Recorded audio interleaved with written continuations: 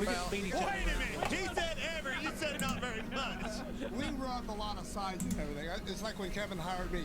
Sorry, guys. I hired Hornaday, but I hired 3 more fabricators. So We live from Darlington now. So Mike and I, about the first 8, 9 What's up, races, everybody? we got called in the Childress and Earnhardt's office and said, hey, guys, these are our stuff. You go out there and race each other, but don't race them that hard. So we learned on the early stage. They told us they wanted us on the wheel, but then when we got on the wheel, we got our hand slapped for it. Well, they never get it right. 28 wins, Skinner, a championship, 4 championships for you, 54 wins. Guys, you were part of that inaugural truck series, right? We're here at the Throwback Weekend. How cool is that to be a part of this weekend and give back to where it all started? This place is so special. It's amazing. It took me my whole career to finally figure this place out, and I was always fast. I was qualified up front, and I'd always be ready to get lapped in 25 laps. You're a good qualifier. At the end of the day, I was driving the 4 here, and we actually were passing for second before the motor blew up that day. And I'm like, I finally figured this place out, and I'm not going to get to one. Horn, when you came here the first time, what did you think about when you drove into turn 1? Well, I was all right because I tested down here for a little bit, and as the day went on, so when I went to qualify, I lifted back here. Oh. And my son drove here. I said, all right, you got to flat foot it. You cannot lift. He said, there's no way, Dad, you got to do it. I said, well, you do. So it's amazing how fast the tires fall off. And that's when you pulled out of the pits and the rocks were hitting the bottom. I mean, your interior sheet metal was done because it just destroyed it in the first 2 laps of the track. So it was different, and he stole my whole line. I got on late because I was having a hell of a battle running the Gen 4 car at Chicagoland. That's a blast and a half on iRacing. So much fun. So much fun. I think it depends on who you ask. I'll keep this up, but I gotta check something, so I'm gonna move this over. Mark's over here going, I can't believe Skinner's saying that. I'll keep this up, so this is still up. I just gotta move this out of the way. Run through each other, and I really love watching the Cup race because those guys are so much better at racecraft. They can move you without destroying your car. Right. Oh, they just got to go to my daughter. She's got the Hornaday development. She teaches these kids racecraft, or she'll beat their little butts. But the biggest deal is my grandson came to me and said, come on, Pappy, let's go in that simulator. And I said, no, I've had enough racing. He goes, oh, that's all right. You won't get hurt in this thing. You just push a button and get a new car. And I just don't know if these kids understand that people do work on these cars. Yeah. And that's the way I look at it. I mean, I don't know if mom and dad's paying the money or the sponsors or whatever. But they're destroying a lot of stuff. Not like I did. Yeah. I mean, I wanted to open iRace with you guys later. Thanks for coming by. It's great to have you, and thank you for your time. Thank you, guys. We'll continue live coming up. Denny Hamlin, you know, he has that target. Speaking of veterans, 60 career wins. He took a step closer last week. His credentials say he's got a good chance today. Can he go back to back? We'll hear from him. Interesting what we see today. I've heard Goodyear 400, and there's Greg different things. Somebody asked, well, Shadow asked me last night, you know, who do you think's going to run Goodyear? Well, it's hard to tell with the spring race since they restarted doing the spring race again, because there's not really a clear favorite. Because 21, the race went to Truex after the battle with Larson. 22 was Logano. 23 was Byron. And last year was Brad. So yeah, I think actually the 3 next gen spring races we've had here, it's we've had 3 different winners. So I don't know. This one's going to be hard to call. We know Darlington. Darlington's all about track position, so.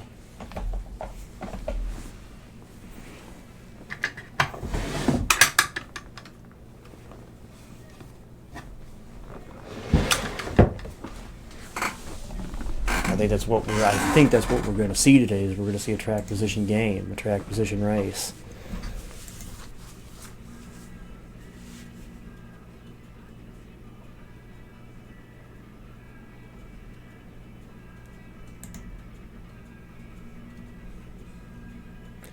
Also, Hammer, remind me tonight, so that you're in here, when we all get on Discord, I gotta show you, Port, and those guys the highlights of the iRacing race I just did. No joke. Might be the hardest I've ever wheeled one. But it was fun as fuck. I am absolutely loving the Gen 4 at Chicagoland. I may even do another one tonight because... God, those are so much fun.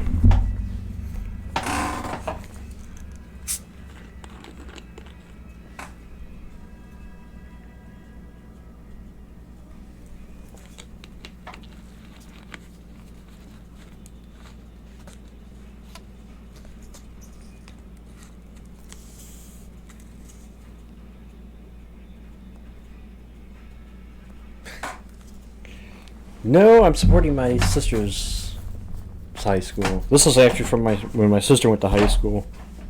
She was on the Powder Puff team. The nickname she had is on the back of the shirt.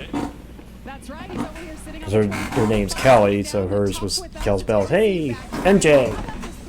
It's a great weekend. I mean, look, I grew up in NASCAR, and you know, my favorite design is obviously the 43. You know, I love the SCP, and but you know, to see and understand the history from all the commentators telling you about what the cars represent, who they more or less are honoring, is always good for education for me, and I love watching it. Now this could be a good place for you guys. Both cars have been running great. I think it's fair enough that you. This team is doing together with Charleston. I think you could call him. So far. I'm so happy. I mean, I think we're looking at the GOAT. As an owner and probably as a team, is to just have a chance. You know, each week we unload the cars, we have a chance, and it's up to the drivers, you know, to go out and do the necessary things to win. Our pit crew is on fire, you know, so it's giving the drivers, putting the race back in their hands. So I mean, look, I'm happy with our progress. I just hope we can continue to, you know, move up the ladder. All right, and your co-owner got back to victory lane last week, Denny Hamlin. Yeah. What'd you think of that? He is a clown, but that's him. That's Denny. He's a very confident driver. He's a very confident person. His competitive juice is no different than mine. I mean, I love that he's gotten back to winning. And, you know, I want him to win a championship so badly because I think he's earned that, you know. Well, no, I wasn't saying that, Port. I think you could actually put him possibly as the greatest athlete of all time. That makes him better. You know, you boo me, that makes me better. I mean, that's just the nature of a good competitor. So I'm very happy for his win last week. Don't be surprised if he don't win today. All right, MJ, always good to see. I know you watch the Truck Series. He watches Xfinity Cup. Big fan of NASCAR. Chris, he mentioned Denny Hamlin. We've got a feature on him coming out. You know, Hamlin, I'm not going to understand why you hate Wayne Gretzky. that just kind of. Oh wait, that just kind of blows my mind. That the hockey guy hates one of the best of all time. More than any driver in today's race, Michael Waltrip sat down and talked to him about it. It's funny. Well, it's funny because I mean, you're a fan of perhaps the greatest baseball team of all time. So, and you're a fan of the NHL team that has the most titles as well, the most Stanley Cups. So I'm surprised you're not a fan of. I'm guilty at times setting my team in the wrong direction. Like, hey, here's where I think we need to be better. And for me personally, I just felt like I needed to change where I needed to be. Well, if you're gonna make that argument, you could say this. Honestly, you could say the same thing about MJ. MJ didn't start winning championships until he had the people around him to make that happen. Where did this all come from? I know it's Ohio State. Like Scottie Pippen and a fan came up with there's a Horace Green, and for the later titles you had Dennis Rodman and. One personalized to you. I was like, give me that damn flag. And so I grabbed it, gave the fans a little show of it, and of course they had some feels.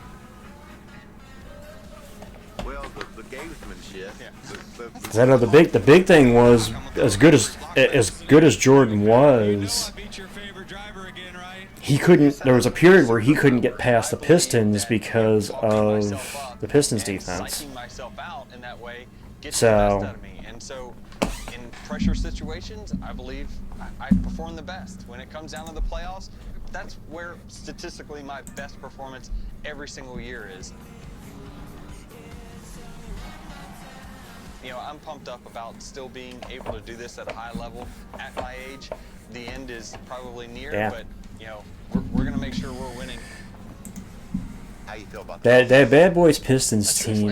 It's fun if you go watch the 30 for 30 on that Bad Boys Pistons team, Not actual score. because it's you would never awesome. actually outscore me. cut? Put a cut on that. The fact that team could have almost won 3 straight. Watch this thing roll out. Because I think it was the 88 finals. They ended up against the Lakers that they lost. Uh-oh. Good game. Yeah, whatever.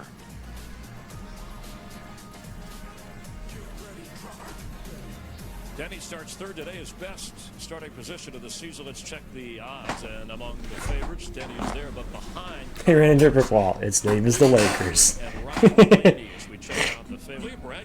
Hamill with the U-Tree reference. Its name is the Eagles. The long shots. Some interesting names here. Joey Logano, defending champ. Bubba Wallace, who's had a couple of good finishes lately. And Austin Cindric also. Well, in the 80s, it was the Lakers and Celtics were the. Here I am talking about NBA, and it's probably one of the lower ones on the rung when it comes to me interest in stick and ball sports. So. It's just his car looked good in practice, and I think he's going to be trying to take advantage. Not that I don't respect the people that play it. It's just it's not that interesting to me. The history's interesting, but. That's right. I'm going to go with a little bit of momentum. The guy that won last week, the feature, we just saw Denny Hamlin. He's won here 4 times. Before, he ran great here at both races Pull up the last year. starting Hamlin goes back to so I can set my first prediction here. Against you this time. Denny Hamlin is your winner today. We're both going to be winners. So I guess Myers would be the tiebreaker. Who are you picking? I'll go with you. Because 11 against 1. It's 2 against 2 now. 4-time Cup winner, 6 Xfinity wins here. Denny Hamlin, hot, slick. Somebody needs to save the tires. Look no further. I'll take Michael Jordan to beat them all. All right, Kevin and Clint, by the way, you're heading to the teammates. Special ride on the track. Can't wait to see you guys in those old cars and paint schemes. Can't wait to put our helmets on. Yeah, I'm sure you'll look sharp. Darlington celebrating its 75th anniversary. You know what? Jamie and I will be here throughout the race. We're going to look for a hot dog stand, too, to watch the race. And you know what, John? Stay with us. The Grid Talk is coming up. I think I'm going to do that. Hey, racing fans, DraftKings Sportsbook has you covered. I was thinking about maybe doing the 2 JGR cars, but doing Briscoe versus Hamlin, but since they're starting P3 and P4. In bonus bets instantly. Just download the DraftKings Sportsbook app and use promo code TRACK when you sign up. And you can download Kevin Harvick's Happy Hour podcast on your favorite platform to stay up to date on all the storylines on and off the NASCAR track. The crown is yours.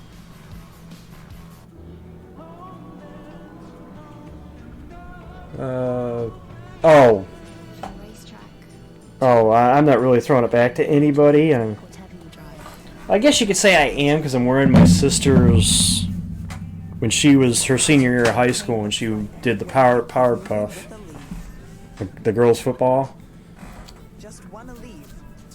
Flag football, I guess you could call that a throwback. An MSC cruise isn't just a vacation, it's a holiday full of European style.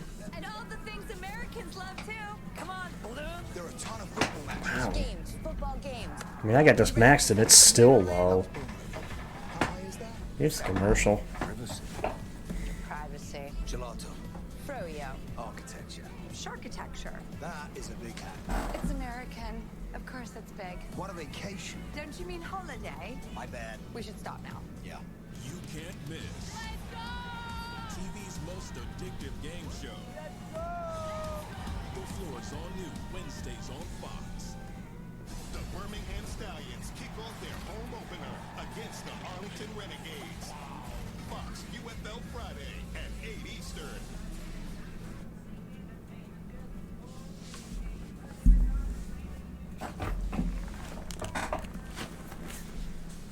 Hey, Austin, how you doing? Good luck. Live from the Goodyear 400, counting it out at the start of the race. Aerial coverage provided by Goodyear since 1925. You're just joining my predictions up already. You got that already. Driving forward.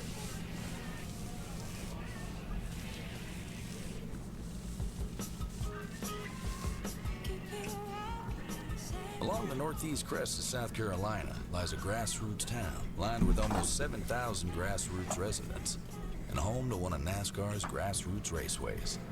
The track's a entity into itself because it's just a huge place. The racetrack is the main attraction. It's the first paved, one of the first paved tracks for NASCAR. It's the people that turned this small town into their home. Hey, Bowling. Thanks for the sub. I like to be around people. I love living here because you got everybody helping everybody. Its size, its charm, its history. It's all still prevalent today and important as ever. People forget the small towns are still here, but we are. Well, that might be true, but I promise you, one thing NASCAR will never forget is that this is dark. Let's put it this way, the Lady in Black does not age. Lady in Black is timeless. Well, it's always good to be here. A lot of history, and with one of the drivers you'll see today, Jamie and I are going to kind of wander along here before you hop in the car. How about last-minute thoughts about this race, the weather here, and what you've experienced? These Mans, wasn't it, Hamill? Obviously taking this in today.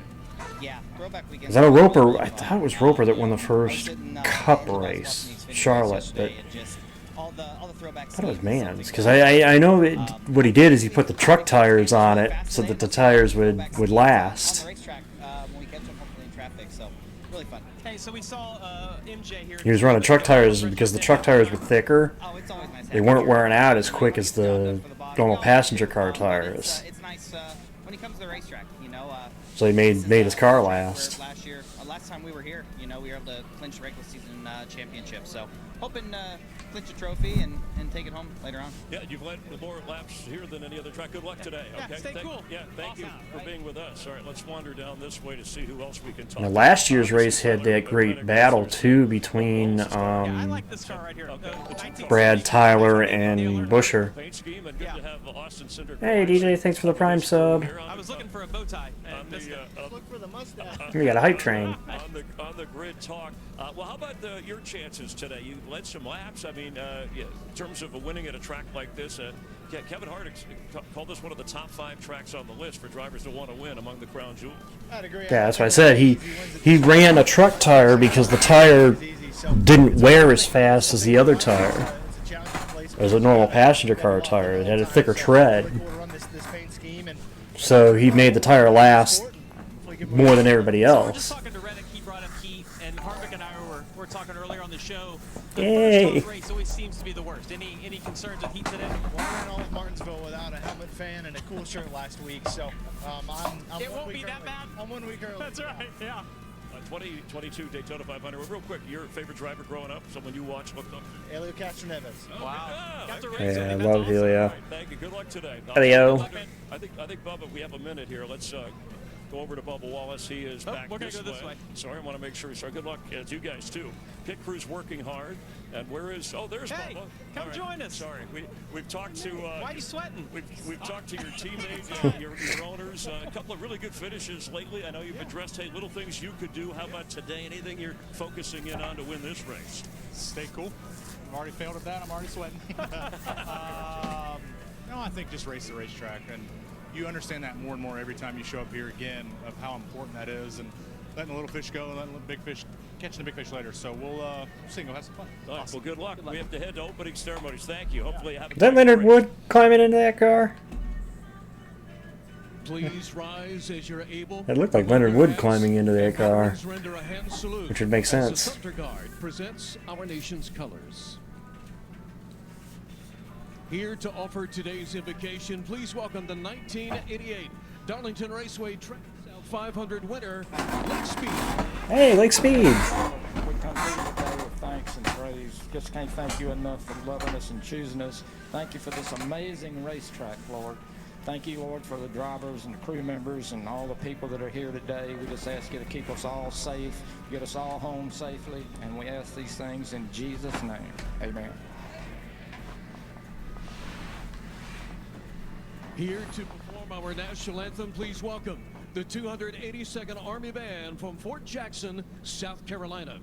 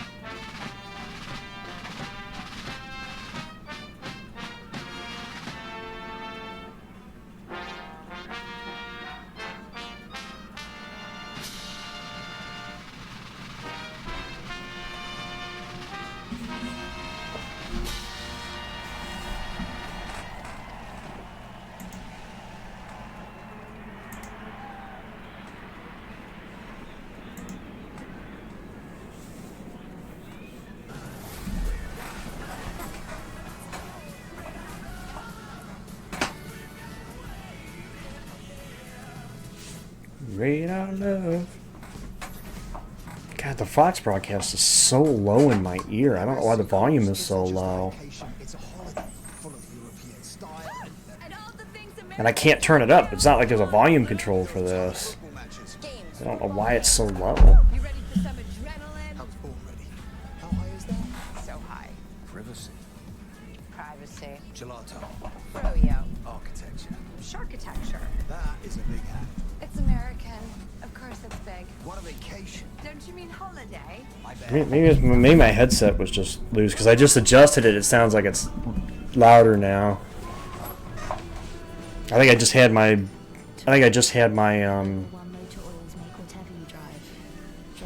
headset cord might have just been loose.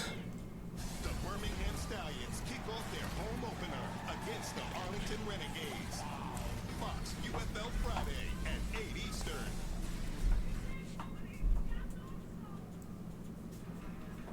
Quicker picker-upper. This is Darlington, the world's greatest stunt Boom, car boom, race. boom, boom. Well, John Lee Hooker. Darlington, South Carolina, where NASCAR's roots run deep. Through 75 action-packed years, this iconic 75 years. where skill and speed are pushed to their limits. At a track they say is too... Kale went out of the racetrack at 65. Petty's wreck at 67. Right, wait, no, that might have been 1970. The race that made when afterward, I think it was Linda, his wife, made the window net for the car after it.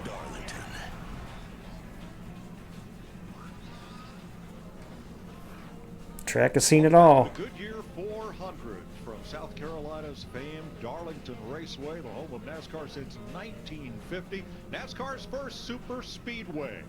1 mile and 3/8, different corners at each end.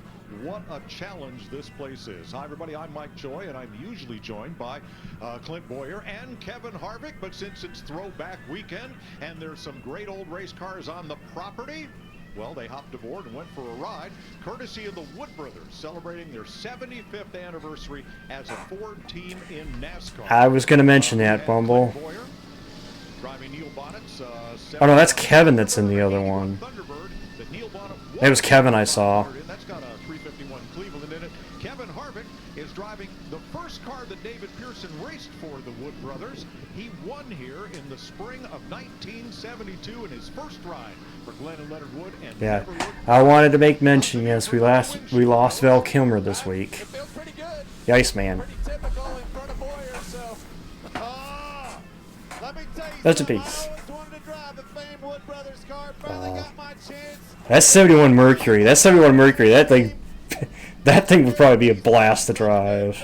Legendary racetrack. Both of these cars saw victory lane at Darlington right here. This 81 Ford Mustang is, excuse me, it's a Thunderbird. You're a Thunderbird. We're selling Mustangs later. Thunderbird back in 81. This baby is awesome. This thing runs great, Clint. I can't believe how well they've taken care of these cars. This is pretty unbelievable to be able to ride these cars around this racetrack. Thanks, like you said, to the Wood brothers. But I would give anything to sit in that 71 Mercury, though. like Richard Petty did here and just run extra laps. Well, I just wish he'd get the hell out of the way. We can get ourselves in enough trouble talking. How many laps do you think we can take? Come on, Kevin. Come on, Clay. You gotta pull the Petty. That was funny what Richard did here. The Wood brothers ran Mercury before they switched back to Ford. How about that 71 Mercury Pearson. to the dash there? You need one of those. David Pearson did. Whoa! I'm not sure what they got going on here, but they don't realize the brakes in this thing aren't very good. We didn't have much brakes back then, Kev. Yeah, we didn't need much, but Mike, it's All right, well, Kevin, that's got a Boss 429 under the hood, so just kind of take it easy there. There's Oh, Boss. He was the jack man on that famous team with Len and Eddie and Kim. And now we're going to go to Jamie Little with the man who guided Jim Clark to victory at Indianapolis. Leonard Wood standing out here at the start-finish line. Mike Leonard, to watch your cars drive by, to see all these throwback paint schemes, what does that mean to you? Well, we started 75 years ago, and to think of the paint scheme that John come up with, the IndyCar, 60 years ago we pitted at, 70 years of memories, just how many memories we got in 75 years, and it's just been I think it's the most awesome paint scheme we've ever come up with, and because it connected both together, and it's been a very exciting week for me. Thank you for all that you and the family did for the sport. I'm going to let you go over. He's going to get the command of fire engines, Mike. They got the entire Wood Brothers family team. 3 generations are being honored here on the occasion of their 75th anniversary in NASCAR. So, let's go trackside. Darlington Raceway. Let's give a big NASCAR welcome to this historic family, the Wood Brothers family. In celebration of their 75th anniversary, they are here to say the most famous words in motorsports. Drivers, start your engines! And I think that the family's been involved in racing as long as Darlington's been around. That's incredible when you think about it. 75 years. There's the Biff. It's been called the Lady in Black, the track too tough to tame, and today it's the site of the Goodyear 400. When your home needs work, where do you go? Angie. Angie? That's where Angie came in. With Angie, find top-rated pros in your area, plus compare quotes and pricing to help you get all your jobs done well. Find top-rated pros in your area at Angie.com. This is what joint pain looks like when you keep moving with Aleve. Just one Aleve, 12 hours of uninterrupted joint pain relief. Aleve, strength to last 12 hours. I know. Does our mascot look like Danny DeVito to you? Yeah, it does. That doesn't matter. This is a commercial for Jersey Mike's, where the subs matter most. Freshly sliced right in front of you. That's what they're all about. You on the cheer squad? And up, see Dave. Yeah! Ooh. Oh, don't worry about me. Focus on the subs. Where the subs matter most. To Jersey Mike's thing. A sub above. The only one is I don't know who you said for Kyle Busch, Sonic. The other ones I can agree with. But I don't know who you mean when you say Kyle Busch. Because Kyle's in the race. Pro-Plan Sport. Advanced nutrition for strength and stamina. I am somebody. I may be young. But I am somebody. I may be small, but I am I must be respected. Protected. I'm assuming that's who he means, but it's the only one I don't understand.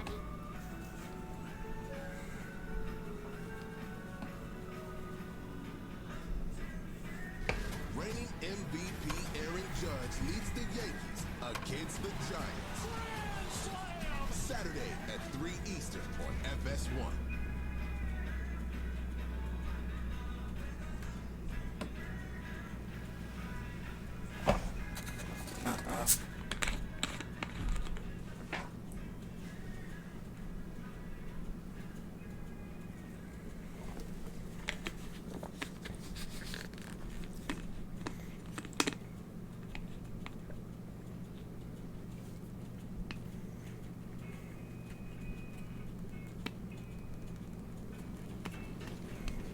Darlington, South Carolina, where Harold Brasington built this beautiful racetrack after a trip to Indianapolis. He wanted something like it in the South. It opened in 1950, and here it is.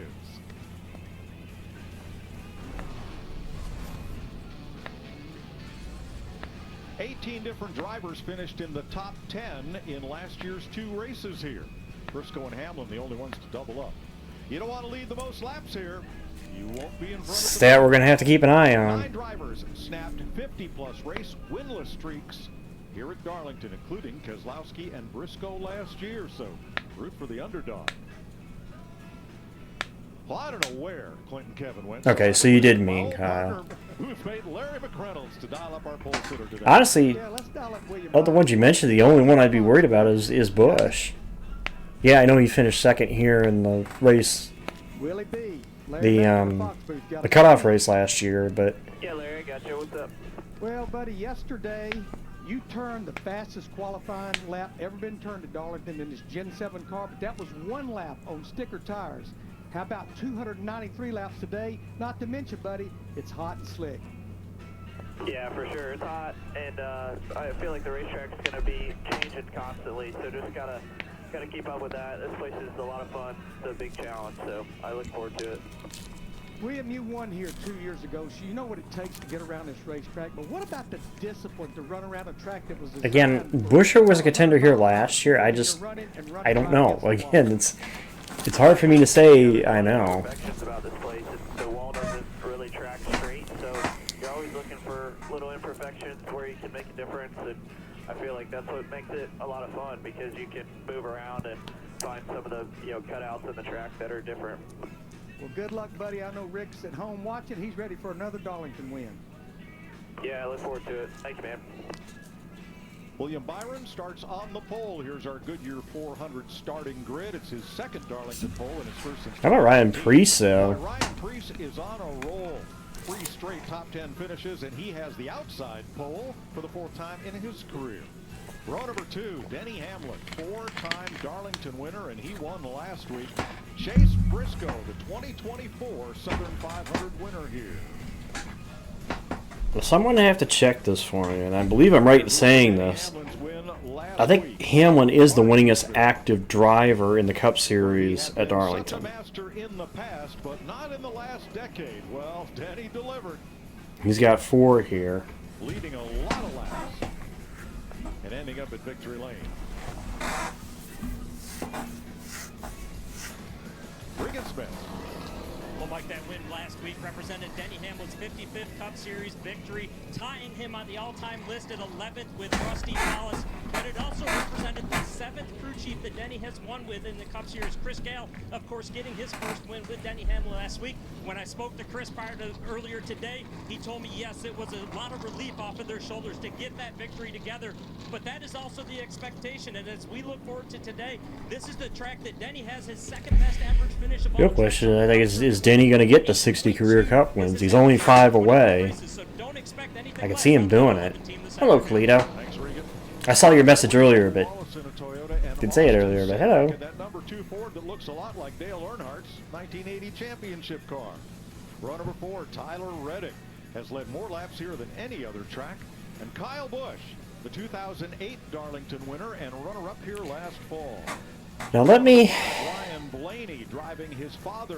discuss this, because Shadow asked me last night when I was streaming iRacing, and I figured I was going to discuss it today, so I'm just going to go ahead and say it now.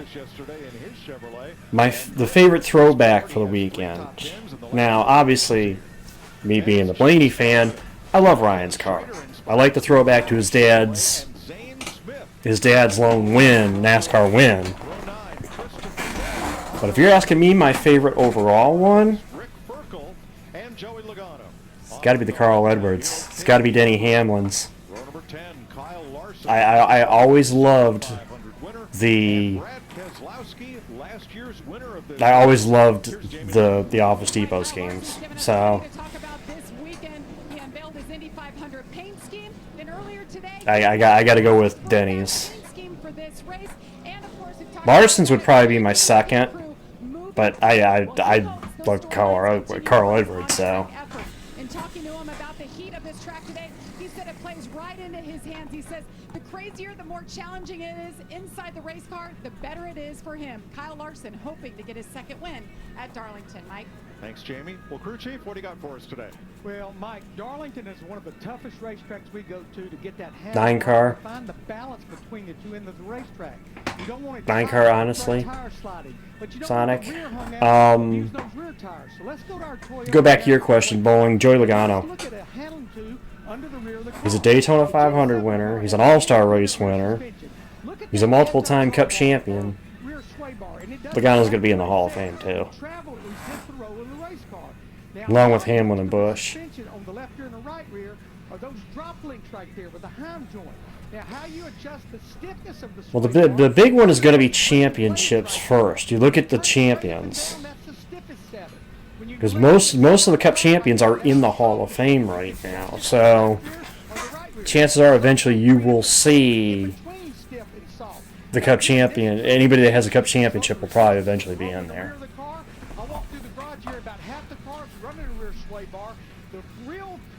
Kyle Larson. I expect Kurt Busch, because Kurt Busch also has a 500 win in addition to his Cup title, and an All-Star win, and a 600 win. Actually, no. Correction, Kurt doesn't have the 600. No, yeah, he does. 2010. He does have the 600 win. Just that in those grandstands. So it's hot today, Regan. Well, Mike, it is hot today, and if you can imagine how hot it's going to be inside of these race cars, I want you to take a look at a little bit of technology here that drivers will be using. This is the cool shirt many of these race car drivers use right now. You see these veins in it, the water. Yeah, I corrected myself, Guido. I remember that's right. He won the All-Star race the same year he won the 600. So. It then cycles the water through, keeping them cool, not only on the front, but as well on the back of their chest. This goes underneath their driver's uniform. This is one of the best things that these guys can have on a hot day like this. But see, these things go bad last week. As a matter of fact, 3 of them. Stat-wise, Dylan has what could get him in. I don't know if he's going to get in, though. We'll see. So keep an eye on that today. While this is very good, his career is still. It could be a problem as well. He's only, well, granted, this is his 11th season. Started in 2014, the Cup Series. So. Tyler Reddick wearing one of those suits as he and Riley Herbst walk toward their cars. Here's today's race analysis. 400 miles. The big thing, if you're going to ask that question, is Cup champions. I think Cup champions are going to get the nod first. So anybody that has a Cup champion, I think a Cup championship. Yeah, so probably my favorite track in the first is I love that place. It's one of eligible. The toughest tracks I've ever done. I can't imagine 2 corners ever being so difficult. I would say that one of the toughest tracks is Darlington, because you've changed so much. Darlington has to be one of the toughest racetracks. Yeah, I'd say Darlington. That's been a place I feel like pretty much everybody knows the stuff. I'm sure if you're a NASCAR fan, you know the story of this racetrack and why it got the shape that it did. So I'm not going to go in depth with that, but I think one of the more interesting stories with Darlington is they flipped the start-finish line. They did the same thing at Atlanta when they reconfigured Atlanta into the dog leg. They flipped the straightaways. Possibly in the thirds, and it's about give and take, race to racetrack. This old racetrack is your toughest competitor today. Thanks, Larry. Kevin, how? Because when they first put the dog leg in, the start-finish line was still on the back stretch. I think they ran it for a race and then they flipped it to the front stretch. That's how much power it had. Those things were awesome to drive, and I just can't believe that they ran as fast as they did in those cars after sitting in there. It's not like anything I've ever driven. They were nuts, Mike. You look at the brakes.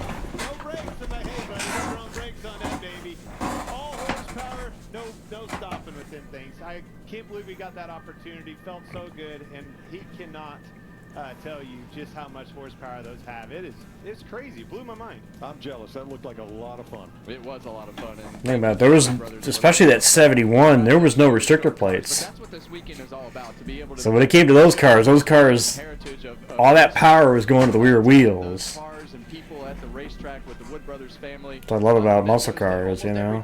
All that power is going to the rear wheels. Now, most days you can see both of those cars in the Wood Brothers Museum in Stewart, Virginia. Yeah. So how about today? Well, that's the hardest part, Ken. We got to go back to our day job. I'm on such a high from being in those cars. The racetrack, hot and slick. Going to have a workload through the roof today, up by the wall. Everybody out here at Kevin's talked about tight after practice yesterday. Yeah, and you have to be patient as a driver. This racetrack is race to racetrack, and I know that you'll hear us say that a lot today. 293 laps today, 400 miles. You're going to have some handling characteristics that are different, so it's going to be a full workload, like you say, for the drivers. This will be fun. Lights off of the pace car, throwback weekend. A lady too tough to tame. Hi, Carl. Nice crowd on hand. Love me some Carl Edwards. In the Carolinas, and here they come. William Byron. Here we go. Throwback weekend. Chevy and Ford front row. Let her rip, boys. Boogity, boogity, boogity. Let her rip. I know Dale wasn't there, so somebody's going to do it. Somebody's got to do it.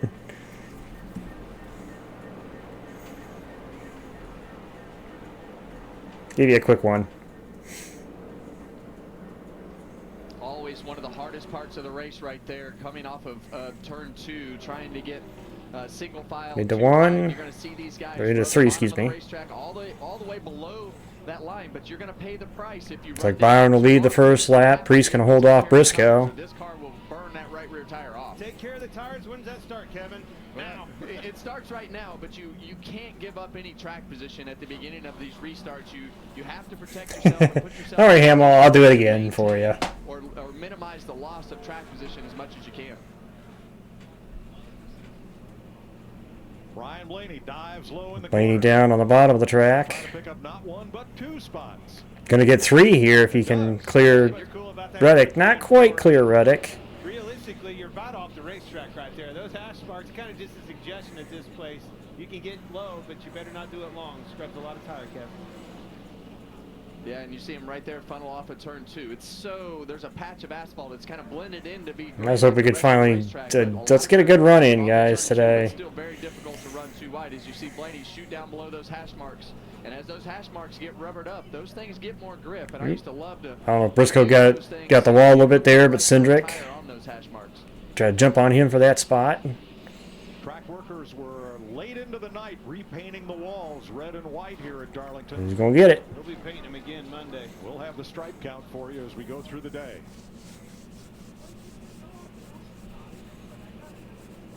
Oh, Larson's already around in the wall.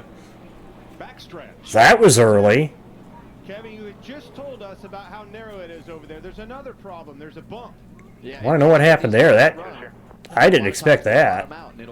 Yeah, that thing's done. It's crab walking now too. Boy, that car's hurt. Yeah. No, it's done. The nose is destroyed on it. It was inside Logano and lost it. When the car got out from under him. Yep. I was looking inside Logano and just looped it.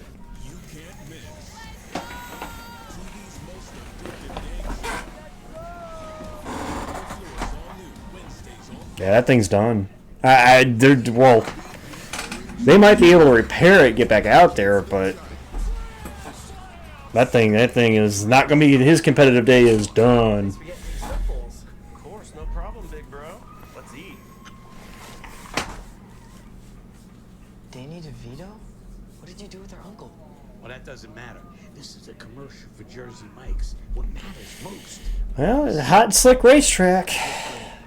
Kind of figured that we were going to see them get hot and slick, and that's exactly what happened. Well, this is, or should I say, that's what happens at Darlington. Because he got inside another car, was racing Logano trying to get the pass done, and back end came out from under him.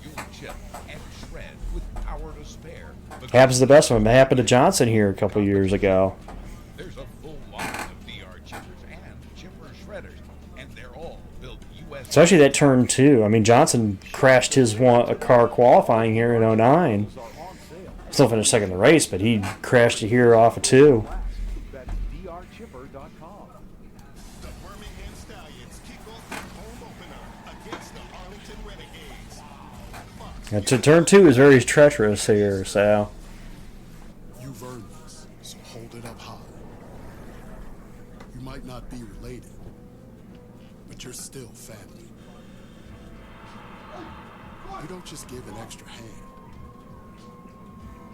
You give your whole heart and a whole lot of muscle. Because it feels good to raise up the community that raised you. You are a fighter, and this is your reward. Medalla, the mark of a fighter. Yeah, it's sucks for that paint scheme because, like I said, that was probably the second best scheme, at least in my eyes, that was out there today. No, for a lot of people, it was the top one. Dude, what are you doing? I'm protecting my car. No, it only lasted 4 laps. This is so much easier. Laser measured floor liners up here, seat protector and cargo liner back there. Nice. Out here, side window deflectors, and mud flaps, and the bump step to keep the bumper dent free. Cool. It's the best protection for your vehicle, new or pre-owned. Great. And like I said, I know that. WeatherTech.com. I know that fucked or screwed at least the prediction that's going on my channel. In case anybody's wondering, in my Discord, they have a little fantasy that they're doing. I'm not a part of it, but. Well, I like this. I always want to be on offense, and that first run of the race is always a little bit It's Darlington. With the racetrack clean, get a quick adjustment on your car, and these guys are going to be able to be on offense and try to go forward. Ryan Blaney had to back up in his pit stall to leave to avoid this car, the 88 of Shane Van Gisbergen. Regan? Mike, just to follow up on what Kevin just said about being on the offense, that's exactly what Chris Gale and Denny Hamlin's team were thinking right there. Oh, look who won the race off pit road. The last cars in line that stayed out on those 3-lap tires and were worried about that. Bubba's crew won that race off pit road. Ones that pitted. All right, let's take a look at what happened to Kyle Larson at turn 2. Well, you're gonna see he was underneath Joey, and I think it just sucked the back end around. Below those hash marks, and that's in that Yep. section. It was before He may even caught that little the way that lower section of the track too. It doesn't really flow like the banking does. It's much harder to cross. So getting those left side tires on the apron right there, really banking, right? Yeah, and it's already pretty edgy when you're side by side like that and having to pinch that car down and touching the apron at the same time. Just spun out. And here's what happened on Ryan No, Blaney's stop. You can see slid him. stops deep in the box, almost right. It's still in the box though, so that's good. Just sucks that it stopped late. Right side's done. They come around to the left, and you see the pit board waving for Van Gisbergen, who comes in, and he's stopped at the outside part of his box, so Blaney has to back up. Actually did a good job backing up and getting out of there as good as possible. Yeah, and these cars are super hard to turn when they're going slow. Feels like you got to turn the wheel 3 times. So Kyle Larson to the garage. 5 to the garage. Can repair that car and come back into the race. Yeah, but his competitive day is done. Just said right there at the beginning of the race, Kevin, turn 2 is definitely one of the turns that is the trickiest here, especially. It looks like Bubba's going to restart. Can't quite see where he's restarting here. Maybe 18th or so. He's outside row. I think that's what Kyle was trying to do, was cheat down the racetrack a little So bit. what, top 16 cars stayed out? But now that transition of the inside lane and the outside lane are sharper, it makes it much tougher. All right, Austin Cindric, William Byron. Byron leads Cindric. Cindric, Briscoe, Bush, McDowell, all stayed out. All right, let's go again. Back to green.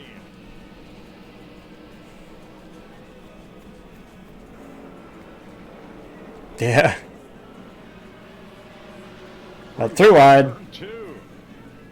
The 38 of Zane Smith, I believe. Elliott, I think, got the fence there off too. How about Todd Gillen, the 34? running good here early. I think he's sitting there P6. Away as they can, get singled out as much as they can, because they know that those new tires are going to get to a point of catching them in some way, shape, or form. But track position is still going to be very. It's going to be king, I guess, is the best way to put it. Battle between McDowell and Gilliland. Busher trying to join that fight. 4 or 5 laps that they ran, if that's going to take place. Todd Gilliland, Michael McDowell, teammates last year, not so this Ooh, year. Look at this. Yeah. They cut away right at that point where I was watching Gilliland make that outside move. A lot of different agendas all of a sudden creates a hornet's nest. Yeah, we're in that mess. Want to get out of that hornet's nest as best as we can. Cars with tires. Busher has made his way up to 8th. Wallace up to 11th. Gibbs, Reddick, Nemechek all at the back of the top 20 trying to advance here. That really showed you the difference in tires with Nemechek on the outside and Reddick blowing his doors off on those new tires. And that's the hard part when you have a mixed Brad tire K. strategy like that. Denny got stuck behind that car, and Reddick was able to drive right by on the bottom.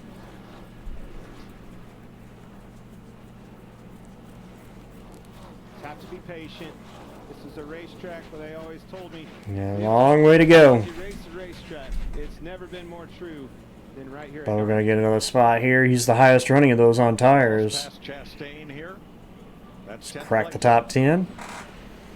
Yeah, and he's the first one on those new tires. He's made his way through traffic really well. See what the old 23 cars got today. Had a good run of races here the last couple of races. So. Such a difficult racetrack at the beginning of these races, Clint, because you know the adjustments that you made on your car from practice. You're trying to fill your car out. You're trying to protect yourself. You're trying to make progress forward. You're trying Bell, to Gregson, Blaney. Decisions to make, but as we saw with Kyle, Bubba all over Chase. the line that you cross here is much thinner than everywhere else that we go because It's okay. on the racetrack and the I thought it was okay, you know. These drivers that got new tires at lap 6, when will this equal out with the drivers that did not stop? Well, I think in about probably 8 to 10 laps, Mike. Right now, you look at William Byron in that 24 car. There's just Clinton might know, Kevin know this. No substitute for clean air because he's got about 2/10 on the field right now. Well, going to that point, Larry, adding another layer, everybody practiced yesterday in clean air. You want a good balance on your race car, trying to get an indication to work with a crew chief over the night on where to go with the balance for this race. Nobody counted on that early caution to throw this race for a frenzy and being in traffic. And Yeah, that's the. guys up front, the advantage that they will have if this turns into a bunch of cautions. One more set of tires sitting in the pits, and you never know when this will be valuable. William Byron from the pole has your Xfinity fastest lap, 167.2 miles per hour.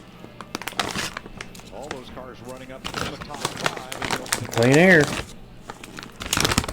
William Byron doing William Byron things. He quietly takes care of business. I knew he was going to be dangerous when he sat on that pole. It was a huge lap yesterday, Kevin. We were watching that. He hung 2.5 tenths on them when he went out, and there was still, 10, 12 cars to go or so, and nobody could knock him off the pole. In the last several years, we've seen a lot of cars dominate this race, but when you look at the again, the stats though. Laps led, it makes it really difficult because most of those guys didn't win the race for the last several years. So there's always a moment in this race where you have to pit, not pit, when the strategy comes into play that seems to flip this race around. Mike, I want to add another layer to your question about when does the tires even out. I think it's a little bit deceiving right now because those that change tires are stuck back in the field. We talked about being in dirty air. Kevin Clinton and I this morning had. Well, keep in mind though, Hamill, there's still that stat they showed earlier, which is, I think it was the last 10 races, the car that led the most laps in this race did not win it. And there's a lot of people So. that decide rear sway bar, no rear sway bar. I always liked the rear sway bar because it just had this automatic rotation. And Yeah, Larson looped it off at 2. YNG. Just got loose off 2 while he was trying to get to the inside of Joey Logano.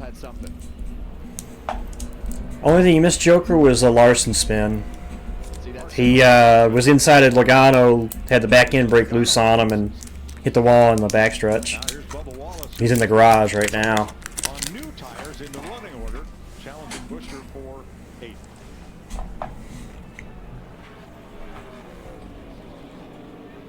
We also had some. Came and got 4 fresh tires as well in that 17 car. Yeah, I misspoke on that. You also had Corrected there, Larry. Statistics here is telling us no. I'm sorry, Larry. Yeah, I'm not so sure we didn't get bad data on that. Yeah. Okay. You also missed. We had kind of split strategy under that yellow too. Some guys came in, about 16 cars stayed out. Another car So. that did not stop. Here's some audio from the 4. There is no internet on pit road, so it's kind of a cluster down here, Nick. I'm assuming that's why my SMT is glitching up here.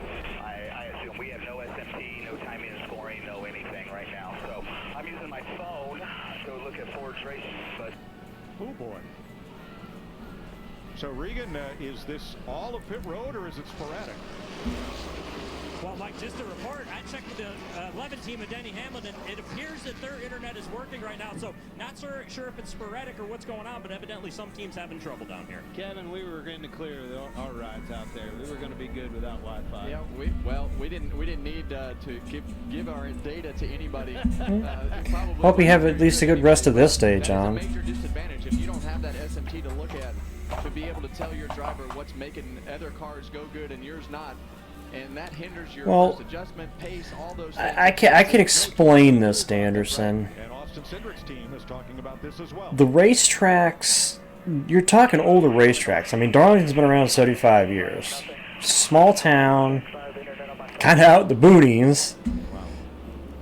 You're gonna have internet issues when you have a heavy use on it all at once. That's the problem. What does that mean to these? And the problem is a lot of these tracks don't have some of the smaller tracks don't have the money to go and update that stuff. We know that that's probably not going to play a role in a tire race. It sucks because you'd think they'd be able to you'd think that they'd be able to manage that, but The list goes on and on. Driving style, how William modern day problems, you know. Clean air. You heard him talk about SMT. That spotter on the roof. He's watching all those guys' inputs, and the teams are too. You know by his input. Yep. Hocevar's got a tire down, sliding it. Can he get rolling? He's on the apron. I know they're going to throw it. For the second time today at lap 24. He was on the apron. I think if he could have gotten rolling, we probably shouldn't have had a yellow, but that was probably caused. Let's see how hard he hit the wall.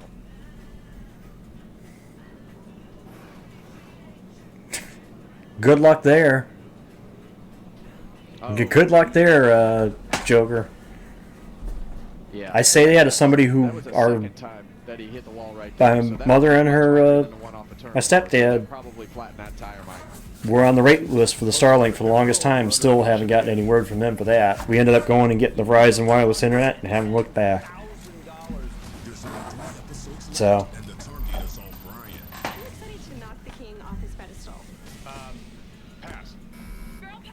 The Floor on Wednesday on Fox.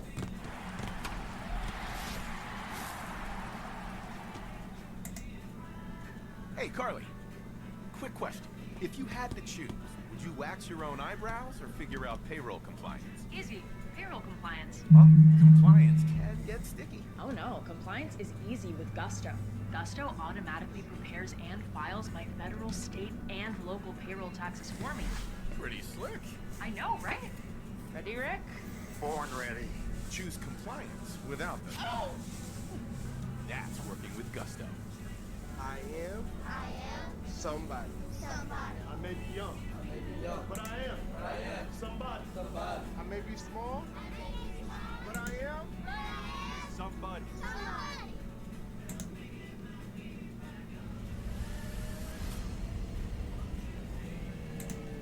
A Jersey Mike's sub bowl is any sub in a bowl without the bread. And this is not my real family. What did they do with their uncle? Oh, don't worry about that. Can I crash here tonight? Your favorite sub, hot or cold in a bowl. It's a Jersey Mike's thing.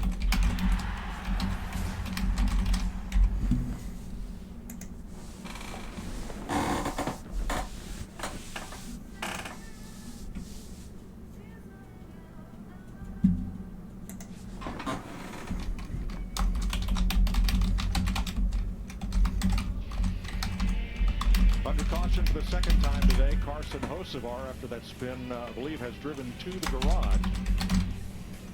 No. He's driven around and picked up the tail of the field. William Byron, our race leader, Ryan Preece, Austin Cindric, Kyle Busch, Chase Briscoe are the top 5 here. And pit road is open, and it's going to be a busy place. Jamie. Listening to Chase Briscoe's radio, he won here in the fall, hoping to do the same today. He said on long run, they're pretty good, but he needs a little bit more for that short run. It's because of the tires. The tires are key, but it's, yeah, as much you do want track position too. Kyle Busch, he's been happy with this race car, just wants a little bit more grip on the right rear. They're going to add some air there, 4 tires. Good stop for Kyle Busch. Regan. The 60 Ryan Preece running second right now is lacking just a little bit of grip. He needs side bite as well, meaning the right rear tire is sliding more than he wants to as he goes through the corner. And the 24 of your leader, William Byron, has said the balance is good. Gets a little bit too free in 3 and 4 as they run, though. There's the race off pit road. Byron ahead of Preece, Busch, Cindric, and Briscoe. Carson Hocevar stayed out on the track. He's out there behind the pace car and J.J. Yaley. 2 caution flags early in the Goodyear 400. You can't miss TV's most addictive game show. The floor is all new Wednesdays on Fox. Pro Plane Sport, incredible, happens here. But it starts here. Pro Plan Sport, advanced nutrition for strength and stamina. You've earned this, so hold it up high. You put on the biggest event of the year every single weekend, surviving the strongest storms, meeting chaos with composure. You roll up your sleeves to roll out the red carpet, because the end of the night for you is the beginning of the rest of their lives. You are a fighter, and this is your reward. Modelo, the mark of a fighter.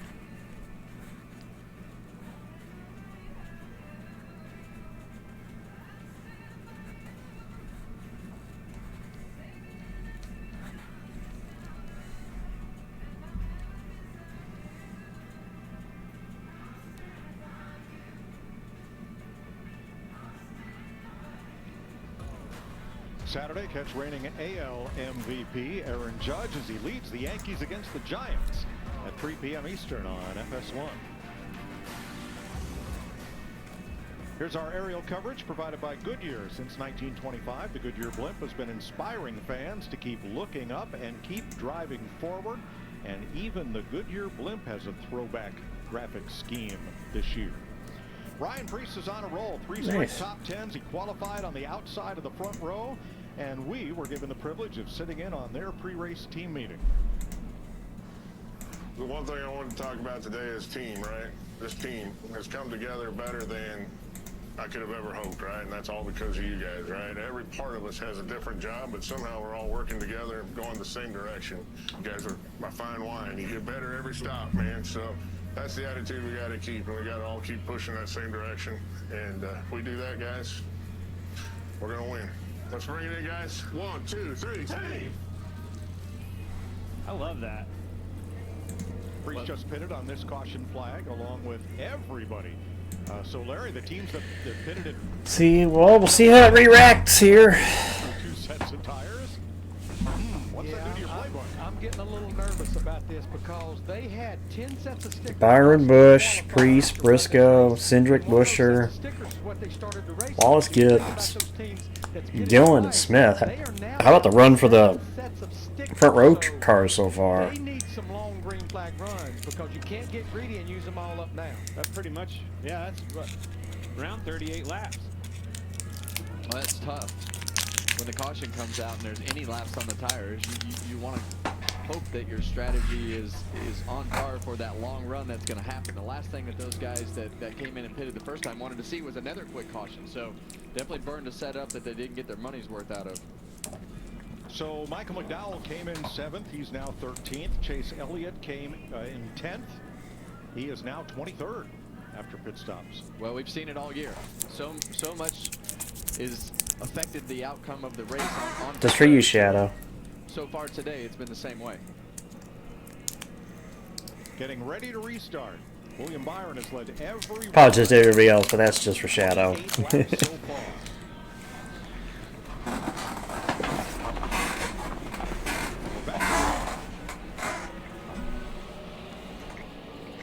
See a great launch there by William Byron. Ryan Preece already up beside Kyle Busch.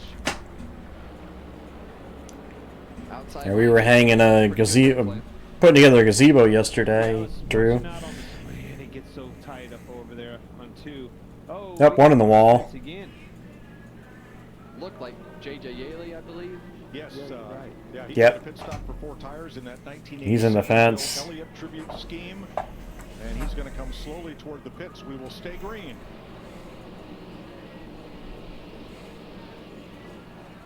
Yeah, you talk about the restart and how everybody pushes the limit off of turn 2 right there, Clint.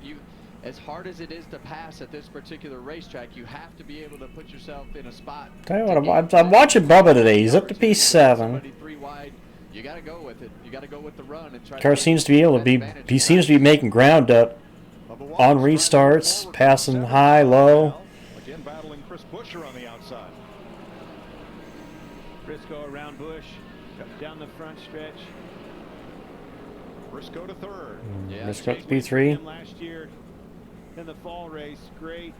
Put him in. Ooh, Cindric will contact with Busch. That 2 car was right 3 wide, and Buescher's going to take advantage to try to get 2 for 1. Here comes Buescher passing around. Yep, 2 for 1 for Buescher. 2 for 1 right there. The old twofer. Going back to that Chase Briscoe story right in front of this group. Only car to finish in the top 5 here, and obviously this is a racetrack that he enjoys and is very good at, with getting to victory lane here in the second race here in the 700 here last year. So a team that is notoriously Remember, Buescher ran well in this race last year too. With Joe Gibbs, we've seen Martin Truex run so good in this car, and especially at this racetrack. And we said yesterday, if you were watching practice on Prime, he should be in your fantasy league for today.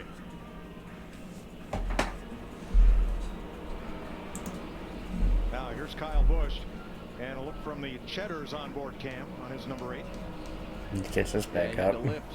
Just a little bit. Looped it off turn 2, Simone, as he was inside trying to pass Logano. He got loose off turn 2, spun it, and hit the wall in the backstretch. Right on his rear bumper, so it just magnified that looseness. He's in the garage right now.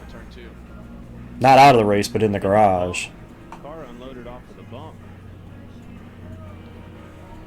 That 2 car's my runner-up for best throwback scheme. You think of Dale Earnhardt, 79 and 80, driving for Rod Osterman, that little team out of California in 80, with a young 19-year-old crew chief, Doug Richard, and Earnhardt drives that Mike Curb sponsored car to the championship. Now, that's a memory. I love it. It's the first one I noticed yesterday. Looking down on the grid, they were all waiting to go out for practice, and I said, that's my winner right there. So who is your winner, Mike? You say that's P2. That's number 2. At night. Okay. Then there's a look at Earnhardt in that Chevy Monte Carlo. Yep, that Reichert. Chevrolet Warner. And remember, I remember him with Biffle though, but yeah, he's been Reichert's been around a long time. He has a plan, Clint. He's got a plan how this is all going to roll out. Oh, cagey veteran. Got him a plan. And you see right there,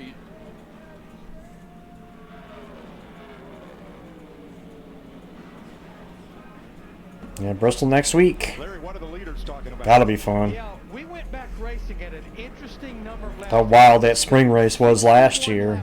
That's a long way to run on a set of tires. Rudy Fugle, William Byron's crew chief's already talking to him about that, saying there probably is going to be some teams that split that number in half, 30 laps apiece. Once Buescher. again, though, using up more sets of sticker tires. Rolling around this racetrack.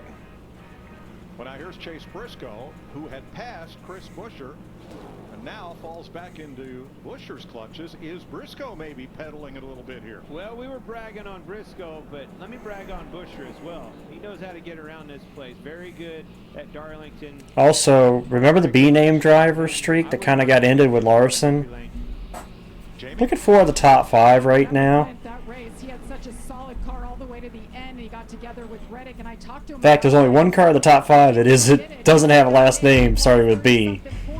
And I would include Bubba in that too. So basically 5 of the top 7. Back to victory lane, doing it here at Darlington. Right now, though, guys, his car is good. They took a big swing in it after practice because they were way off, but they're happy And that's afterwards they had words, and he pointed, he walked over to Reddick right there, he pointed out, he said, you have a win sticker, I don't, and it's different. Yeah, I remember that vividly. Heartbreaker for him. He had every right to be, and Reddick knew it. He had every Yeah, Reddick too. Yeah, Reddick basically had his head in his hands too, kind of. Look at the car right in front of him as well. Freeze, running second and third. Hey, hey, hey! I did better than that, Bumble. Or excuse me, Hamill. I just seen the name pop up. And, okay, yeah, you can read me for that one. You guys can read me for that one. That was my error. That was my error.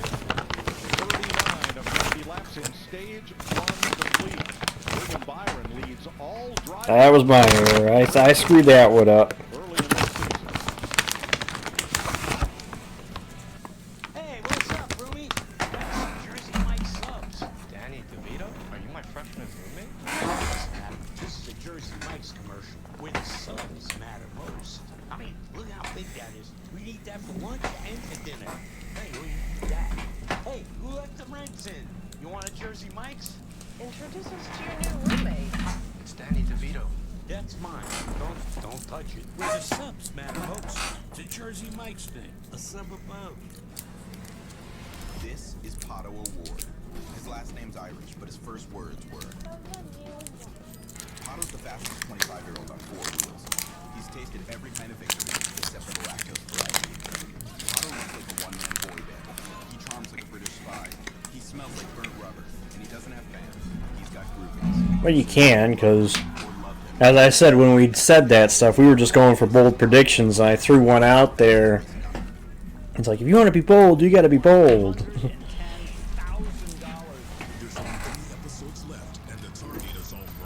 Not that I actually believe it, but you know.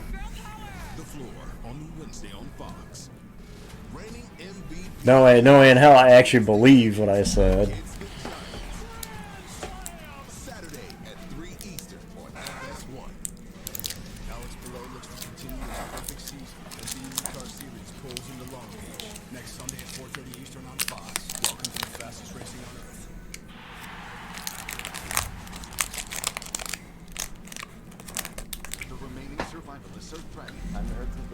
When sabotage is uncovered among the families. I'm sorry. No, I told you I don't want to hear what you have to say. I want to go home. I don't want to do this at all.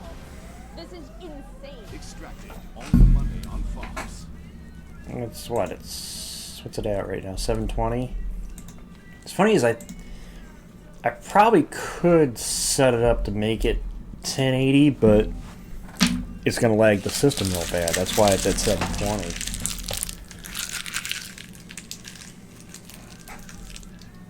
It's funny because I could stream and screen share Discord at 1080. I don't know why it doesn't default 1080 on Streamlabs. But maybe I gotta go in there and change the settings. A lot for the fans to do here. Hang out, look at some of the old vintage race cars. Some old Cup cars are here, some not so old Cup cars. And a lot of the fans are dressed in throwback apparel too. Walking through the garage, saw a Sterling Marlin crew shirt, saw a Jimmy Spencer crew shirt. You know, fans love to show their colors, both new and old. That's part of the fun of Throwback Weekend. Well, this throwback right here was fast when it was Jeff Gordon's car, and it's fast again today when it's William Byron's car. Also, I'm loving the. How about the? Granted, Silver car with the Exalta flames on it. Was a Chevy SS then. Camaro now. Well, I definitely fanned out that day. Took a technically, Mike, that wasn't Jeff's last race. It was Jeff's last race in the 24 car. But that wasn't his last Cup race. Of course, at the time, we didn't know that, but. No surprise that he would win the Pro-Am celebrity race there on Friday. He's still got it. Looking for his Wi-Fi, Kev. Here are your Toyota top performers. Chase Briscoe, who got up to third, is now settled in fourth. Bubba Wallace to seventh. Ty Gibbs eighth. Tyler Reddick. Denny Hamlin. One Toyota that's not on that list is Christopher Bell, going the wrong way since the restart. He is. Bumble, I thought Jeff's last one was the Indy in 16. I didn't know he ran the finale in 16. Looked like he just barely touched the wall right there. Sounded like he hit the wall. And as we get to this point of the run, you know, let's see, we put it on 20, so we're 20. Tony's last race was Homestead, but Jeff's was Indy, because they had that great lap that him and Tony took around the racetrack, which I thought was pretty cool. Because if it's tight, it's probably going to get tighter, and you're also going to start to slide the back, because that right rear tire is not going to be happy as you run. So His last win was Martinsville. Oh, excuse me, Fall Martinsville. Thank you. Yeah, thanks for the raid, Revo. Our pre-race earlier, what to expect today. He said cars, I started following your channel after you raided me, so you kind of see what was up. Let's have a look here. Did Denny Hamlin get a piece of the wall, or did he just get close?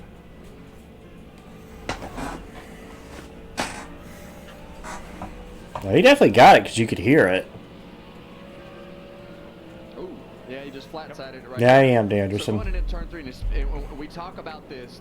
Love that show. The cars are different every single lap, and you'll get to a point where, like I said, it'll jump the fence, and all of a sudden the whole car will just start to lose grip. And I couldn't remember what the actual last start was for him in the 88. throttle back up the hill, but sometimes you just get in there a little bit too far, or the car just gets a little bit loose, and you have to modulate the brake pressure a little bit so you carry a little bit more speed. The next thing you know, as you have to modulate that brake and can't slow. We're still early here, but I expect Hamlin to be running a little bit better than where he is right now. Bang off the fence like that. And luckily, it banged off the fence pretty square right there. So Hamlin holding station in 12th, and right behind him, Brad Keselowski, who has picked up 2 spots since the restart. Regan?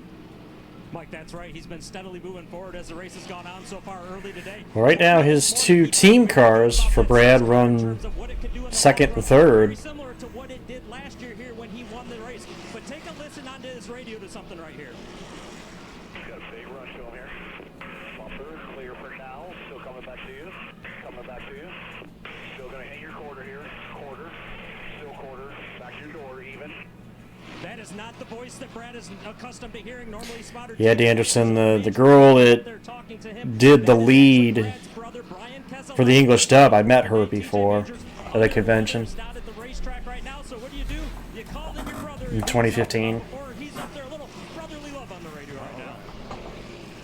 Terrific. Yeah, we hope TJ's feeling better. It must be pretty bad. That's a pretty tough little guy right there that spots for Brad normally, but pretty neat story to see his brother spotting up on the roof.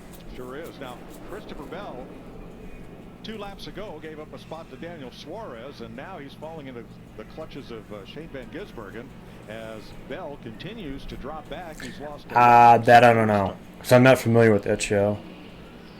I know she did a character in the latter half of the second season of SAO, or excuse me, third season. When you have the guy that's leading the race with clean air, that's running really fast lap times, and you know, then you have second, third, and fourth the clean air, and then it starts to bunch up. But Bell not running very good right now. He's in a bad spot, struggling, and we're going green for a long run right here, and that's the worst time to have that happen. Makes it worse even yet. Well, it's a great looking. Hey, Corey. Bell's inspiration, his mentor was sprint car racer Rick Ferkel, who ran the Zero.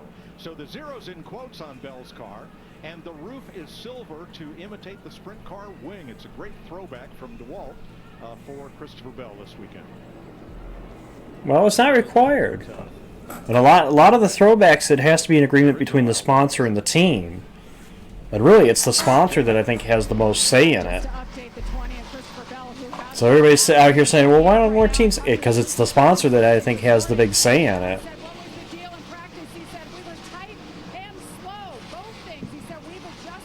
So you need to harp on the companies that don't want the teams running those schemes. At least I think I'm right in saying that. Thanks, Jamie. Also, Bubba up to P5, my boy up to P6. Kyle back to 7th. Cindric back to 8th.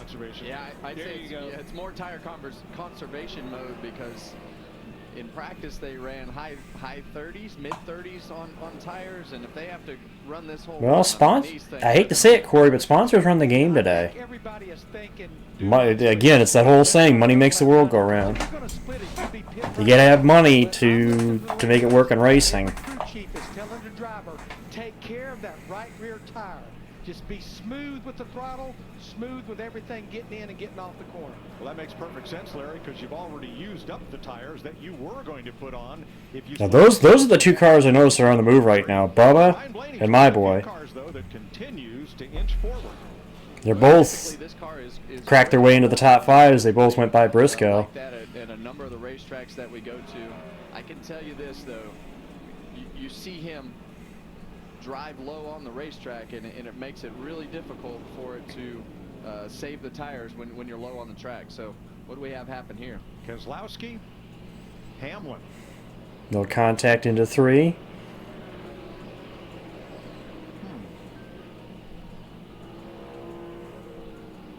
Yeah, and I think that's just a case that I think the 11 checked up to not get too close to the 54. Well, so far. Was in the corner a little bit But further. I don't think there was any Tristan, you weren't here when they showed the stat. They said I think it was the last 10 races at Darlington, the guy who led the most laps did not win the race. So we'll have to see if that stat plays a factor later today. Again, we're still early in this race. We're only 60 laps into this race, 61 now. So still a long way to go in this race. And 12th right now. This is the most laps William Byron has ever led at Darlington. He's been out front for 61 so far. It's Throwback Sunday, the Goodyear 400.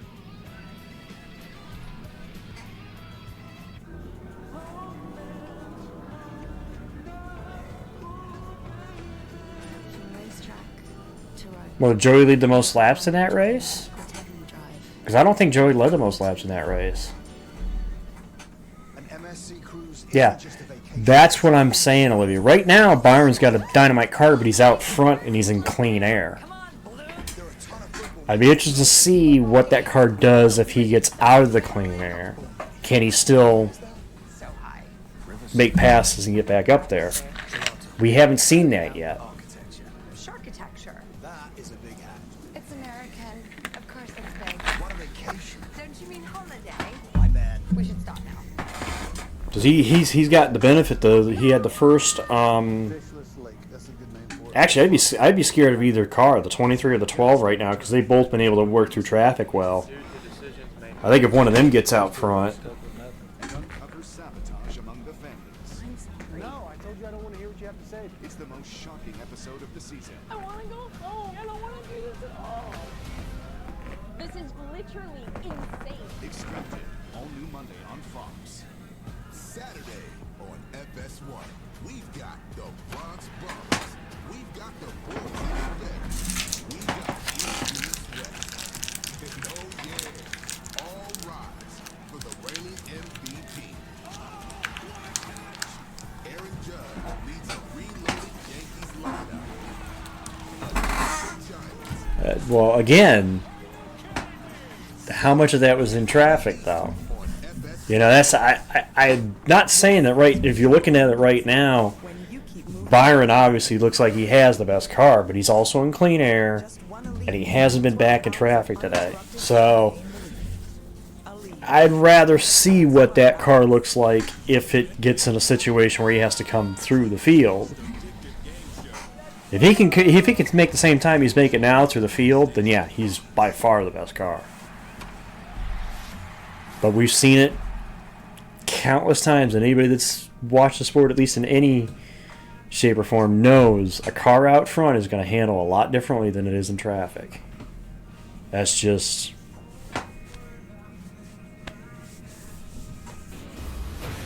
Week 2 of the UFL caps off next. Yep. San Antonio Brahmas. That's exactly my point, Bumble. I've seen enough Darlington races. Here at Darlington, South Carolina, 66 of 90 laps in stage 1 have been completed. We've had 2 caution flags. William Byron has led every lap. I mean, we haven't... That's the other thing, is we have not seen a lead change yet today either. Up on the pit box today. Now behind him, 5 seconds behind him, is Ryan Preece, who started on the outside of the front row. And here's Roush Fenway. I'm still saying to watch this car. Started P2, he pretty much has run there. In his whole career before today, in 10 prior starts, but for 67 laps, he's been in the top 4 all day. Well, this is a new Ryan Preece at Roush Fenway Racing. So here's his teammate Chris Buescher. We know that he's been solid. We've talked about his performance. I mean, it should be interesting that Byron is the lone Chevy right now in the top 5. You got to go back to Busch, and P7 is the next Chevrolet. Blaney restarted 14th. He's gained 4 spots. He is the biggest mover forward since the last caution flight. And believe it or not, Mike, Ryan Blaney has never finished in the top 5 at Darlington. We're going to fix that today, Kev. Bubba Wallace restarted 7th. He's up to 5th. Yep, all 3 RFK cars. His teammate at 23. 2 of those 3 are running top 3. Just about a second and a half behind him. Both 23XI cars, 5th and 6th. As he laps past Cody Ware. Or two of the 23XI cars, obviously. I gotta remember Riley Herbst is in that too, but. So Reddick 6th. Kyle Busch next in line, 7th place. Now he restarted 2nd and has drifted back quite a bit. I'm tipping my hat to the 38 team now. 38, well, the 34 has drifted back a little bit here, but. What they want to hear is there's 20 laps more to go. You've kind of made your bet at this point as to what your strategy is going to be, and if you're in trouble, your only goal right now is to not get lapped, because that switch has flipped, and the cars that are bad are really starting to stick out. Now Zane Smith has done a good job here. Restarted 10th. He is running 8th for front row in that 1970s Long John Silver paint scheme. That's quite a throwback. And there's Brad. We've talked a lot about him. He restarted 15th. He's in 9th place. Winner here last year. Well, Brad needs something good to happen. I think that there have been some moments of bright spots. Well, let's just say I would have been crossing my fingers until the race actually ends, Tristan. I think he was so excited to come to this racetrack. Obviously, his big win last year, but yeah, especially after the car we had at Homestead, to have that happen, I would definitely be holding my breath right now. Something may be wrong here with the 19. Over the last lap, Josh Berry, Noah Gragson, Austin Dillon all went past the 19 of Briscoe, who's just cruising in the top groove and continues to lose pace here. Well, and that's what happens here, Mike, when you have a car that just shuts off. And with these next gen cars, a lot of times when the rear tires go, there's just nothing that you can do other than slow down in order to keep the car going straight at this track. There's Todd Gilliland going by, and Gragson, and very quickly Josh Berry in the Wood Brothers car taking advantage of the 19. He's in trouble with 17 laps to go. Blaney is taking chunks out of that advantage too. Oh, Cindric. Well, they catch the 2 of Cindric. And that's Kyle Busch going to the bottom and Denny Hamlin closing in. I mean, I can see 4 or 5 cars on this race. Sounds like the tires are just gone. Rear tires are just gone on Briscoe. In this stage. Look, I mean, Briscoe, they're just keep stacking up behind him. Cindric is the same way. I think that car is just gone. He used it up. This team is just trying to learn exactly what Chase Briscoe needs to go fast at a place, but these cars are so different for him. James Small, his crew chief, told me they had a great baseline set up for Martin. When these cars fall off, they drop off a cliff. Sure, exactly. Well, the start of this race, good on I think you're seeing that with the 19. freed up a little bit to fire off better, so they adjusted on the last stop. Now he's just 2 free guys and giving up a lot of track. Exactly. The car is just not handling. Part in the stage, not many comers and a lot of goers. Ty Gibbs restarted 9th and is now back to, it was 26th a moment ago when I started that thought. Now it's 20th.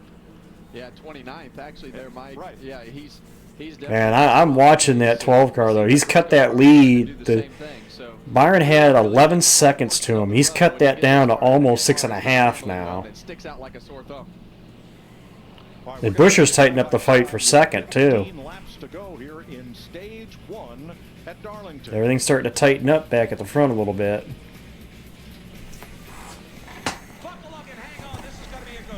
Ooh, Byron had a little moment there behind Gibbs. One that celebrates fantastic finishes. Crash together, so close. And family-friendly facilities. Trading paint. We got feuding. And tailgating tradition. Burnouts, beer, and barbecue. Oh, it'll for sure be a good time. And you are all invited. NASCAR weekend at Kansas Speedway. Get your tickets now at Kansas Speedway. Sorry, that sounds like a short that Michael Roots would do. Have the pit reporter interviewing the tires after a pit stop. Hey kid, it's pronounced Bibberty. Liberty.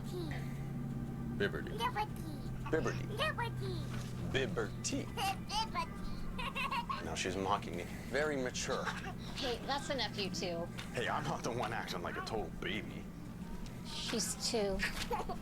Only paid for what you need. Liberty, liberty, liberty. Liberty. To tell you the truth, we could take or leave the extravagance.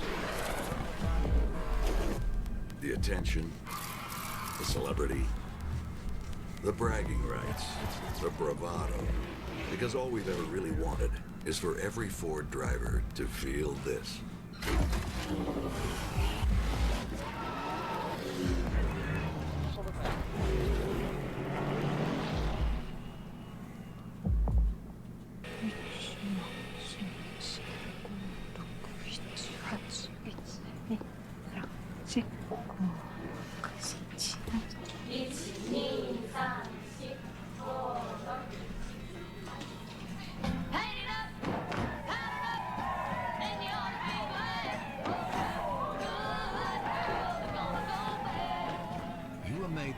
Alright, about to put a second lap on Bell. To put them in a package. And he's gonna lap that 19. FS1, we've got the Bronx Bombers. We've got the boys in the Bay. We got East meets West. And oh yeah, all rise for the reigning MVP. I didn't realize that was Tammy. I wondered whose song that was. Thanks for letting me know that, Bumble. Against the Giants. Okay, so when I saw the graphic first, he was a lap down, so he must have just passed Byron then to get back on the lead lap. Well, as you've seen at home with 10 to go in the stage, a couple of Joe Gibbs cars trying to stay on the lead lap. Chase Briscoe and Christopher Bell, but here comes Byron. Well, they better hurry up. Byron, that is, and get around these cars, make quick time of them, because Priest and Buescher are catching him fast. And that's always the tough part here at Darlington. These Man, Byron in a sandwich right now between these three. 2 laps down. He doesn't want to stay in that spot, but he is pinned in. That's a 34.23 on him, 32.87, 32.53 on Priest and Buescher, coming fast. And you know how this can be, Clint. When you're that They're going to be in shot too. Then they'll race the second, third, fourth place cars. Ooh, and that Byron caused that. I saw that coming because of where he was. I was like, he's going to force that 77 up the hill. I saw that coming. I saw that coming as soon as I saw Byron duck it to the inside of the 77. I saw that coming. Carson Hocevar, who spun at lap 24 to bring out the second caution of the day, he couldn't go another lap down. He had no chance for a free pass. Yeah, he went to fight it. And the tires are flat. I don't think it's as hurt as bad as he thinks. Both front tires flat. Okay. But yep. he had to run the leader as hard Be careful with it. Because being 2 laps down, had no chance for the free pass, had to try to not lose another lap there. I doubt you're going to see... Again, that's too much of a risk because you're going to give up the track position at the stage end. Yeah, and the 24 came up. That's you may get the benefit of getting stage points, which even then, that's going to be a... Side of the 77 and I don't know. Just ran out of room. Really easy to do at this track. And look at The good call to make here is to hit pit road. You have to hit pit road here. The question is anybody going to actually try to stay out, try to get stage points? Bell and Briscoe, who were in danger of going a lap down. Looks like Ricky Stenhouse may be the free pass car here. Poor Riley Herbst. Yeah, poor Riley Herbst on the outside. Since he was involved, there will be no free pass.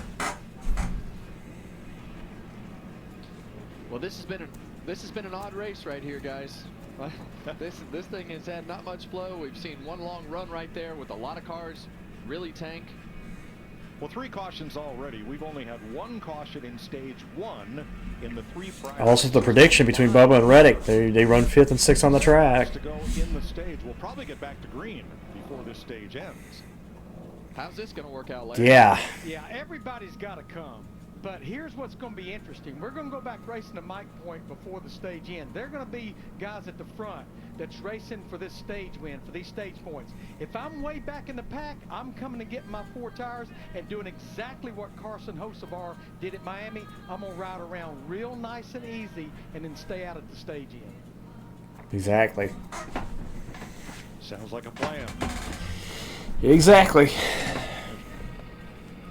Well, and that's what makes these stages so interesting is the guys in the front, I mean, they want the points, and you got to... Well, he's three wide of it. I mean... The back half of the field can do that strategy, but at some point, the guys in the front... Byron 3 wide at it. I understand he was frustrated with the lap traffic, but he 3 wide at it. As soon as he made the move, I was like, he's going to end up forcing Hocevar up the hill. And, yep. I literally called it as it was happening. Not that they actually mouthed it out, but I literally saw it happening. Or as Larry said, do you want to roll around to the end of the stage? What do you want to do here? Well, I definitely want my tires. Yeah, of course. Yeah, first and foremost, I want a good pit stop to get me back out front of that clean air that I had if I'm William Byron. And it is... I can't even explain to you how much of a handful these cars are deep into the run like that. That is, as a driver, you just want to get No, out. I see what you did, Corey. Roads open this time.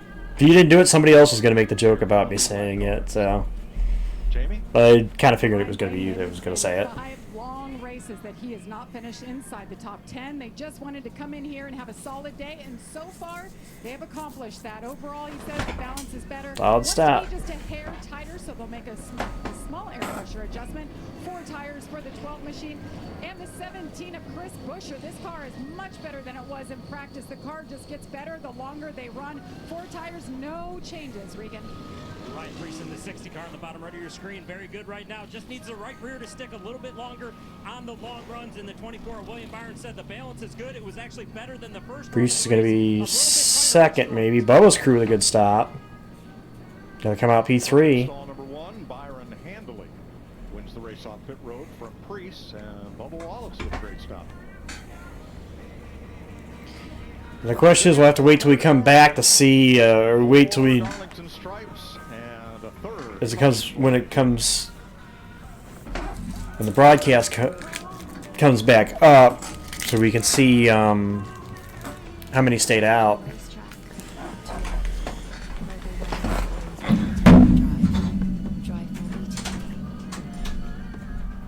An MSC cruise isn't just a vacation, it's a holiday full of European style.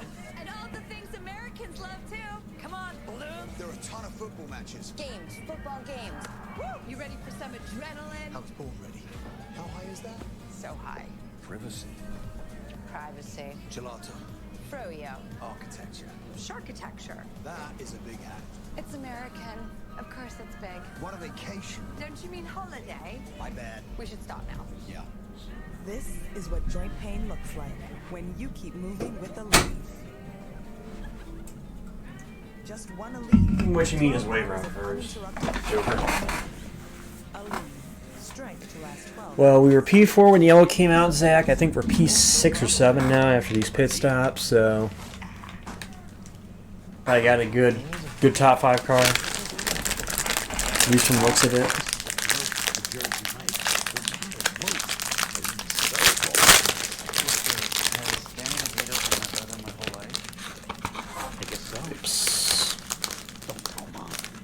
Your favorite sub, hot or cold in a bowl. New Jersey Mike's thing, a sub above.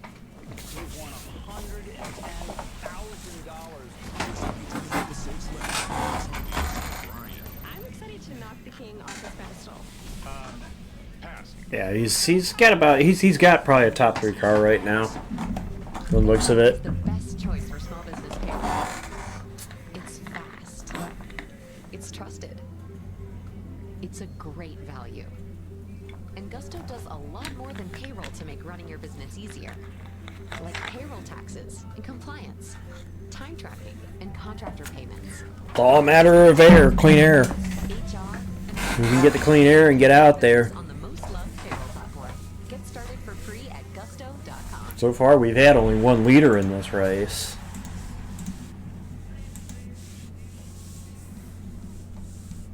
That being the 24 Byron.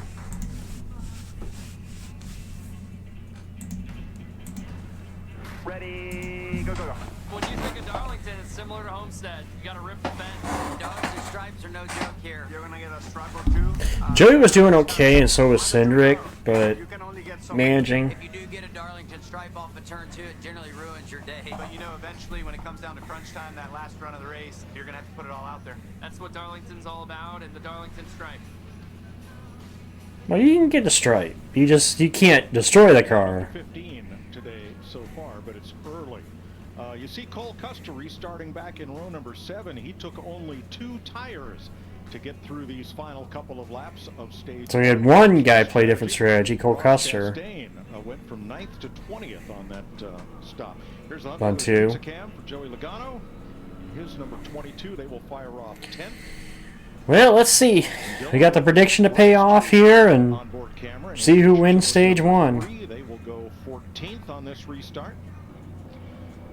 And there's Eric Jones in the Kings, number 4. I think it's only going to be, what, 2-3 laps? In stage number 2, that's the Advent Health Cam. And the WeatherTech Cam for Shane Van Gisbergen will restart 24th. 35 cars on the lead lap. Carson Hocevar All right. 3 laps down as we go back to green to complete stage 1.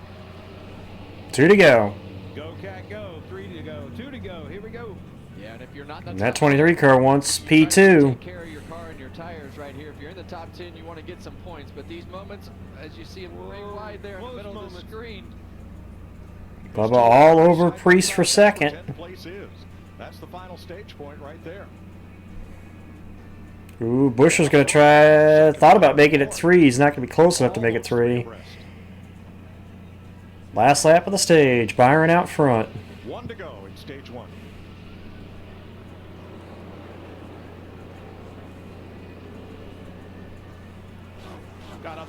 Still side by side off 2.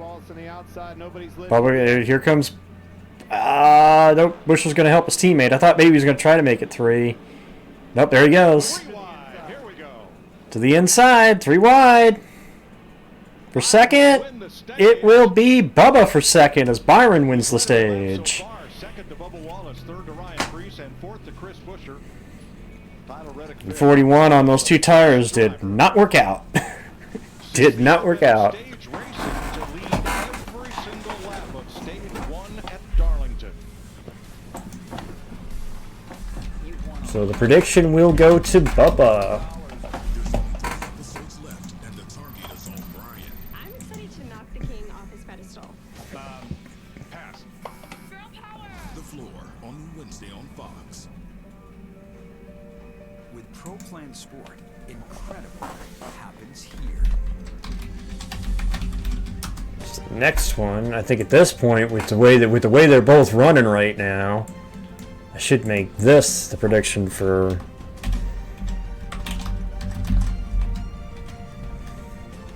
It starts.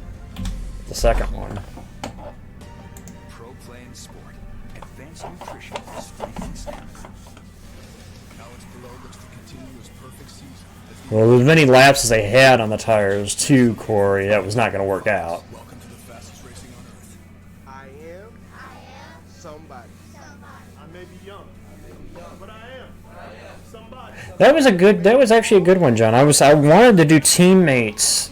I try to make them teammates that are running good together, so like that.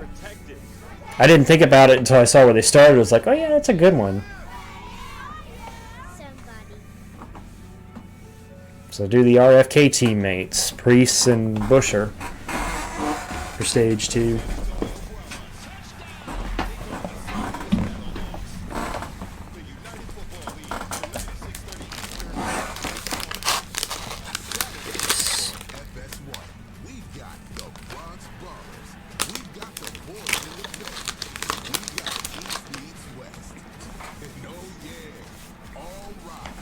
Actually, I'm kind of getting away from the caution ones, Shadow, if I'm being honest.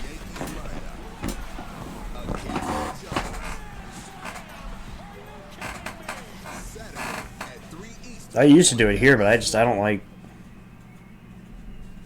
I don't like the caution ones.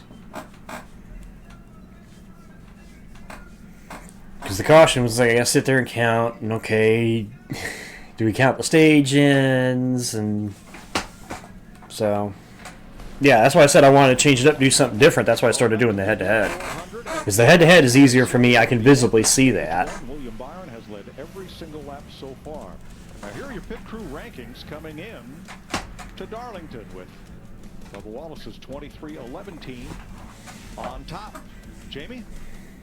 Well, Mike, I interviewed Michael Jordan, the co-owner of 2311 in our race day show, and he specifically mentioned Bubba Wallace's pit crew and how great of a job they're doing this year. They've been ranked #1 since the Homestead race. So let's meet Team 23. Austin Dickey, front tire changer. My wife and I published a book, A Water Lily Among Wildflowers. Adam Hartman, rear tire changer. 2-time Southeast Region Division 6 double red shirt freshman player of the day. Joe Crossan, tire carrier, husband to Monica, dad to JoJo, Tucker, and Miles. Nathan Ricketts, Jackman. I'm a certified welder by trade. Josh Peck, fueler. Just want to give a shout out to my amazing wife, Felicia. 2 awesome kids, Jaden and Jackson. Charles Denick, the crew chief. I had the true or false one I was doing too. Shadow. Our video tribute to the leading pit crew in the Cup Series. Right now, Michael Jordan looking on as his 3 teams perform here at Darlington. Well, that 23 team and specifically right there, they've done a great job this year. You see That was a hard one because both Busher and Priest are running really well. Wallace is great to see. And that team has gained 6 positions on pit road on the stops so far. I did teams before. I did manufacturers. Safety crew at work there. A little bit of debris up on the racetrack that they will pick up. And we'll see what happens since everybody, well, almost everybody, was on pit road at lap 85. There were 6 cars that on the restart just rolled around. One of them, Eric Jones, you needed an hourglass to time him. He ran about 38 seconds on that last lap trying to keep the Goodyear in those tires. So those drivers were Stenhouse, Herbst, Austin Hill, Takers? Nemechek, Gibbs, and Cody Ware. Nope. Did not stop, just kind of rolled around to finish things out. Well, now you get a couple at the back. Jones, who did get tires along with Ty Dillon, but they just rolled around slow to finish out the Is that stage. Brad? Interesting strategy. No, it's a... Yeah, it's a 21 that's Barry in. Barry, Custer, Got about 12 takers from the second half of the field. Haley, Elliott. Custer, who got 2 tires the last time on pit road. William Byron has led it all so far in Darlington. Thanks for getting these sub bowls. Of course, no problem, big bro. Wow, I'm actually surprised there's as many being thrown Priest's way.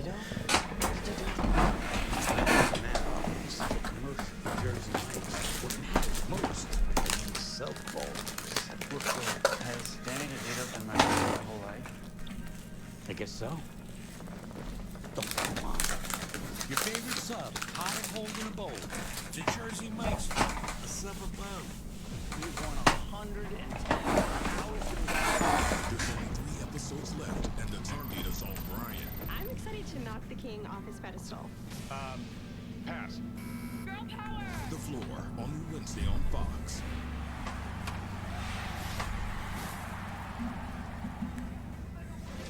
Alex Pillow looks to continue his perfect season as the IndyCar Series pulls into Long Beach. Next Sunday at 4:30 Eastern on Fox. Welcome to the fastest racing on Earth.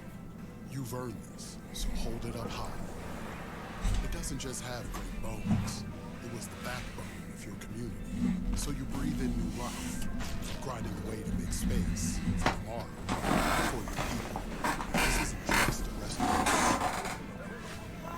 It's a place. Because you're always willing to double down on your neighborhood. You are a fighter, and this is your reward. Modelo, the mark of a fighter. I'm terrified. 12 amateur survivalists compete in the extreme wilderness. I don't understand this game. But their fate is out of their hands. race. Oh, we can hear him. For $250,000, do you push your family to win or push the button to extract? There's anything that y'all can say today. Our survivalists are out there. We are playing a game in here. Ready to go. Hit the button. I'm not hitting the button. Press the button. Extracted. Only Mondays on Fox and watch anytime on Hulu.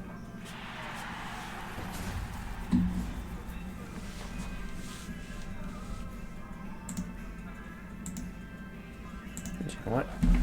I gotta do this.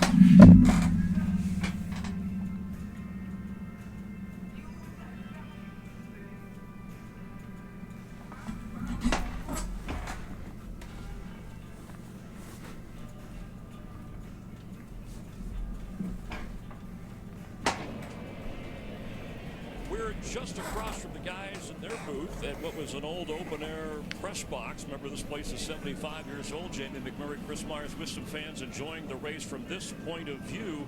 And actually, with the cloud cover, it's cooled off a bit. I know not a lot of the drivers complaining about the heat like we had earlier, but talk about it's not nearly as hot as it was back in 1983 here. It was really hot. Yeah, just how hot was it? I'm glad you asked. It was so hot that Bobby Allison cut a hole in his roof to cool off, and at later tape he won the race, and that year he won the championship. Drivers complained, but drivers have a different way of cooling off now. But right now we're keeping an eye on the hot driver. It's William Byron, and he's got flames on the car. He's a lot hotter than that. Yeah, Byron's been on a roll here. I'll tell you though, earlier today, who couldn't handle the heat is the two softies that we have in the booth, Clint and Kevin. We gave them this opportunity to go for a ride in a couple of Wood Brother cars. And those two guys, they ran 2 laps, Chris. It looked like they jumped in a pool. It's a really sad shape that booth's in right now. I think they'll be in better shape when they finish this race. Back to Mike and the guys who are in the car, back in the booth. We always enjoyed your years in the cars, by the way, but you're just as good in the booth. Thanks, Chris. I think you really left us hanging. But here we go with Richard and Kyle Petty, and how many great moments they have enjoyed here at Darlington Petty's. Raceway. Couple of storied careers. Richard, of course, included 200 victories. Pass that on to Kyle Petty, who's been behind the wheel since the age of 18, had a great career in Cup of his own. King, welcome. Glad to have you here. Yeah, man. Glad to be here, man. What a place this has been for you. I know good memories, not all good memories, but some really great ones, right? Well, we won 2 or 3 races here, but it was always one of my favorite tracks, really, because it was so much different. You know, used to when that 1 and 2 corner down here was a 1-groove track. That's where the Darlington Stripe came from. It's just Darlington wreck now. They're running into these wrecks. Thank you. Thank you. you. They talking about hot. They ought to come down here in the 50s and 60s. No air conditioning, no nothing. And, you know, we had some Yankees come down here. And that's people from up north, for people that don't know. Yeah. Just want to get it right. And everybody was doing this. They thought, look at this friendly crowd that's trying to get the gnats away. That's That's swatting flies. Is it true you used to put like a 4x4 or railroad tie inside the car to keep it from all getting busted in from the fence? I think we might have tried that a time or two, and then we just found make some roll bars put around there. So, you know, it was one of those deals where 1 and 2 corner, you're going to run the wall no matter what. So you just went ahead and made arrangements for it. Kyle, when you look at this racetrack, what sticks out to you from what they do today to what we did for so many years? Because the track is so similar to what you guys did, but the speed is different. That's crazy. Are you talking the Dennis the Menace movie, Bubble? 70 miles an hour. That ran 170. The one that had Christopher Lloyd, Walter Matthau, Give and take, but you can't give Lee Thompson. If you take too much, then we're back into 3 and 4 in the Darlington Strike. All right, well, stay with us. We're going to run. If so, that's gotta say, I agree. That movie was 90s, mid-90s. William Byron and Ryan Preece up on the front row once again.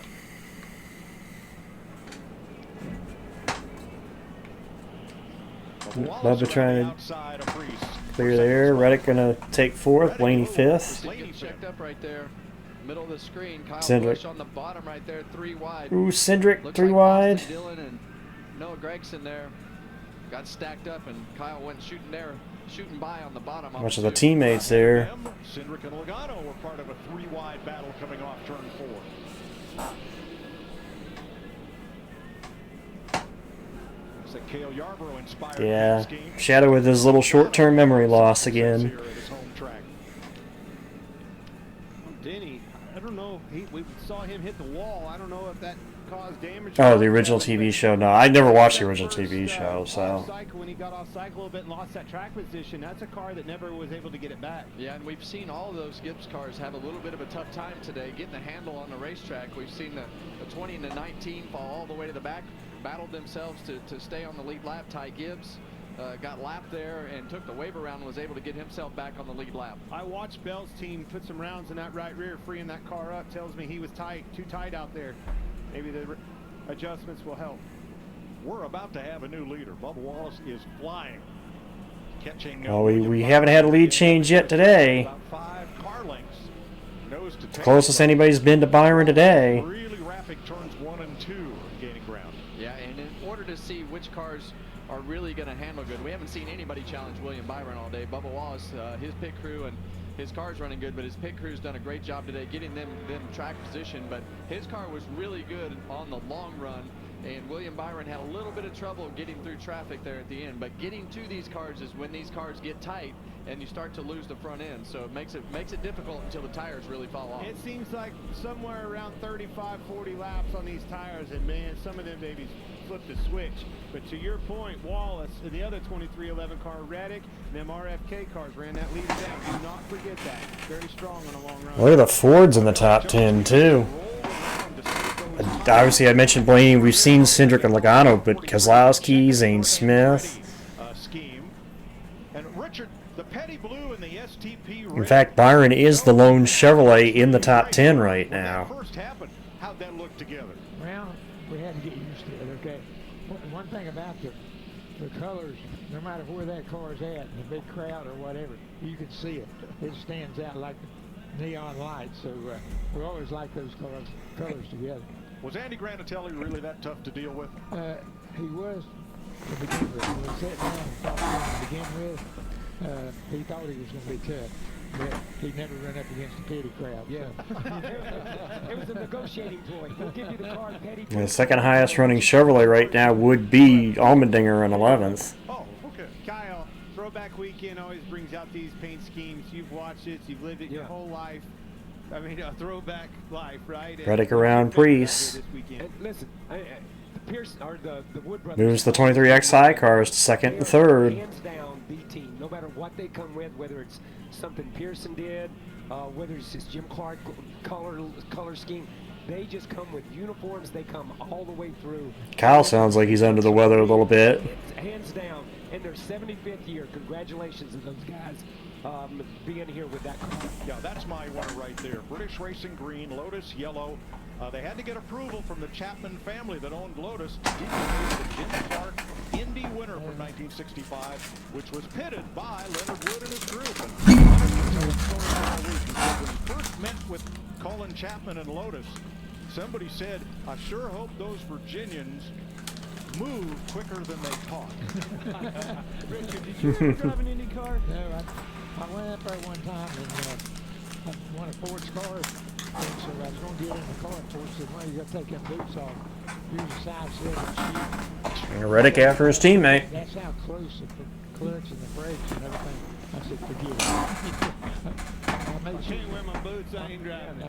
But I made sure there wasn't a motor in the car. And his boots are 12. Reddick is flying right now. So it's a half size for him. Yeah, 12 wasn't going to fit into a 7. All those guys are actually flying right now.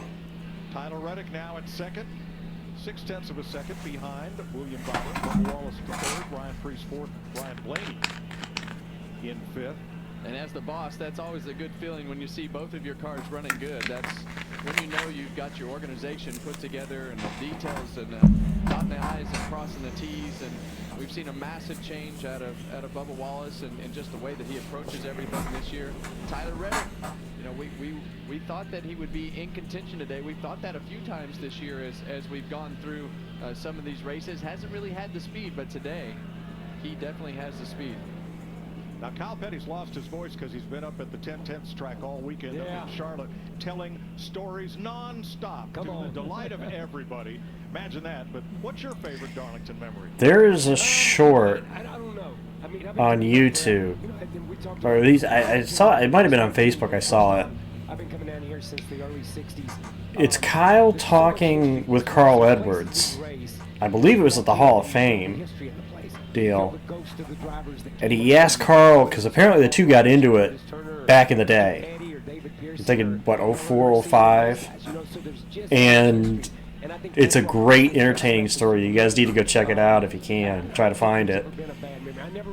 It was really funny the way they talked with each other over there. It was hilarious.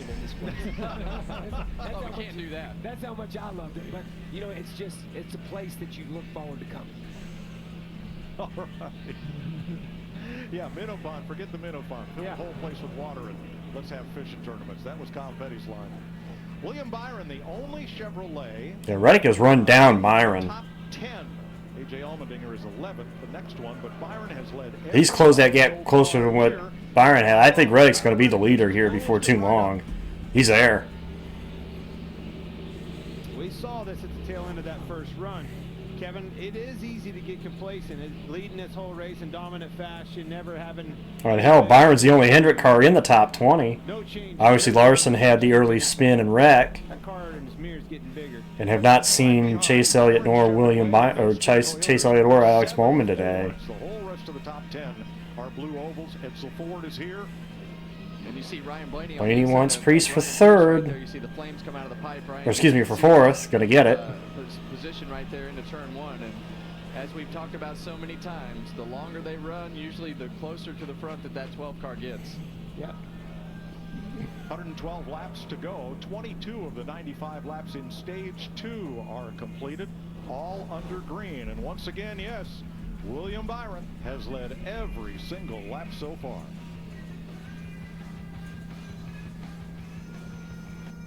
With Pro Plan Sport, incredible happens here.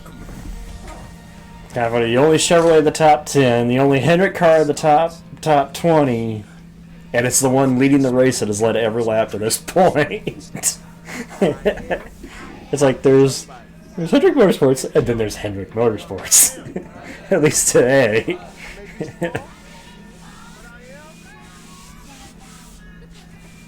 I must be respected. Protected. Never rejected.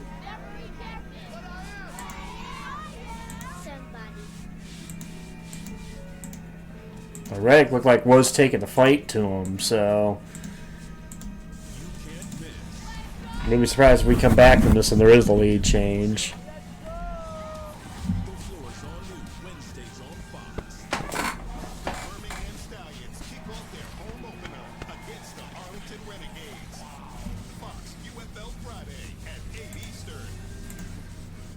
Hey, what's up, roomie?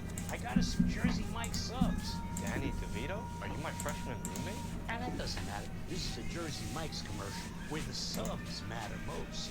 I mean, look how big that is. We eat that for lunch and for dinner. Hey, will you eat that? Hey, who let the rents in?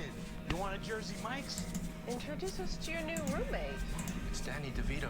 That's mine. Don't touch it. Where the subs matter most. The Jersey Mike's thing. A sub above.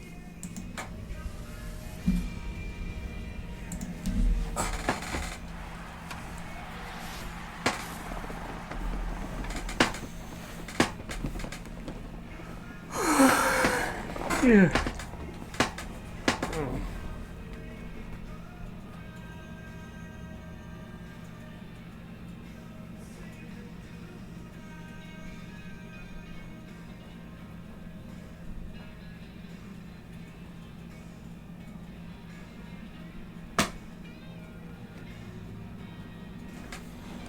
Yeah, oh, what the fuck, sports?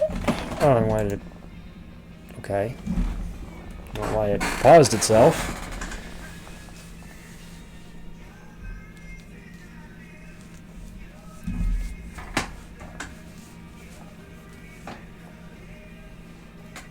Might be my favorite Aerosmith song, random.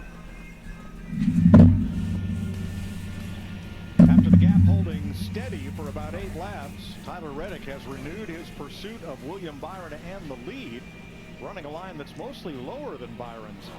Well, you have to go where they're not in order to get some air on the front of that car to be able to get the car to handle like you need to. So you got to have options getting in the corner right here. You can run right in behind him. If you're going to do that, you got to back up, run to him in the center of the corner so you don't lose the front of the car on the entry, or you go to the bottom or the middle to do something different. I think you have to be careful, though. As you get in that wake in that car, you're going to start using your tires more. I heard you say move it around, going where he's not. That's going to be harder on your tires. I want to wait until the opportunity presents itself. That opportunity will be a lap car. All right, things have stabilized for the moment. Jamie. Meanwhile, while William Byron continues to lead every lap, his teammate Kyle Larson, complete opposite, wrecked hard on lap number 4. He has been in the garage for about an hour and 15 minutes. This is his crew chief, his team. They have completely rebuilt the front end of this race car. Meanwhile, the driver, he's been in the car with the window net up, watching the race on his phone. Their full intentions are to get back out there. That's a racer for you. Yep.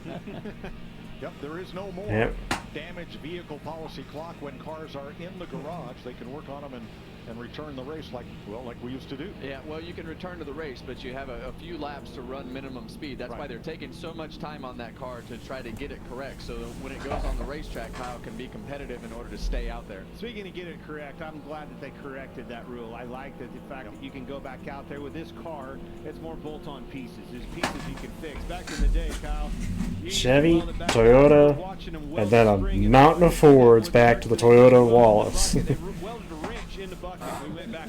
5 of them. 5 Fords and the Toyota Wallace and the 2 Fords of Cindric and Logano. To get back out there and score some points. All you needed sometimes was 1 or 2 laps to pick up 4 or 5 positions. Those 4 or 5 positions at that time in this sport were huge. Well, they're even more big now. We've watched playoffs be missed by a point. And it's also a great team building experience. Yeah. Not only for the guy that has to sit in the car that wrecked it, but for those guys to show him that they're going to fix the car and work together to if you make up 1 spot throughout the day, that makes that work pay off. There's Richards, number 43, currently in 14th spot. The RFK cars are now 4th, 5th, and 6th behind Reddick and Blaney. Byron continues to lead this race the most any driver has ever led from the start of any Darlington race. Yeah, I'm watching the interval trap, so it's down to about a second and a half.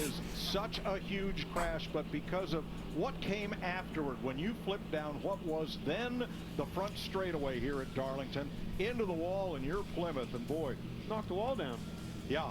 Plymouth Belvedere, I believe, was the car. Hanging out the left side of the car.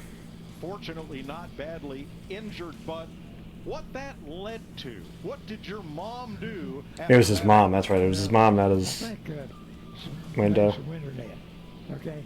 And I think we'd run winter nets at California, Riverside. But that wasn't mandatory anywhere else. And once we did that, then Mother said, this is going to work. So then NASCAR adapted it to the winter net, and now every racing organization in the world, I guess, run winter nets. But it took something like that, spectacular, I guess, to really sink in for the safety feature. I heard she took a tennis net and then put a hem on it and put it all together. Is that true? No, we had some stuff. Yeah, that 12 car is coming. The Nomex had just rolling right now. I think 69 the Nomex got out. So she said they need to be fireproof. So she made it, cut the things and made them and sewed them up herself. So, yeah, that's it. You remember when Nomex came out, you couldn't die. It was that yellow-looking color. Yellow with a white. Yeah, it was that. So if you look at the one in the NASCAR Hall of Fame, that's the one she made. Yeah. It's in the Hall of Fame, which is pretty cool. To have my dad, my granddad, and my grandmother in the Hall of Fame. Wonderful. Ryan Blaney is putting some lap times down. Running the first 2 cars down. Yeah, he's going to have Reddick here before too long. 12 cars flying, guys. Down there on the apron, following that line around, getting out of the wake of that 45 car, and that's a line that I love to run on that hash mark down. Well, Brad is the defending winner here, so Larry, we're coming up on halfway in this stage. What do you not a better track to be running well at. We're back racing with 87 laps to go. If you split it down the middle, you'll run to lap 140. Now we know Denny Hamlin, Brad Keselowski, they're notorious for splitting it right in half. But I think once we cross here at about 4 to 5 laps, you'll see some of them start to come early. At this track, once 1 or 2 hits, you better not be far behind. Yep. It may happen as they're catching these lap cars too. I talked about that earlier, being an opportunity for these guys to run that leader down. But I'm seeing Reddick falling back from the leader Byron as Blaney catches Reddick. Got a new problem at hand. Denny Hamlin's Toyota cam showing him currently in 18th place, fourth among the Toyotas behind Reddick, Wallace, and Jones.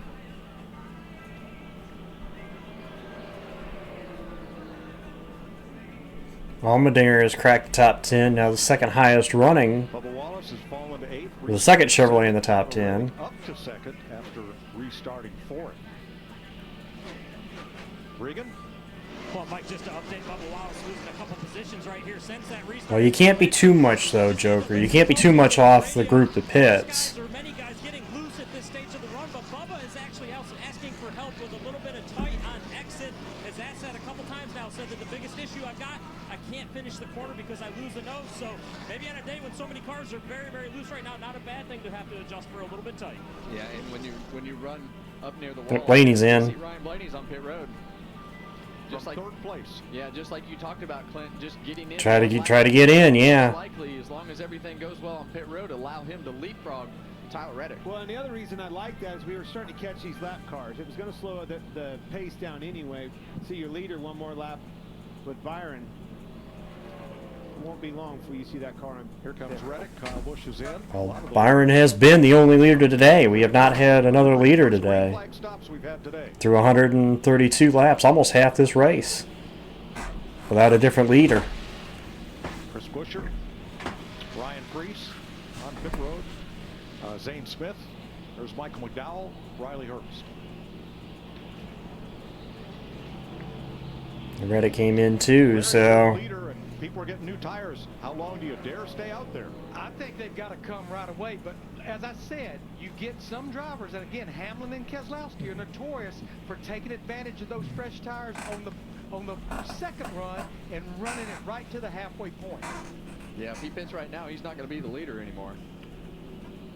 Here's Keselowski in the pit lane along with Bubba Wallace. AJ Allmendinger's in. Austin Cindric. Yeah, I don't understand this call. Unless they are trying to split it in half. As good a car as Byron's had out front, I don't know why you would give up the possibility of losing that lead. Keselowski done. Gregson finished. You can't wait that much longer. There's Justin Haley. Headed out. So the first of the drivers that's been... So the first 17 cars have yet to stop. Lap 133. Reddick and Blaney are the first two. As we watch William Byron continue to lead this race and stay out, we assume that he's going to split this stage in half. We saw a lot of this happen at Homestead, and oh, Brad, hang on to it. Around halfway anyway. Got it. No We're going again. We're still green. Possibly, I think he missed pit road. Yeah, I think you're right. Caution. I wonder if he had a loose wheel he was trying to get to pit road. Yep. Toe link's bent. He just had come off pit road. He just had left pit road. I wonder if he got the wall and it just came around on him. Oh yeah, tire went flat. As quickly as that one went around, you could even see the rubber coming off the tire too. I bet you the tire went flat.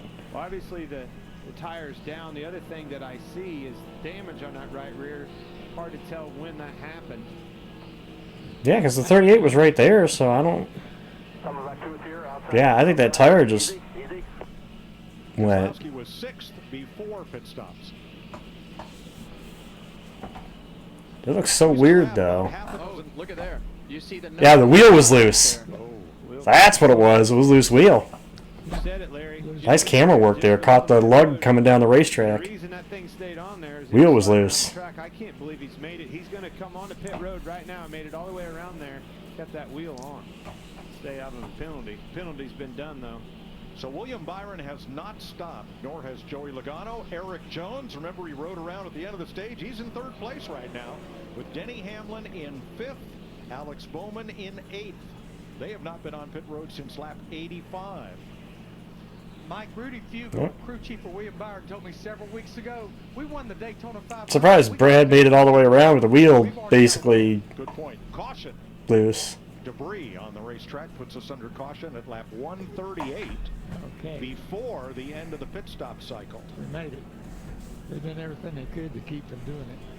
Any other time I'd have towed it that quick. And the 43 is now come to pit road. Well, that was dumb. Why would you wait that long? Blaney I don't understand that one. On those fresh tires. You know what I love? Once a racer, always a racer. Did you hear Richard right there? We made it pit road. That's all he sees out there is that 43 You car. saw that's going to put you in a really good spot when all these guys have to pit right here. You know, honestly, even all those cars that had pitted a few laps before, they've already got a number of laps on their tires. That is not going to work out well. No, not at all, Larry. I don't know why you would do that. Why? Either let the cycle go all the way out and then throw the yellow, or throw it when the incident happens. I don't understand why you waited. That doesn't make any sense to me. So that's about a dozen cars. I mean, if it was for the lug, that's probably what the debris is for the wheel nuts sitting on the track. But why would you not throw it when it first happened? I don't understand that one. They have to wait and take the wave around. Now let's go back to Keselowski in that pit stop. It was the right rear. Tire comes off. Tire goes on. So hard to tell right there. Clearly the crewman didn't think he did anything wrong, otherwise he would have. And you can see the wheel nut fly off of this thing right as this car is spinning out. Right, oh, I got my pin upside down right there. That's the nut that holds the wheel on. And there it is. Tough break for a really good car. Brad was needing a good run here. Had one going. Major setback. Well, Richard, Kyle, we've been thrilled to have you join us for a little bit of this race. Thank you for coming by. It's been interesting watching y'all try to operate up here. Well, I'll take that as a compliment, because last year on leaving you said, I don't know what race you guys were watching, but it's been a pretty good one for the 43 so far. Yeah, the big deal is when I'm sitting here and see what I see on TV, and the race is really back about 15th or 20th, them guys, they drive their fanny off every lap. I mean, they're really racing back there. But, you know, if you're here, you can see it. You can't see it on TV. No, we try to get back there as much as we can, but you're right. If you want to see it all, come buy a ticket, right? You got it. I'm ready. Yep. Well, Richard, enjoy Kyle, Here comes the field. Thanks for coming up. The king. Nothing cooler. Pit road's open, Jamie. Josh Berry and that awesome Jim Clark throwback paint scheme makes his way. Well, there was a couple of guys that got at least a lap back from the leader. I noticed Blaney and Reddick, I think, both made it around Byron before that yellow came out. So I believe those two are on the lead lap. It's just whether or not they stop again, which... Here, he said the car just will not turn when you put stickers on it, which is what they just did. Regan? Joey Logano battling loose in the 22 car the majority of the day. No different this run, but they have been making gains on it as he progresses forward in the 24. William Joey's crew. a little too hard that run. They raced the 24 coming off. There's a race off pit road, and Byron a winner once again. Darlington, the Goodyear 400. We got to take a picture up here. Hope you can get us to break.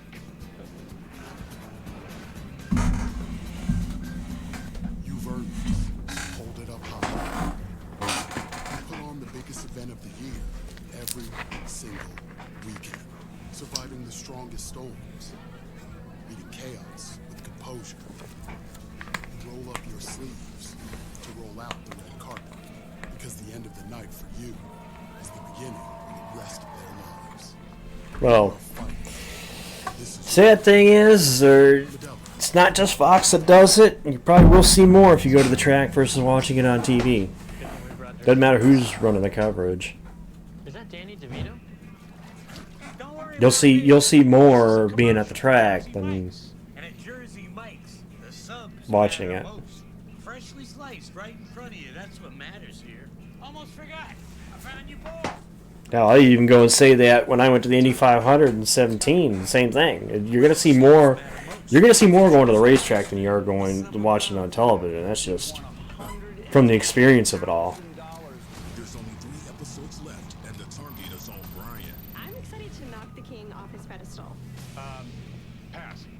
Girl power. The Floor, only Wednesday on Fox. No, I disagree with that one.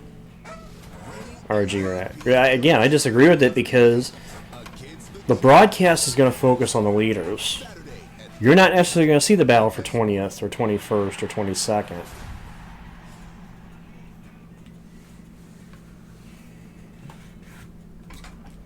So I will disagree with that one. I think you see more at the racetrack than you would on television. But any broadcast will give you. It doesn't matter who's running the broadcast. You're going to see more at the racetrack.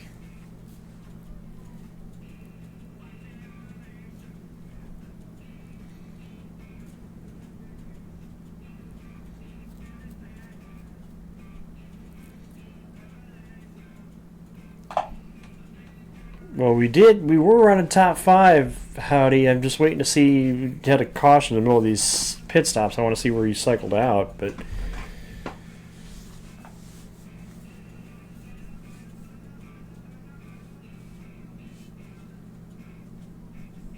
that's a good question, Gapping. How many people in chat have never been to a cup race?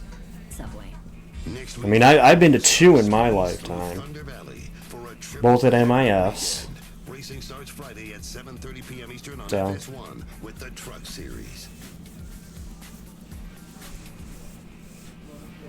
Greg Biffle won twice here at Darlington, drove the pace car for today's race. 19 career Cup victories. He is a nominee for the NASCAR Hall of Fame and joins us here in the booth.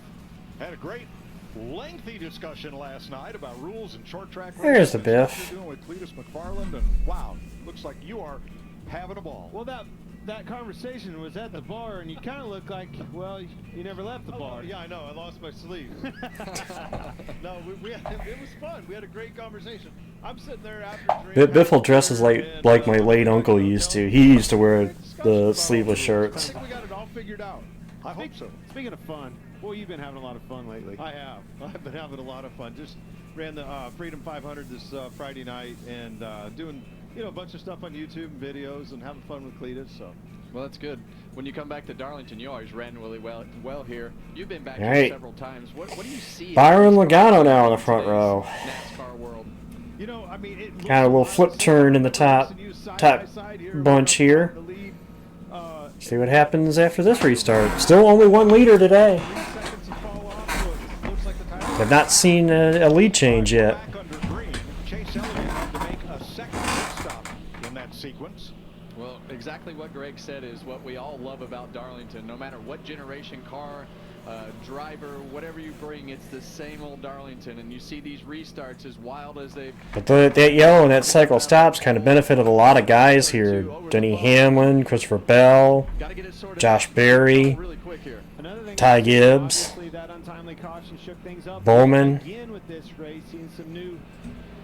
Flip turn the front of the field here a little bit.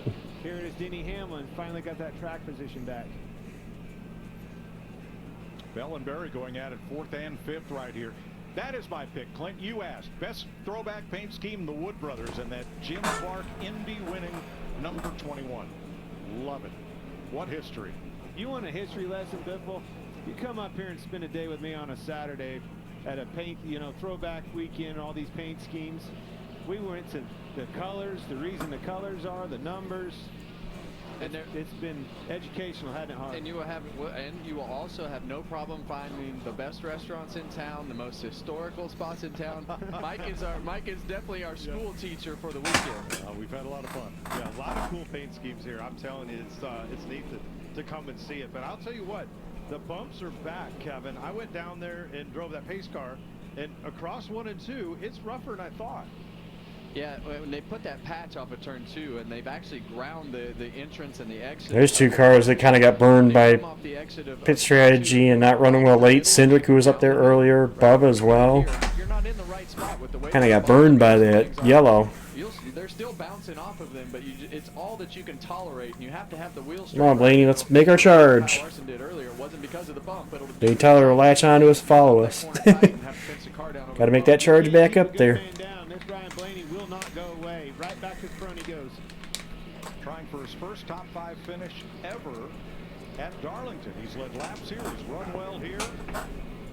Looking for a big finish. That'd be a great. Definitely lasted better than we did last year in this race. Paint scheme on board that Dutch boy Ford Mustang, Menards Ford Mustang there. It's pretty cool when you can throw it back in the family. Greg, I knew which scheme he was going to pick before the weekend ever started. What's yours?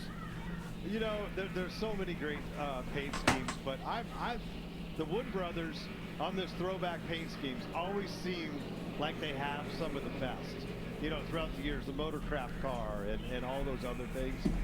It seems like they do it the best with the crew uniforms and all that. That settles it, guys. Yep. Mike Joy, the King, Greg Biffle, everybody said the Wood brothers.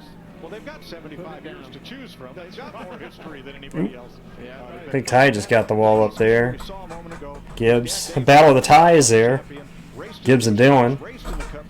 It's a hey guys, it's a tie fight. For my Star Wars fans, it's a tie fight. Tie fight. Okay, that would make me laugh. Yeah. TIE fighters. Well, let's talk about who's running up front. I mean, new life into the car of Joey Logano, Hamlin, Bell. They've got the track position. Josh Berry, add his name to the list. Finally, those cars are handling, Kevin. And the more track position that they get, the better they're going to handle. You get stuck in the middle of this pack, and you don't have a perfect handling car or a really fast car, you wind up just getting stuck. So being able to have some things fall your way, and you guys have been here enough. There's just moments in these races at Darlington that come down to you're either on pit road or not on pit road, or the caution comes out at the wrong time, right time. It always seems that we have those moments that. Well, we still got one more stage to go. Just past the halfway mark in this race too. Ray Fox paint scheme for Gilliland.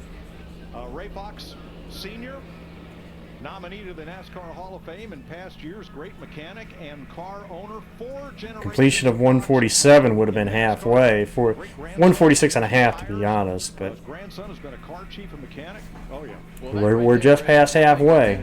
There weren't too many times that somebody would stick on the outside of your right rear quarter panel when you were driving the cars. It just you couldn't make it happen. The cars would spin out. Yeah, you couldn't do it. And I was all just inched up there when I was watching them come off the corner. It's how quickly these races can change. That's a tough drive. And one thing We've seen it before. These Gen 7 cars compared to the cars that we're talking about, they just don't. The last time a driver led every lap at a Cup race, off the side of the car and off I believe it was Burton. Burton, New Hampshire, 2000. Kind of good about the Gen 7 cars. You can run side by side a lot easier and not spin out. Yeah, more underbody. Byron has been the only leader today.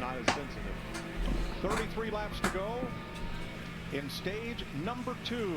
William Byron incredibly has led every lap so far at Darlington. Logano, Hamlin, Bell, Berry trying to catch him. I knew that I wanted to get help immediately. I was going to be able to see a therapist within that same week.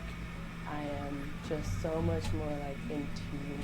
Yeah, it was Truex in the 600.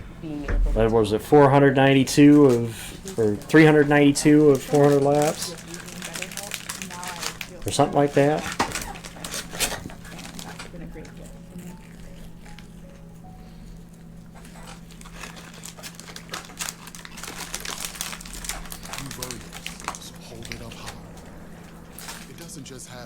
That was a whooping.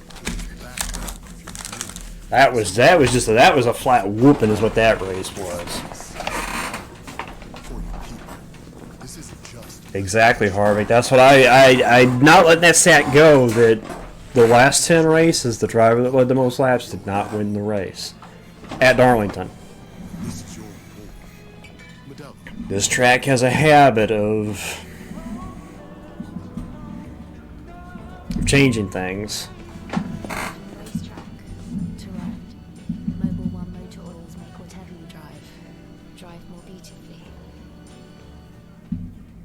Especially considering, if I remember correctly, that was Truex's first win with that 70, or first win once the team had the JGR alliance. That was his first win in the Toyota, was the 600.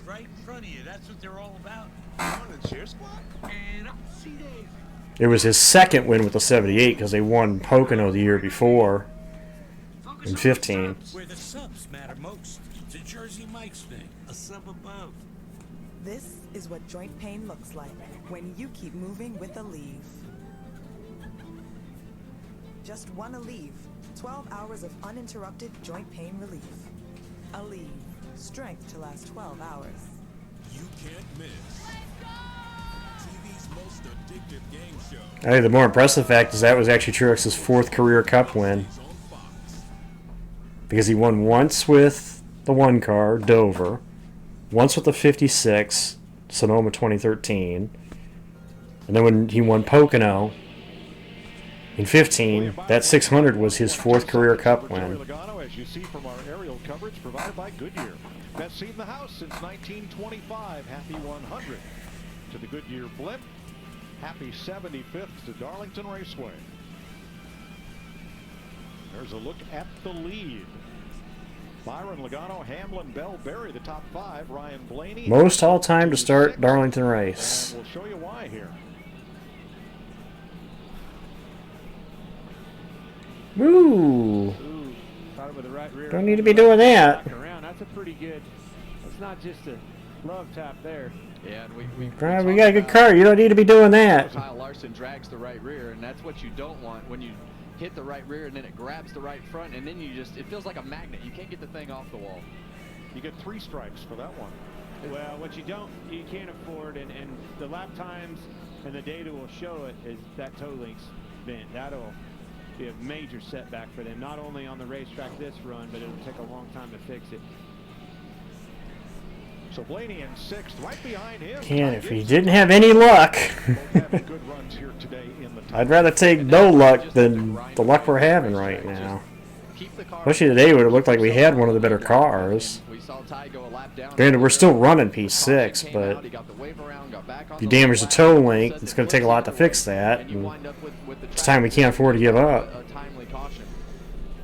Now, that Ty Dillon scheme is something their sponsor came up with. It throws back to a Busch Series car that they had back in the day. Beaver Street Foods. That is Patty Moise, who was a very good Busch Series driver, and that was her sponsor. Now they're on Ty Dillon's car. Business is picking up, and its track conditions is changing a lot. Huge cloud up over the track, dark. You say that, Clint, yet we still have the same guy leading this race. There has not been a single lead change today. There's not so much. Which I'm impressed about. I mean, that's always the trick. And right now we're seeing a little bit of the same thing. That's again, be the first time since 2000 we've seen that happen. And who has the car when that car goes from day If it holds. I mean, it's still overcast like it is now. We still got 130 laps left in this race. He's led every lap. William Byron has led 163 laps. Statistically, that does not bode well here. Drivers who lead the most laps in the last 5 Darlington races better than 4th and mostly outside the top 20. Yep, we're the downers. It's the last 5. Yep. And look at the lap totals too. Regan? Yeah, they led. In the 11 car up to 3rd position. Of course, it stayed out when that most recent caution came out. Use that to take advantage, get track position back. But something to keep an eye on over the next few laps here with that 11 car. About 28 laps into a run is when he says it goes like a light switch, but maybe being a little bit too tight to very loose. That's what it was the last long run that we had. Right now, since we went green, about 22 laps in. So let's keep an eye on what takes place and if they've made gains on that. And that's just what happens in this car. Even if you have a tight condition, the right rear tire at this racetrack, it drives off the right rear tire. You have to take care of it. Even if you're pushing, the right rear tire is gonna wear off the car. And like we talked earlier, a lot of these cars just tank. Greg, riding along here with Denny Hamlin. Take me around this place. You've been around it just as much as we have. Yeah, I was noticing his hands, and it looks like the car is starting to free up. And like Kevin said, you know, the cars just naturally free up. The tires wear, and the car... At this point, they're going to the stage end.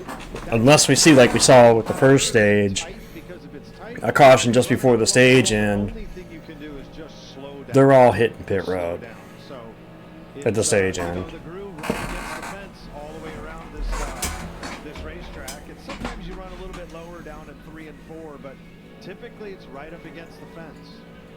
Yeah, and the hard part about this car is it has a natural rotation when it wants. Well, that's any racetrack. There's any track position is key no matter where you run, Tristan. To try to keep it from over-rotating.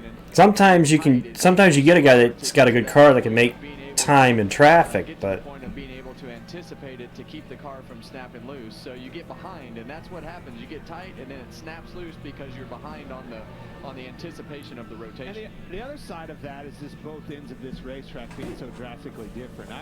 1 and 2, I was comfortable. I could walk that thing around there and really felt like I could be very competitive. Never was comfortable exiting turn 4 on that wall.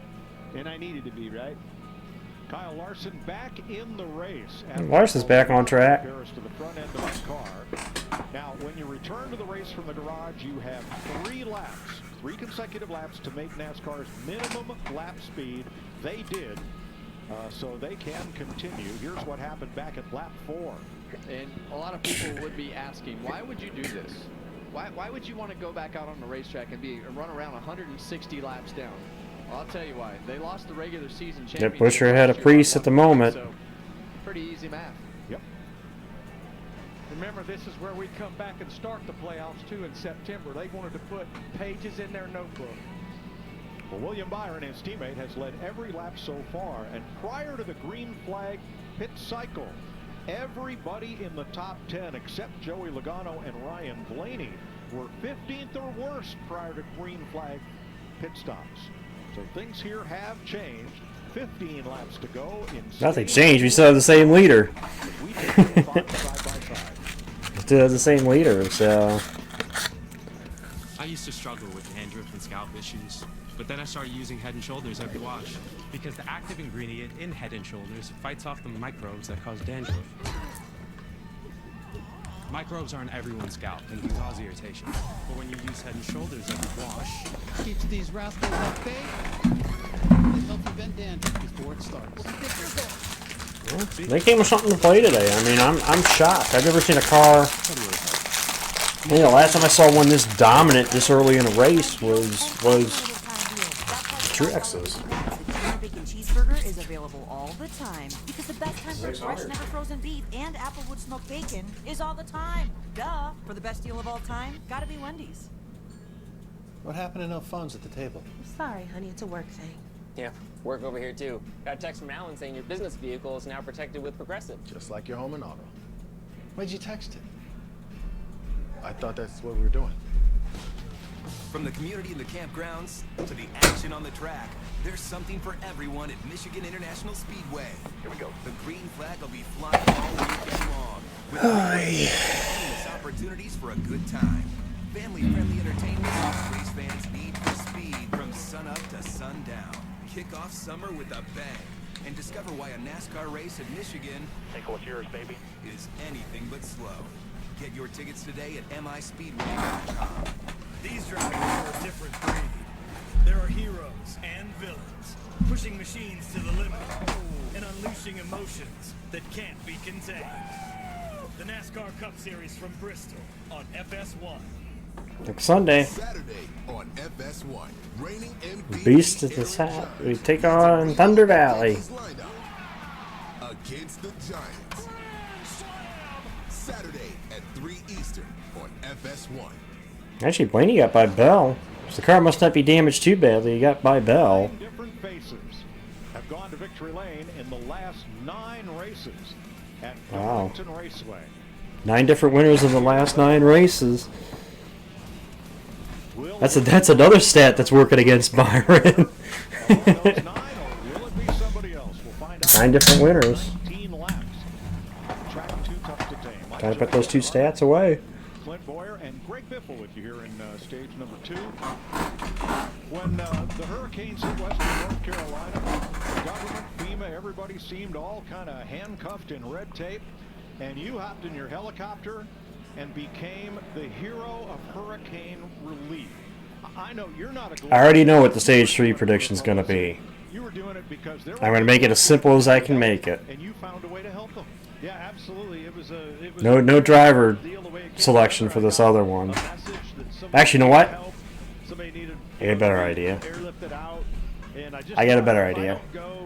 Who's going to? And we had no idea at that point what was good, what we were going to see. And once I got in the air and got up there and saw this, I was like, oh my gosh, and no communication, no power, roads are blocked, and this is in a city setting here. But when you get up in the mountains, there's no access anywhere. And so it was, just jumped into action and off we went. And then the helicopters that came after that. Also, the other thing to keep in mind, the paint scheme that Byron is running finished third in the race that it ran in, the Homestead finale in 2015. Helicopter fuel, and it became just a huge groundswell effort, and you folks did what I don't know why the government couldn't do to help these people. Yeah, and I think it's something that people just weren't ready for. Well, how does a hurricane hit the mountains? And it was just, I think it caught everybody off guard that, how do you get in there?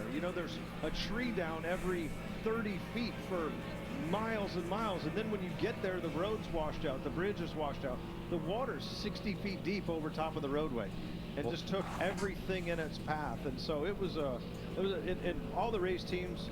Also, shout out to Josh Berry. I know they flipped the strategy in that, but shout out to the 21 bunch running P4 right now. Just people in general, all of western North Carolina. Yeah, that's what happened to Bubba. Bubba was part of the group that pitted before the yellow came out for the Keselowski's debris from apparently what I assume was the wheel nut from the 6 car. Charity or supporting each other. This sport is such a tight-knit group of people, and when those things happen, you won't find a more giving group of people. Oh, he was 6th in the race?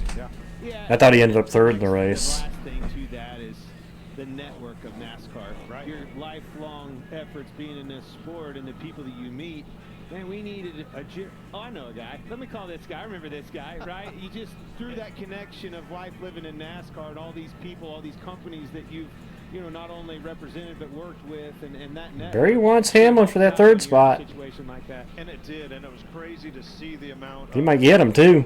All the people delivering, supplies and furniture rows, sending tractor trailer loads of bedding and all kinds of things. So it just, everybody poured out support, brought merchandise and brought stuff, and They're trying, Zach.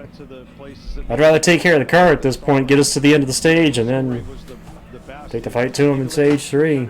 Basically overnight to my shop. We took them to the airport and had them on helicopters at sunup. Wow. It was a pretty neat effort to get search and rescue and to get the... That's Byron's weakness then, Tristan. If they're gaining the time that they're gaining on him in lap traffic, that's his weakness. Well, I thought, Kevin, which is why if somebody can get close to him, hurt him, but he's hanging tough right there in the top 10. Has it taken him out of this race? That's what they need. Somebody needs to catch him in this lap traffic and take advantage when he's in lap traffic. And then I'm going to tell you, just what a difference this caution made. Look at the top 10. You've got Ty Dillon up there, Gibbs, Bell. He had trouble early. And these guys that Reddick, we saw at the tail end of that run those guys down. But Buscher's back there now, struggling back here in dirty air, needing to clean air. Logano at him. Also, Buscher going to finish ahead of Priest. Up there had trouble because, right, it swapped when they came in and took tires, lost the track position, and luckily got it back here. Don't want to lose it again. William Byron, I think he just might lead every lap here. I don't know. Well, he may be lucky that this stage only has a lap and a half to go because Joey Logano is coming. Again, Byron's weakest spot right now is this lap traffic. And that's the thing. When we get into this last stage, you're going to deal with lap traffic in this last stage. That could be what... Like I would when I say it, but that could be what does them in today. So Byron led every lap to this point, win stage 2. Capture stage 2. He is only the second driver in stage racing history to lead every lap of the first 2 stages. Or the second one. Martinsville in 2022. William Byron dominates. When you start a new business, payroll, benefits, and HR are all part of the Yep. But with Gusto, I remember being so pissed at Johnson because I wanted Brad to win that race too. Then again, I was never a big Johnson fan to begin with, but Busher takes the prediction over Priest. workers' comp or 401k. And now the final prediction. You take care of business. And I'm going to make this as simple as I can make it. Gusto.com. With Pro Plan Sport, incredible happens here. But it starts here. Pro Plan Sport, advanced nutrition for strength and stamina.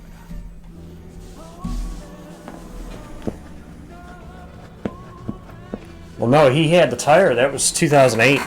The spring race in 2008 led 380. It was 84, 83 laps and had the right front tire go flat. That's what allowed Junior and Kyle to catch him and set up their run in. 12 hours of uninterrupted joint pain relief. Aleve. Strength to last 12 hours. You can't miss TV's most addictive game show. I'm making it simple. Hey, what's up, Rumi? Put your points where your mouths are. Let's see who really thinks Byron is gonna hang on to it. And I got a lot of stuff. Where the Suns matter most, the Jersey Mike's do. see what happens. Like I said, I think Byron's weakest point is the lap traffic. If somebody can stay close to him when he catches lap traffic, that's how they're going to get the lead from him. Or if they can do it on pit road. Which pit road's going to be hard because they've got the #1 pit stall obviously sitting on the pole. So Going to get gas. We'll be right back. okay. I'm gonna leave your door open.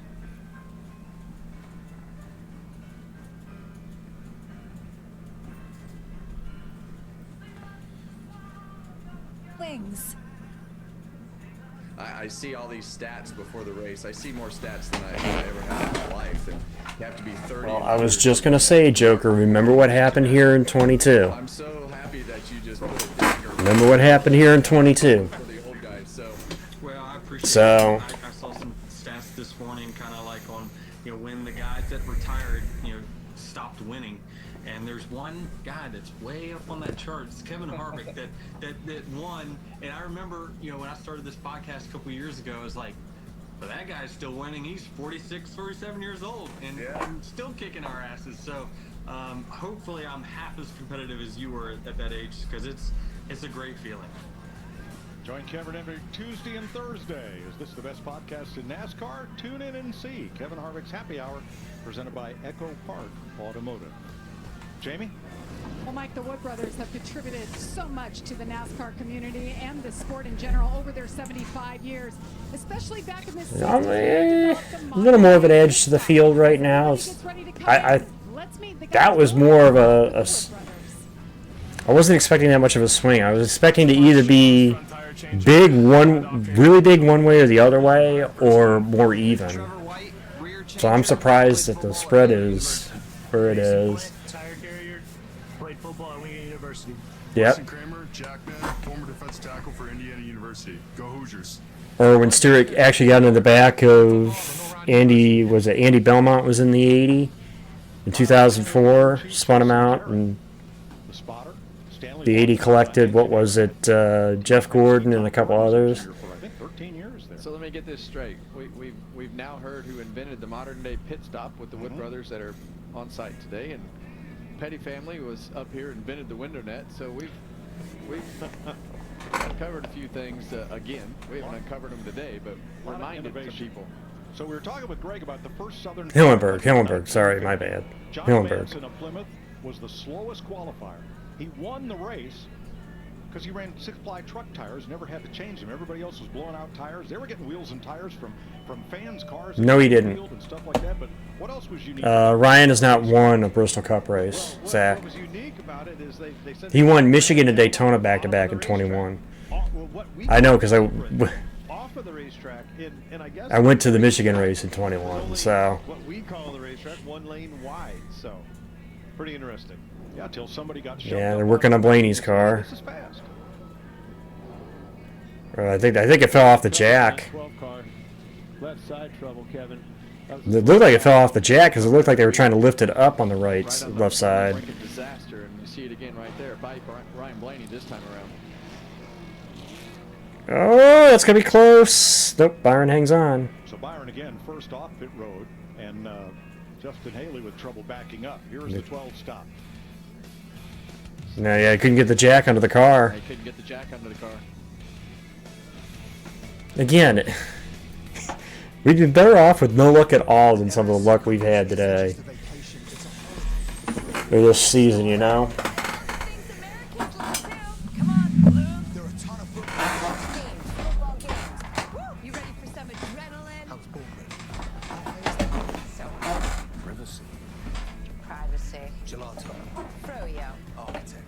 Architecture. That is a big hat. It's American. Of course it's big. What a vacation. Don't you mean holiday? My bad. We should stop now. Yeah.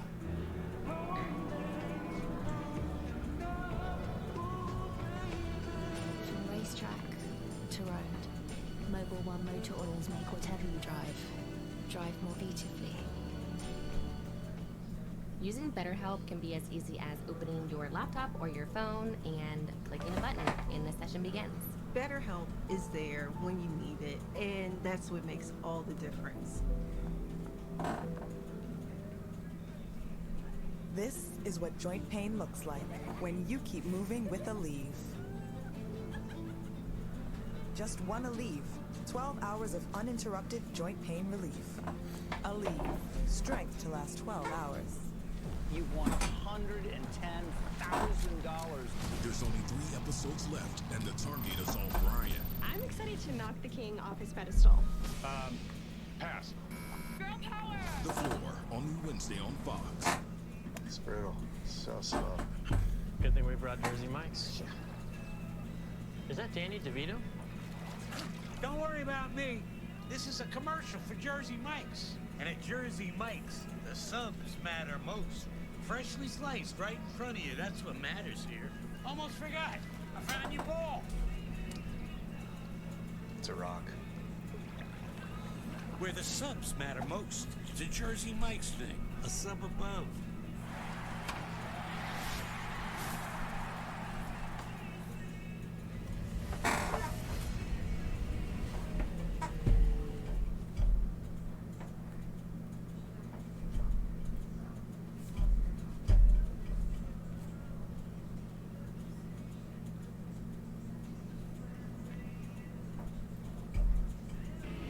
Here in Darlington with Jamie McMurray, Chris Myers. Through 2 stages, the story has been William Byron. No pole sitter, by the way, has won this year, but from the pole starting today, he has led all the way.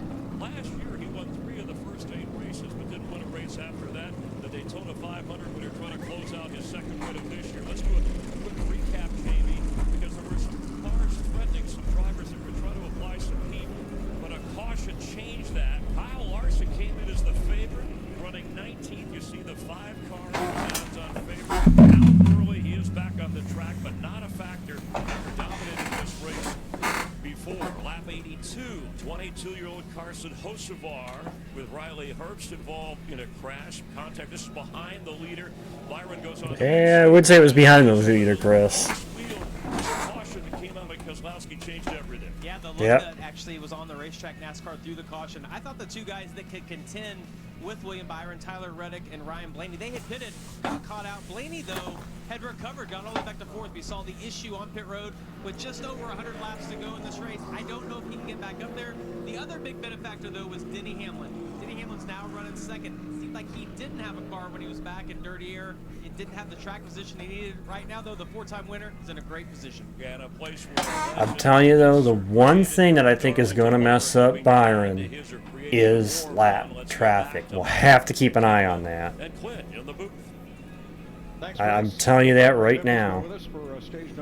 The thing that I think is going to do him in is lap traffic. Hanging out with Clint, me, and Elton Sawyer last night. There was a long conversation. There'll be more of that.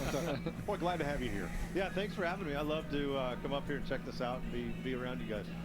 It's always good to see you, Greg. Always, especially with fun. Fun looks good on you. It looks like you're having fun. Anytime you show up, come into the booth to be on TV with no sleeves on, screams you're having fun, baby. I know. I had to do it. I mean, typically Clint is our lead rapscallion up here in the booth. So, yes. You know, today you came in with no sleeves. That's right.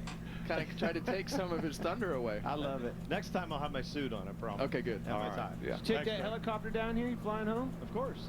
My man. All right. All right, back to Byron Legato, Ty Gibbs up to P3, Hamlin, and equipment leaving the pit box. Reddick, Bell, Ricky Stenhouse. So they Bowman, Barry, Busher, Dillon, Chastain, Elliott, Priest, Jones, Nemechek, Wallace, Hill, Blaney, Zane Smith, and Austin Cindric, the top 20. Barry, Bell and Reddick, rather, row 3. Barry and Right. Bowman, row 4. Dillon and Busher, row 5. Well, We still have 33 cars on the lead lap. And these By guys green. know how hard it is to pass today, and they're going to get more and more aggressive on these restarts. So here we go. You're gonna have to be. You gotta get on that 24. Take the fight to him. Didn't happen. Boy, I was hoping to see it side by side. Somebody challenged William Byron. Well, Hamlin had the measure of him. Here comes Christopher Bell on the outside. He's wheeling, but nowhere to go. He's stuck right there behind Hamlin. He had a great launch off turn number 2. Bell did.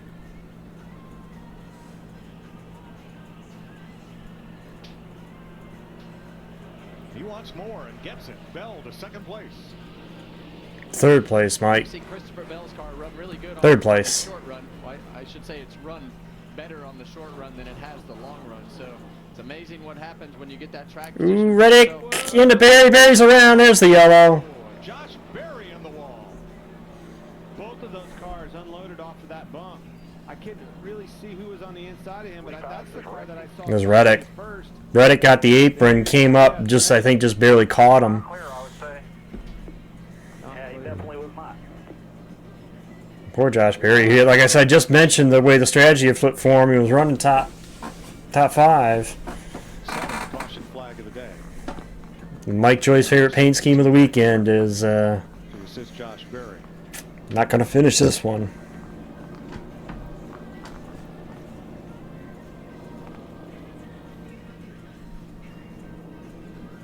Window net down. Looks like he may be climbing out. We'll see.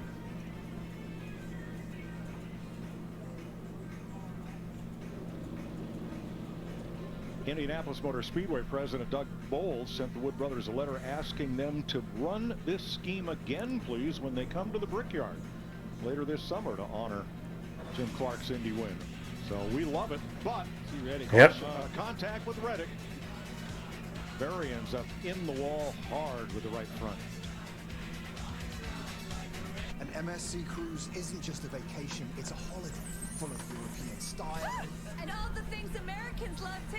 Come on, balloon. There are a ton of football matches. Games, football games. Woo! You ready for Yeah. Barry should be a little upset with that one. He had such a good run going, too. Architecture. Sharkitecture. That is a big hat. It's American. Of course it's big. What a vacation. Don't you mean holiday? My bad. We should stop now. Yeah.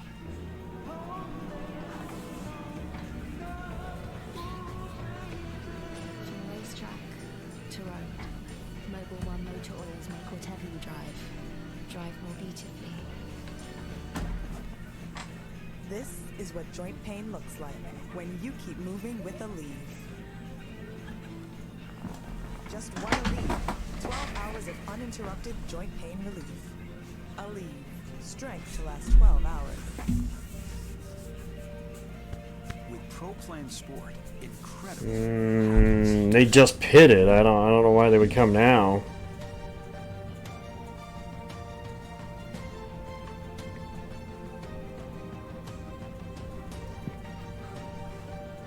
You want to make sure you're in the window to make it to the end of the race too. So. Here. Pro Plan Sport. Advanced nutrition for strength and stamina. You can't miss. TV's most addictive game show. The floor is all new Wednesdays on Fox. You've earned this, so hold it up high. It doesn't just have great bones. It was the backbone of your community. So you breathe in new life, grinding away to make space for tomorrow, for your people. This isn't just a restoration. It's a revival. Because you're always willing to double down on your neighborhood. You are a fighter, and this is your reward. Modelo, the mark of a fighter. Reigning MVP Aaron Judge leads the Yankees against the Giants. Saturday at 3 Eastern on FS1.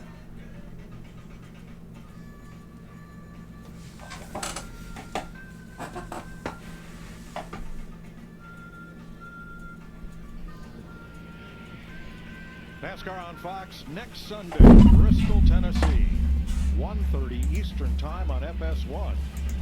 IndyCar at Long Beach next Sunday, 4:30 Eastern on Fox.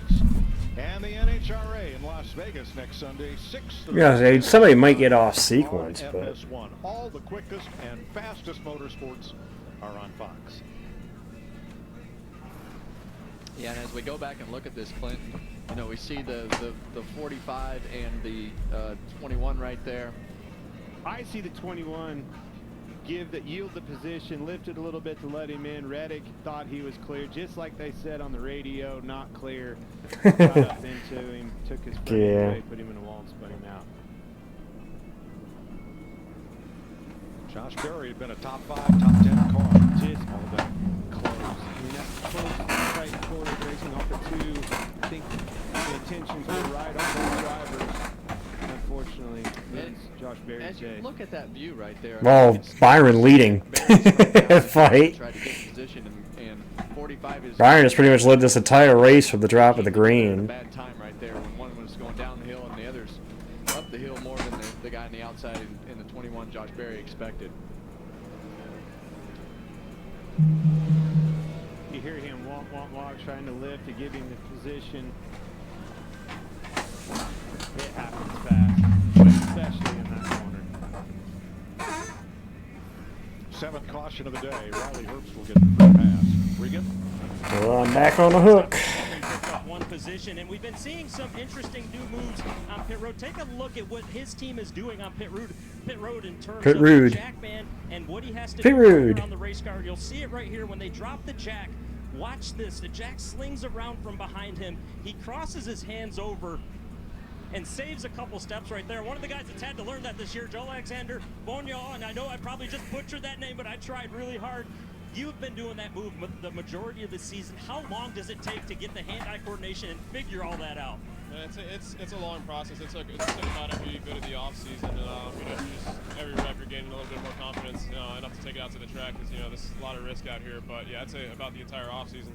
Well, it's looking good right now. You picked your driver up a position. And Mike, I can tell you that Chris Berkey, the pit crew coach for Joe Gibbs Racing, he tasked these guys with finding a way to save steps and get every second on the pit road, and they have been doing that. I'll tell you, that's awesome. He looked like Junior Johnson slinging that jack around the front of the car. The Junior did that. Didn't Junior Johnson take somebody out, maybe allegedly on purpose? An official. The official, yeah. Gave them a hard time, and the official would stand at the front of the car out on pit road during the pit stop. And as the story goes, Junior decided to teach that official a lesson. And as he swung the jack, he swung it right around, took the feet right out from under that official. Sound like he might have been in the way, Mike. Yep. Right there. That's what I think about the front Yep. tire right there. Like, oh man, it's a little wide. When you're talking jack right in the knees. Pit stops inside of 9 seconds, it's all the little things. The egg-shaped Darlington. Remember that story about Junior taking out the official with the jack? Presented by Goodyear. celebrating 100 years of an American icon, the Goodyear blimp. End of that story, the official was never assigned to the 11 pits ever again. The biggest drubbing in the history of Darlington Raceway came here in 1965 in the Southern 500. It Yeah, was Jarrett. Jarrett's only Darlington win. He went on to Won win it the by, championship what, in the 2 Cup laps? Series that year. He won by 14 laps. That is a NASCAR record. That'll never happen again with stage racing and wave arounds and free passes and everything we know today. 14 laps. I would say what William Byron is doing today is the closest to what Ned Jarrett did in 1965 in today's NASCAR. This is a drubbing. He's led every one of 200 laps so far. Yep. Well, if it stays this way, this race was won yesterday with that huge lap that he put himself in front of this field. Well, and all the drivers that we talked to talked about how important that qualifying lap was on this particular racetrack. Drubbing. Never heard that term before? Busch audio.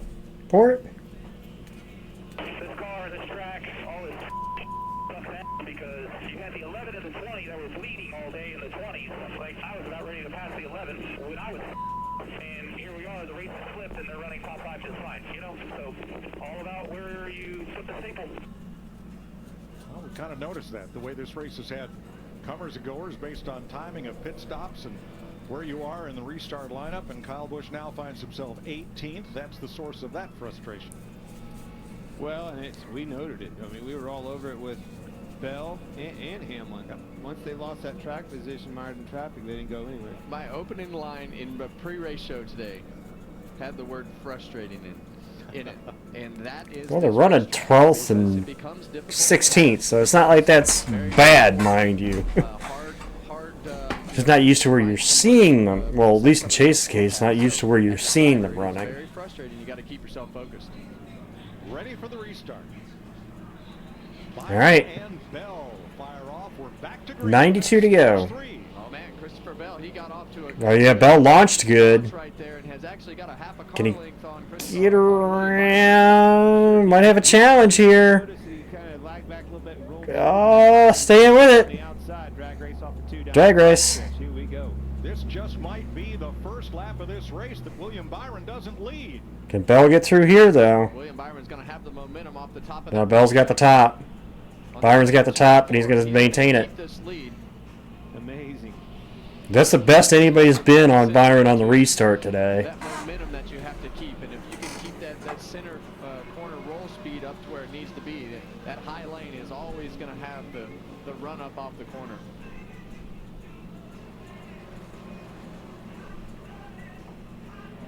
Big gaggle here. Looked like that car on the outside, Nemechek, might have brushed the wall and backed everybody upright in that group. Yeah, he definitely got high off the 2, had to lift out of the gas and stacked them up big time. Yeah, we see 2 cars that were up towards the front of the Well, we'll racetrack. see. We got Ryan Blaney had some still got a long way. Still got 90 laps to go in this race. Ran in the top 3. Top 5. I'm assuming at least one more pit stop. I don't know if they can make it to the end from here. Jamie? Such a good day going for Josh Berry. Talked about you, the Wood brothers, so much, and then it came to a screeching halt. What exactly happened there on track? Yeah, it's hard to tell. We had a pretty good restart there. I got a little checked up and lost some momentum behind Joey, and Tyler got underneath me there, and we kind of just ran out of room, I guess. I don't know. It's hard to say in that moment. Obviously, just it's tough to get off the 2 with that bump and everything. So I don't know. We just kind of got together. So I don't know. Our cars are fast. We're not going anywhere. We're gonna run up front. We're gonna be in this position again. Just want to thank everybody at Ford Motor Company. Obviously, we had amazing Jim Park throwback here today. Everybody at Motorcraft and Quick Lane, and we'll go get them next week.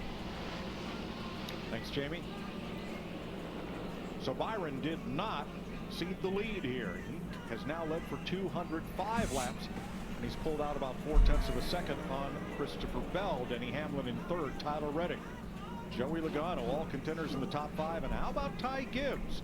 You know, ran that last segment up in the top 10, and he's solid there in 6th place. Yeah, they've done a great job of keeping themselves in the game, and as we've talked about all day, that's what you have to do here. Just Well, here's a guy, again, I don't want to say it because we still got 80-something laps to go, but Ty Gibbs trying to break that bad finish streak. Running P6 right now. Caution fell their way and have not left. Buscher's fought his way back up here, too. He's up to, let's see if he can try to get that 7th position from Bowman. Buscher, Chase Elliott, Eric Jones in the top 10.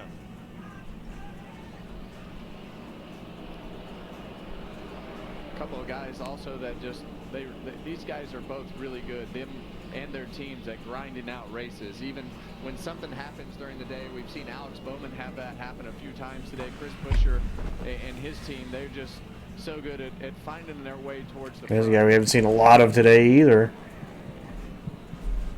Somehow worked his way to the top 10. The car behind him too, the John Andretti tribute. Kind of a quiet day for Chase Elliott so far, as his teammate William Byron has led every lap. Eric Jones right with him. They had that move of taking on tires before the end of the stage and just rolling around the last 2 laps slowly, so they wouldn't. Oh yeah, the top 5. And look, that's put You're right. the top dozen. Right, Chad. The top 5 cars have the same, like almost same number color, number color scheme. And we had the king up in the booth earlier, and he approved of the timing of that caution and when it came out and how it was going to work for that 43 car. You talk about the Wood brothers, and you look at this Richard Petty throwback. Well, Ty was up in the top 10 earlier, Bumble. So there's just not many schemes that stick out like that 43 old SDP paint scheme. Let's have a look at today's big move, sponsored by Pods. And it was after this restart where it looked like Christopher Bell just might get the better of William Byron. But he had the top lane, and Big Mo, the momentum coming up off the corner, and Byron continued in leading every lap so far at Darlington. That's a positive move.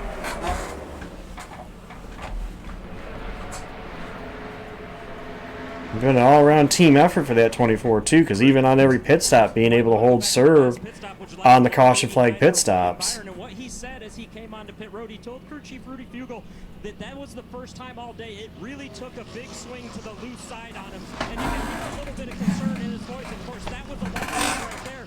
He also commented on the fact that he felt like it was the clouds that caused that. Well, as I look up at the sky right now, it's very overcast currently, and it does look like there's some other clouds out there, so something to keep an eye on as we get further and further into this run. And But I want to remind people of a race that I remember a few years ago. Scattered big clouds.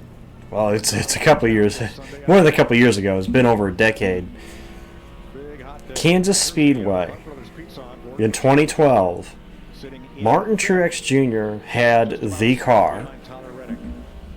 It looked like he was going to get a win. The weather changed. The weather changed. The sun came out. And suddenly that car that was so good lost ground. Denny Hamlin won that race.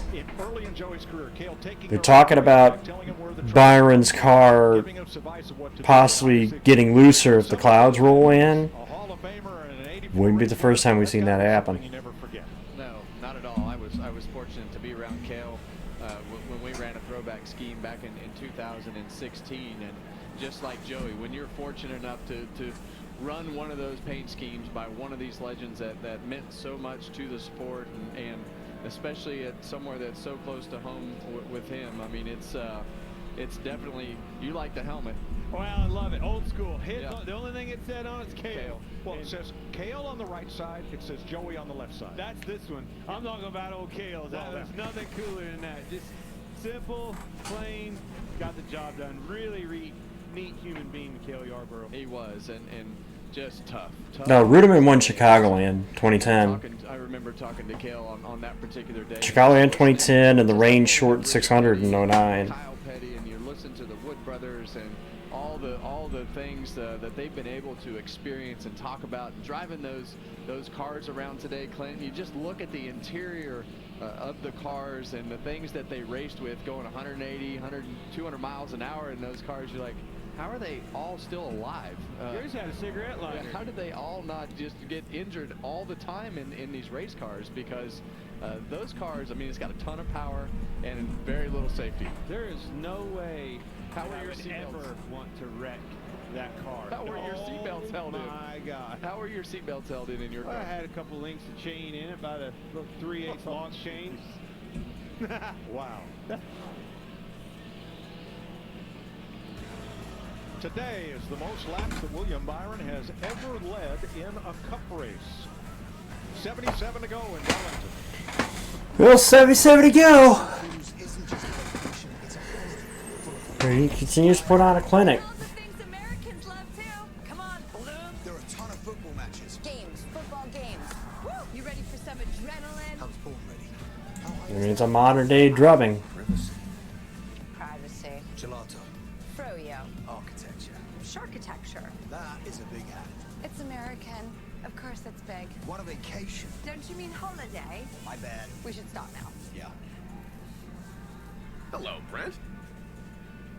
Hi. If you had to choose, would you watch paint dry or compare benefits plans? Compare benefits every time. Come on, you know how complicated benefits can be. Well, I run payroll with Gusto. They make it easier to find benefits in medical, dental, and vision for my whole team. I think I'm gonna need new glasses. Don't worry, I've got you covered. Just choose benefits without the mess. That's working with Gusto. You've earned I don't know. I was doing the rewatch for a long time for the 01 season. I just haven't. It was the backbone of your community. So you breathe in new life, grinding away to make space for tomorrow, for your people. This isn't just a restoration. It's a revival. Because you're always willing to double down on your neighborhood. You are a fighter, and this is your reward. Medella, the mark of a fighter.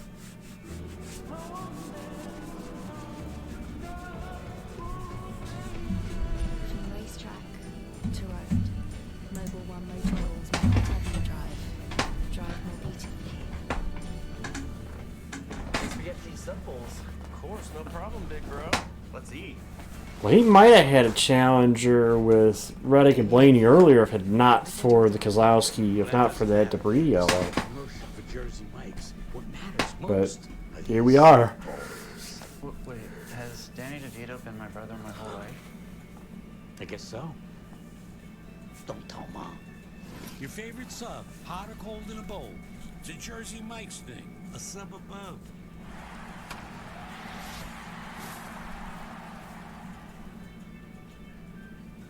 Oh, a lot of people got screwed by that, John. That's why I thought it was weird. Is like, if you're gonna throw the yellow for that, why would you not wait till the cycle's over or throw it when it immediately happens? Why would you wait like they did? Open face helmets, 1970s. But then again, this is NASCAR and throwing yellows, you know. Great time in pre-race thanks to the Wood brothers and some of the Fords from their museum with race-used motors. A Boss 429 and a 351 Cleveland. Why did you put your seatbelts on? Why did you not put your seatbelts on? Big old 3-inch belts. Hey, they were so old. Look, we were pulling and couldn't get them loose. Finally figured it out. William Byron, your leader, for all Yep. 22 laps. Another one with problems. Has been in the wall and just came around slowly, got back Bowman. to pit road. He was in 8th place when that happened. He got in the wall pretty hard, obviously hard enough that they're replacing a toe link and a right rear. We all know that that's doable, replaceable, but puts you behind the 8 ball pretty bad.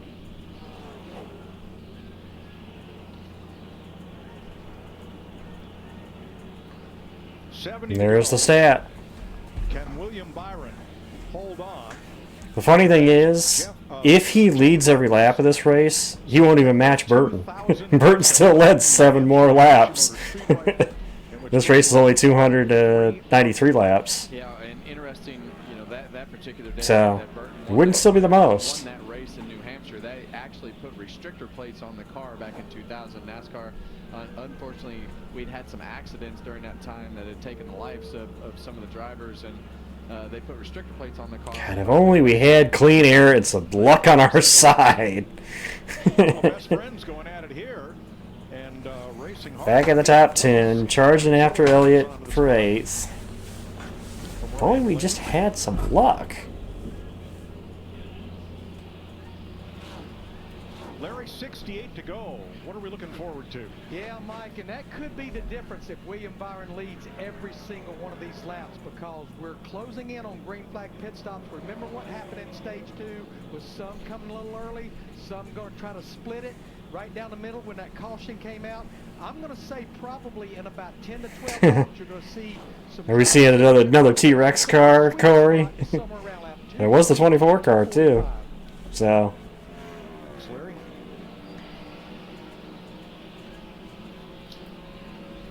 Door. Battle for 25th, Austin Dillon, Shane Van Gisbergen. Clear, half in line with you. And to Richard Petty's point, there's battles all around this racetrack. There's no way TV can show them all, not all at once. Like Richard said, you got to come buy a ticket.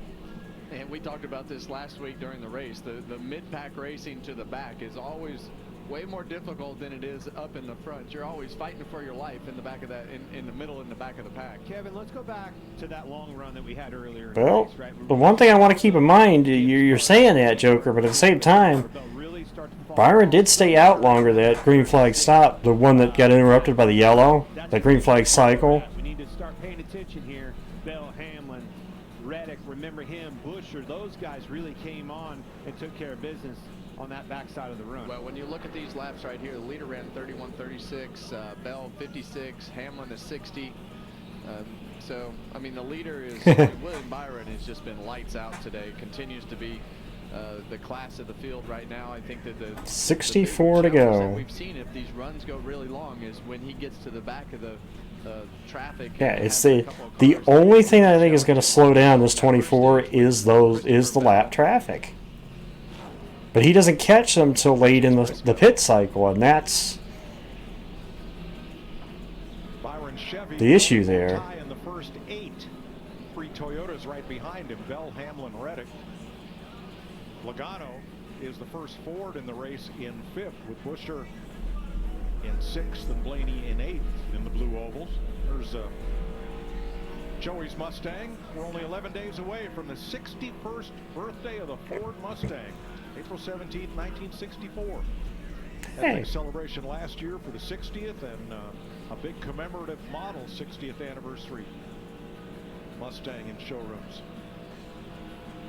No, it is better to see it at the track. As somebody who's been to races, you'll see more at the track than you see on a broadcast.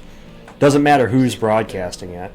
The McDonald's car of Tyler Reddick just right up against the fence, and that.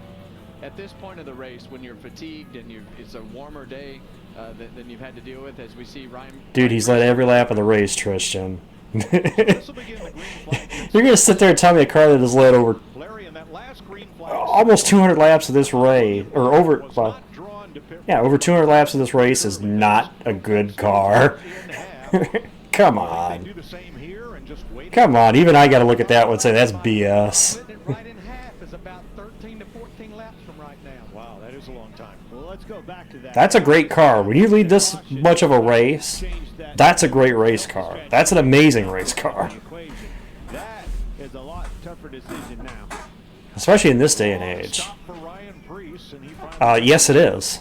In this day and age, especially when we haven't seen somebody do that since 2000. I want to, now that I've done this and I could maybe lead every single lap of this thing, I might stay a little closer to, especially when you know how good that we haven't seen somebody do this in 25 years. Or in a position to do this in 25 years. That's, it's notable.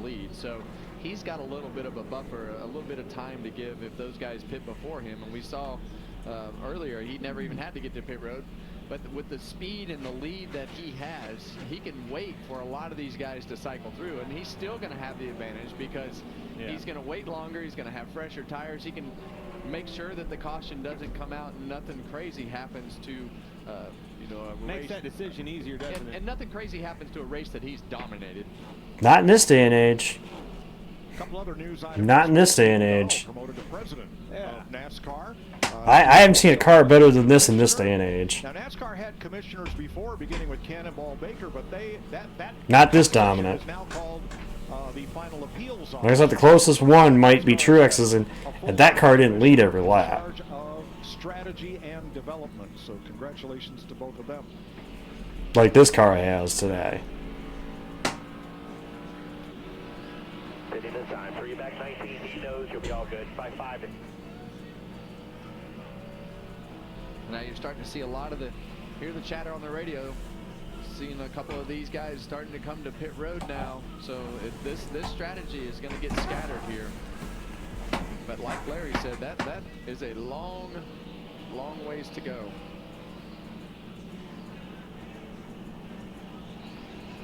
John Hunter Nemechek comes in for his green flag stop.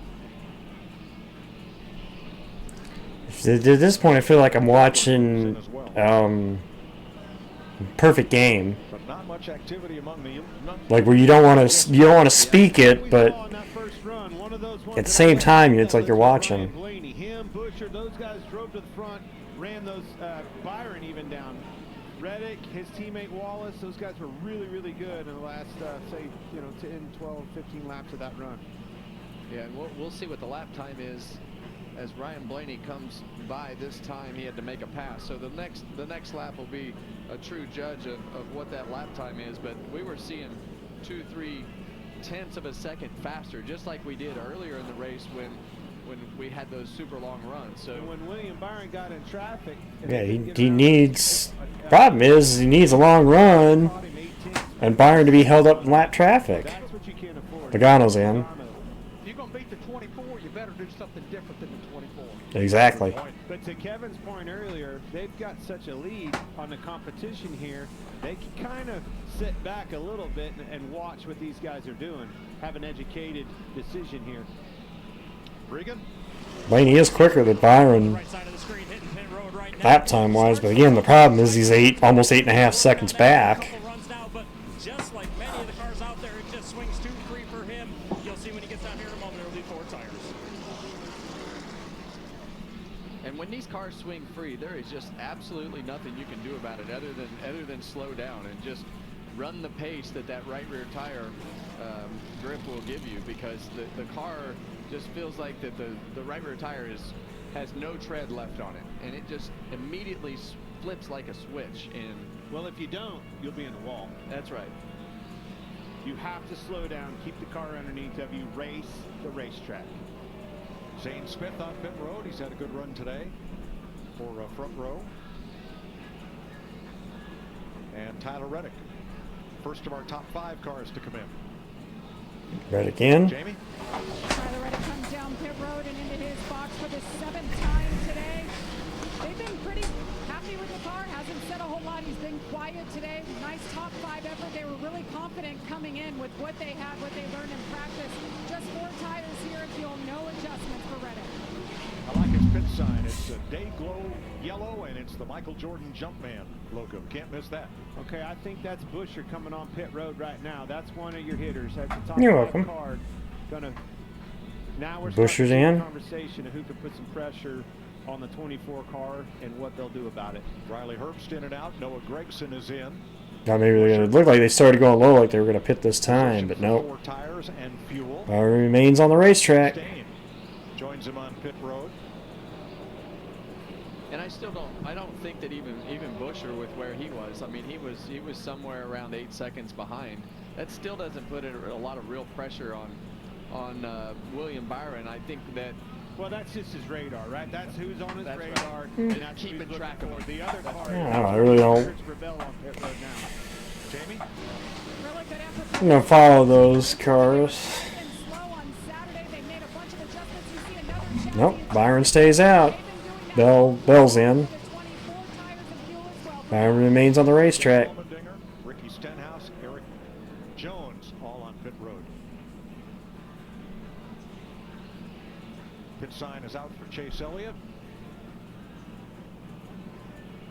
All scheduled green flag pit stops. The first 15 cars have yet to pit. Top 15 is what we're waiting on. 50 laps to go.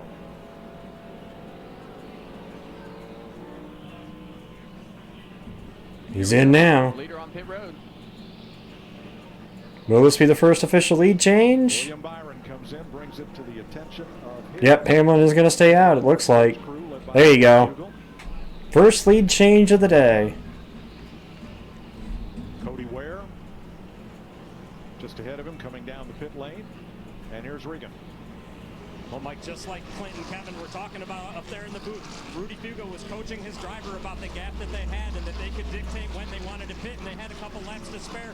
But his car did, just like it did the previous run, got to a certain point and it was extremely loose, and he came on the radio and was very vocal about how loose it was getting each of those laps. Cedric, Gilliland, Ty Dillon are in. Keselowski's in the pit lane. And he's got Blaney catching him. Denny Hamlin is the new leader from Ryan Blaney. Ty Gibbs, Kyle Busch. Oh, I wondered what the stopwatch thing was. Now I realize what that is. It's the fastest lap. And you see right there, Christopher Bell has gone by William Byron. So they waited just a little bit too long and actually have lost this. They lost the lead to Bell. For the lead right Or there, de facto lead. Bell. So now we're going to see what William Byron has. He's going to, at some point, have to go by Christopher Bell to get this lead back. So Bell stopped at 242, Byron at 244. So 2 laps more with those fresh tires gave Christopher Bell that advantage. Okay, here comes. Well, now is going to be the question. So the 2 leaders, Hamlin and Blaney, peel off.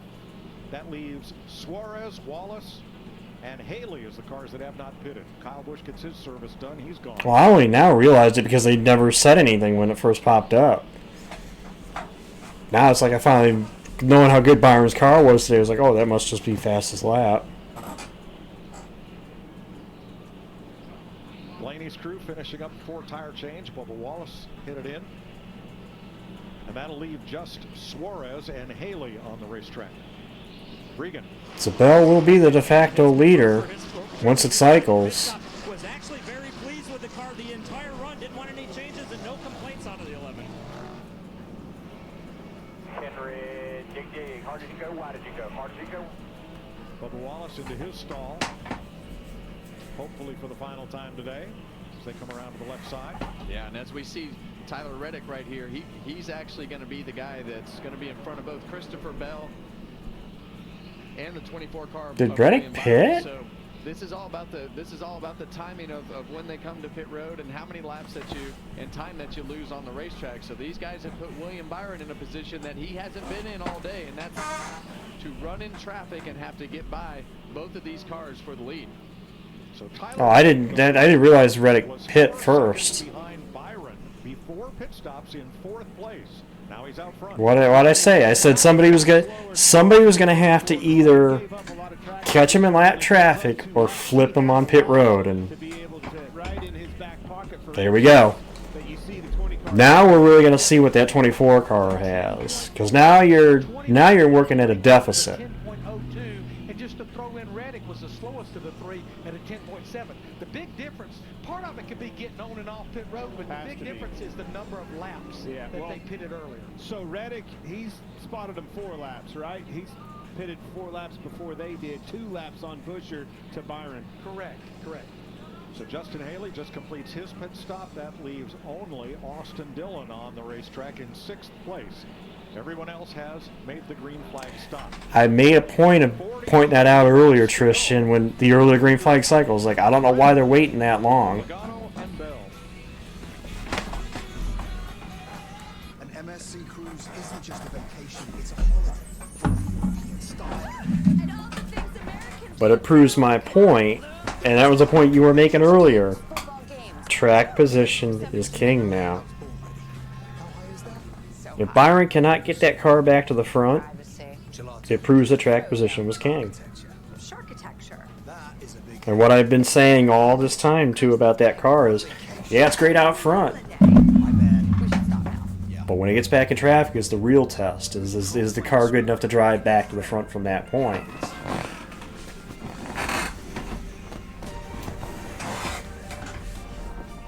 Well, I know. So I'll check it when obviously it pays off, but we'll see.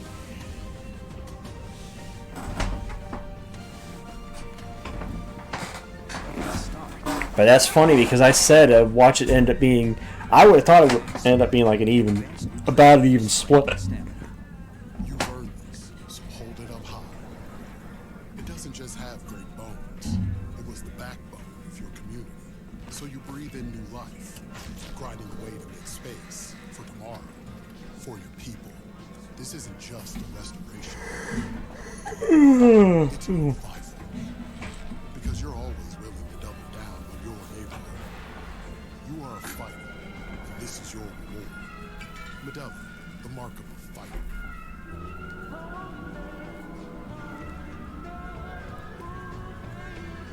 From racetrack to road, Mobil 1 Motor Oils make whatever you drive more beautifully.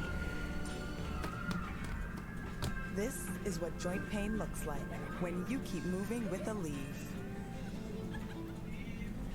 Also, I am reminded of the stat that I said way earlier in the race. And what was the stat that I brought up earlier that they brought up too? Last 5 races. Well, they said last 5, but I think it was last 9. Car that led the most laps did not win this race at Darlington. Coming up next, UFL football. We've got the home opener for the St. Louis Battle. Now, yellow would definitely change things because I think you'd see everybody come to pit road. The tires are too. I don't think you could stay out as long as old the tires as you have. I don't think the track position would negate that difference. Tyler Reddick now leads Christopher Bell by 6 seconds, and William Byron is third. Byron stopped 4 laps later than Reddick. He had a substantial lead, but when the pit cycle was complete, Byron finds himself in 3rd place right now after leading. See, it's one thing if he was behind just the one car. If he was just behind Reddick, you'd say, oh, he could run him down. But he's got 2 in front of him now. He's got Reddick and Bell. You've got to do something different than that 24, and they were able to have the 24 stay Toyota team. Granted, 2 different effectively teams, but the Toyotas, they tried something different. William Byron, and we've seen him struggle in the lap traffic as he's gone through the day, as he's caught the back of the pack. Has to race in traffic now, and that's not something that he's done all day, so he has really no idea of how his car handles or what needs to happen. But I think, as Clint said, the later part of this run is really where we're going to see. Yeah, we'll see, though. The problem is Byron's not been in this position today. He's not been where he's had to be behind another car, other than lap traffic. And even then, we saw it wasn't really all that great. So he's able to save his stuff, stay out there, and the other thing he has is a massive lead.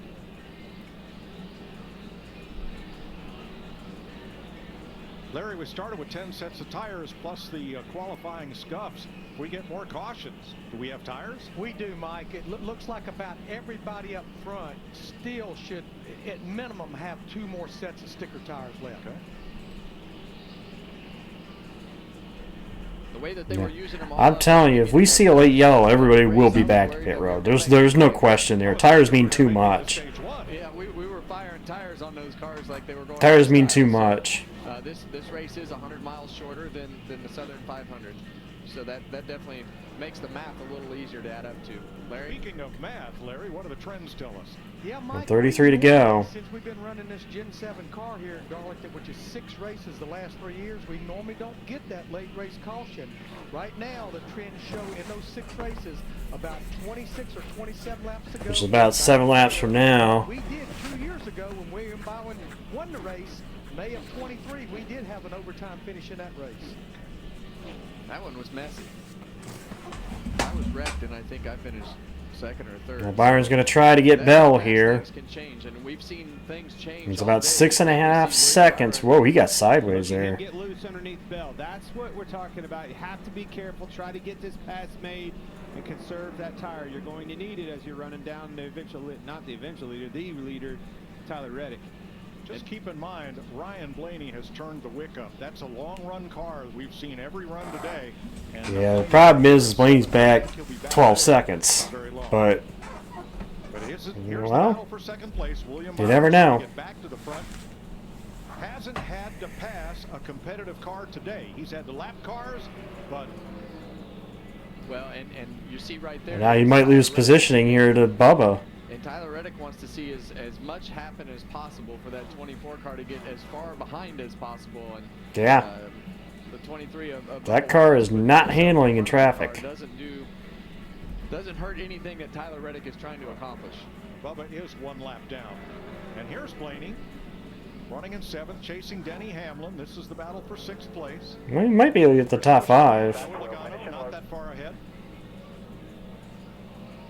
Clear, all clear, all clear. I'm still amazed, like you, Clint, that 12 car is still running as good as it did after it bounced off the wall several times in turn 2 with the right rear and the right front, not really seeming to have much effect on the way that car has performed today.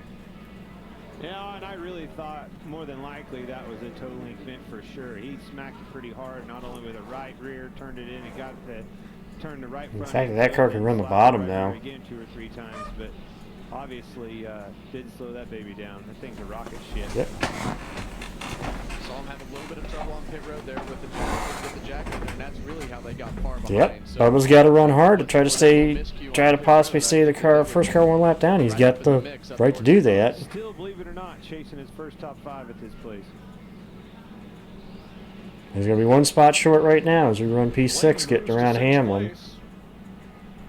Tyler Reddick, who's led more laps at Darlington than any other track, has the lead with 28 to go as we go Fox side by side.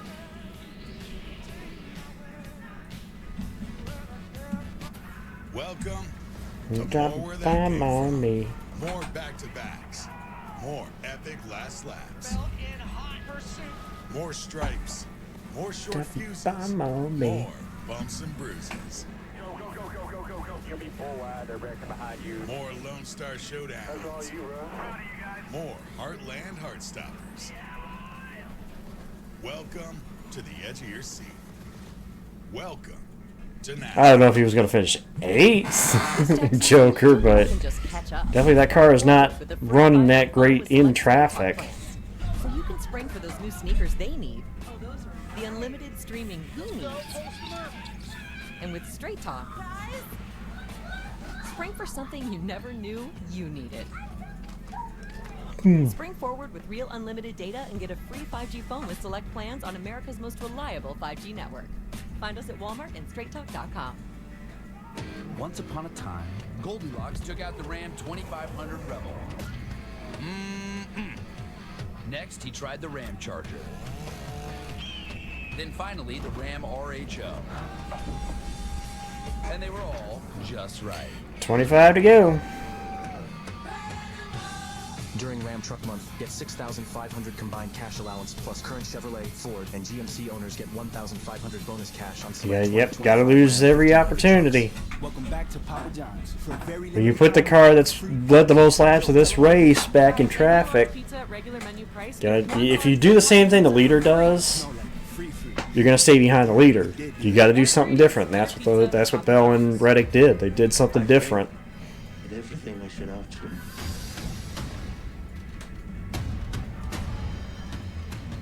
Again, Blaney's car just coming on late. Saw him in the flesh. They think I'm Gonna try to get Busher here for that position. never pay for what I've done. Redemption is open to us all.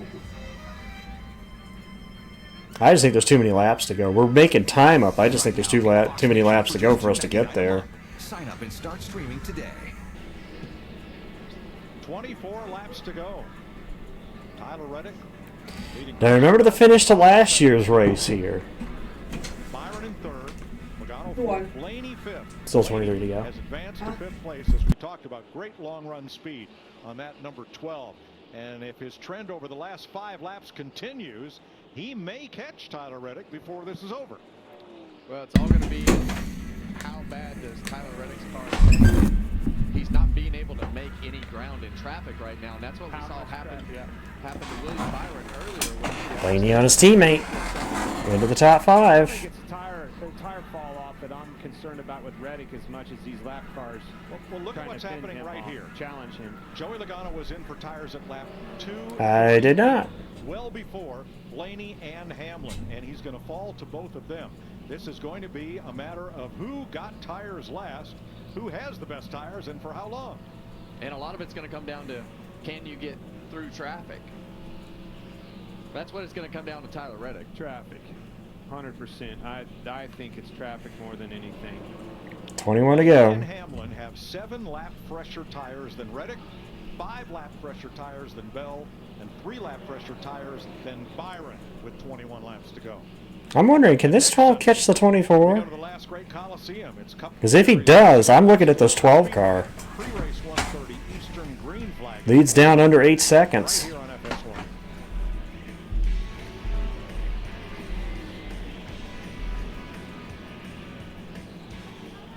Bristol, then the Easter break, then Talladega on Fox, and then Texas. And Tyler Reddick right there, you see him behind Brad Keselowski, who's... I'm telling you, I honestly think the 12 is the quickest car right now. He's definitely among those top guys. But again, 20 to go. It's going to be hard to make up that time in 20 laps.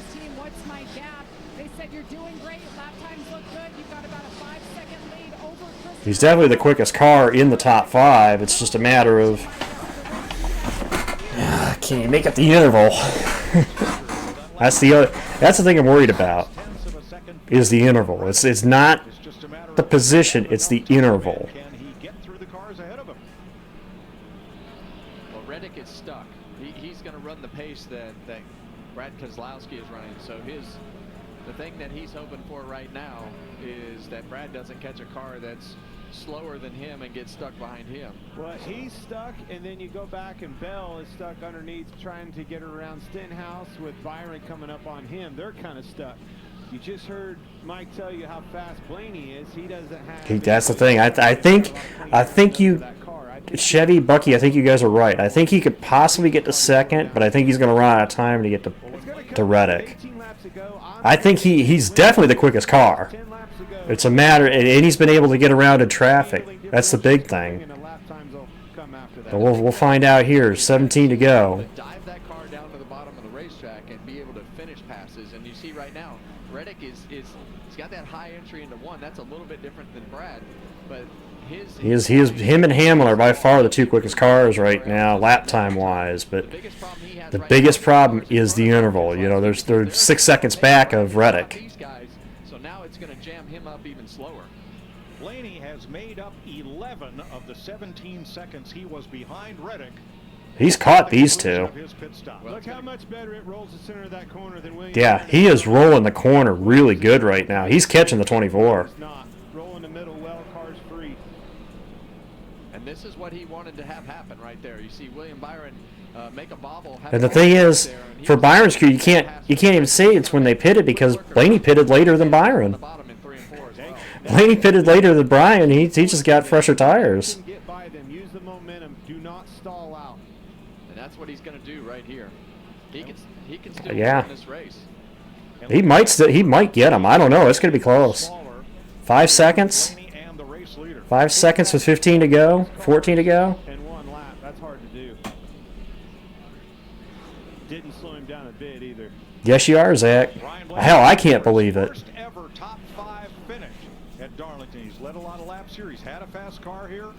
Maybe today is the day. And let me tell you one more. That was the fastest car on the long runs that we've seen today. Those last 10, 15 laps of runs. He's got fresher tires and he's got a faster long run car. So let's see what the interval is. It's about 4 seconds. Another second. That'll be the next car, the next lap car that he comes and approaches. So Brad did him a favor right there and got out of the This way. is absolutely an opportunity here. 3/4 of a second slower than Blaney. I'd say there was some communication going on. Get some help with this 6. Fresher tires, and we had a good long run car, but we finally got the track position. We didn't have the track position was what was killing us. 4 seconds now. I mean, pretty much Byron had that the entire day. He had the track position. And then that green flag cycle happened. That green flag cycle happened, changed everything. That's been the benefit that he has had all day, is being able to get through traffic. And again, Blaney and Hamlin pitted later than Byron. It's funny because you got two different strategies at the front, because Reddick pitted earlier than Byron, Blaney pitted later than Byron. So, and again, I'm not watching so much the cars, I'm watching that interval. It's down to about 3 seconds.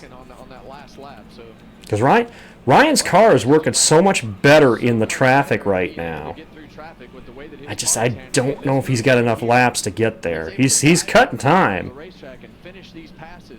Cutting serious time down. He just can't. I don't know if he's going to run out of time. 11 laps to go. Ryan Blaney with a paint scheme honoring his dad's one Busch Grand National Series win.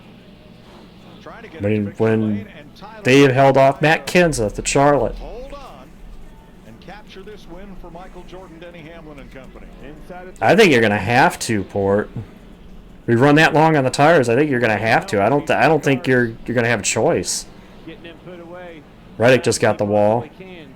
Yeah, and right now Tyler Reddick is just. That's what you don't want to see, is two cars in front of you side by side. They're going to get clear though. There will be single file. Tyler Reddick, his main goal right now is not to make the half-a-second mistake. That's a big costly. That Priest didn't get out of his way. Cost him a lot of time right there, Blaney. Priest tried to. I'm not sure that'll be a logjam. I think it's going to be Blaney trying to get by Reddick's teammate there, Bubba Wallace. Great point there too. That one won't be easy to No. Be about 2.5 seconds from the looks of it. Maybe at the line with 9 to go. He's let that Mustang run now. We're coming off turn 4 and going to the whip, baby. Look at him driving that thing loose into the corner. Now remember, his dad had a front row seat to one of the best finishes at this track. Finished third in that 77 Jasper Engines car. Yeah, Reddick's been bopping the wall. He hit it. He hit it a lap before too. He's there. He can see him now. Yeah, he's caught. Tyler Reddick has caught that 88 car to a point where it's affecting him. He can see him now. He's not able to close that gap like he needs to. Bubba Wallace did not impede Ryan Blaney, but now it's on. There they are, first and second. It's going to be under 2 seconds with 7 to go. Yeah, get that fishing rod out. All right, Bowling, get the fishing rod out. Put that lure up there. And again, remember this race last year. The Great Lake Race battle between Reddick, Buescher, and Keselowski.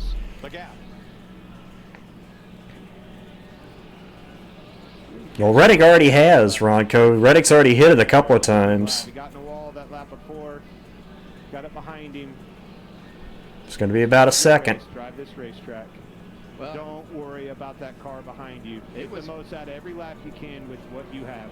6 to go. He still lost a half a second, and this one he's going to lose. Oh man. It's under a second. That 12 car is there. He's going to go right by when he gets there, I have a feeling. You're going to have to set him up, though. It's a timing thing. Make sure you catch him where you need to, where you can pass. He's not going to. Yeah, he's going to get him right here in 3 and 4. Run the lane that he's been running down here in 3 and 4. That bottom line that he was running where he made all the. Ooh, he got a little loose though. It slipped a little bit when he tried to get in there. He was almost to the apron. How low can you go? Reddick, I think Reddick might have got it again. 5 to go. Slowed him down.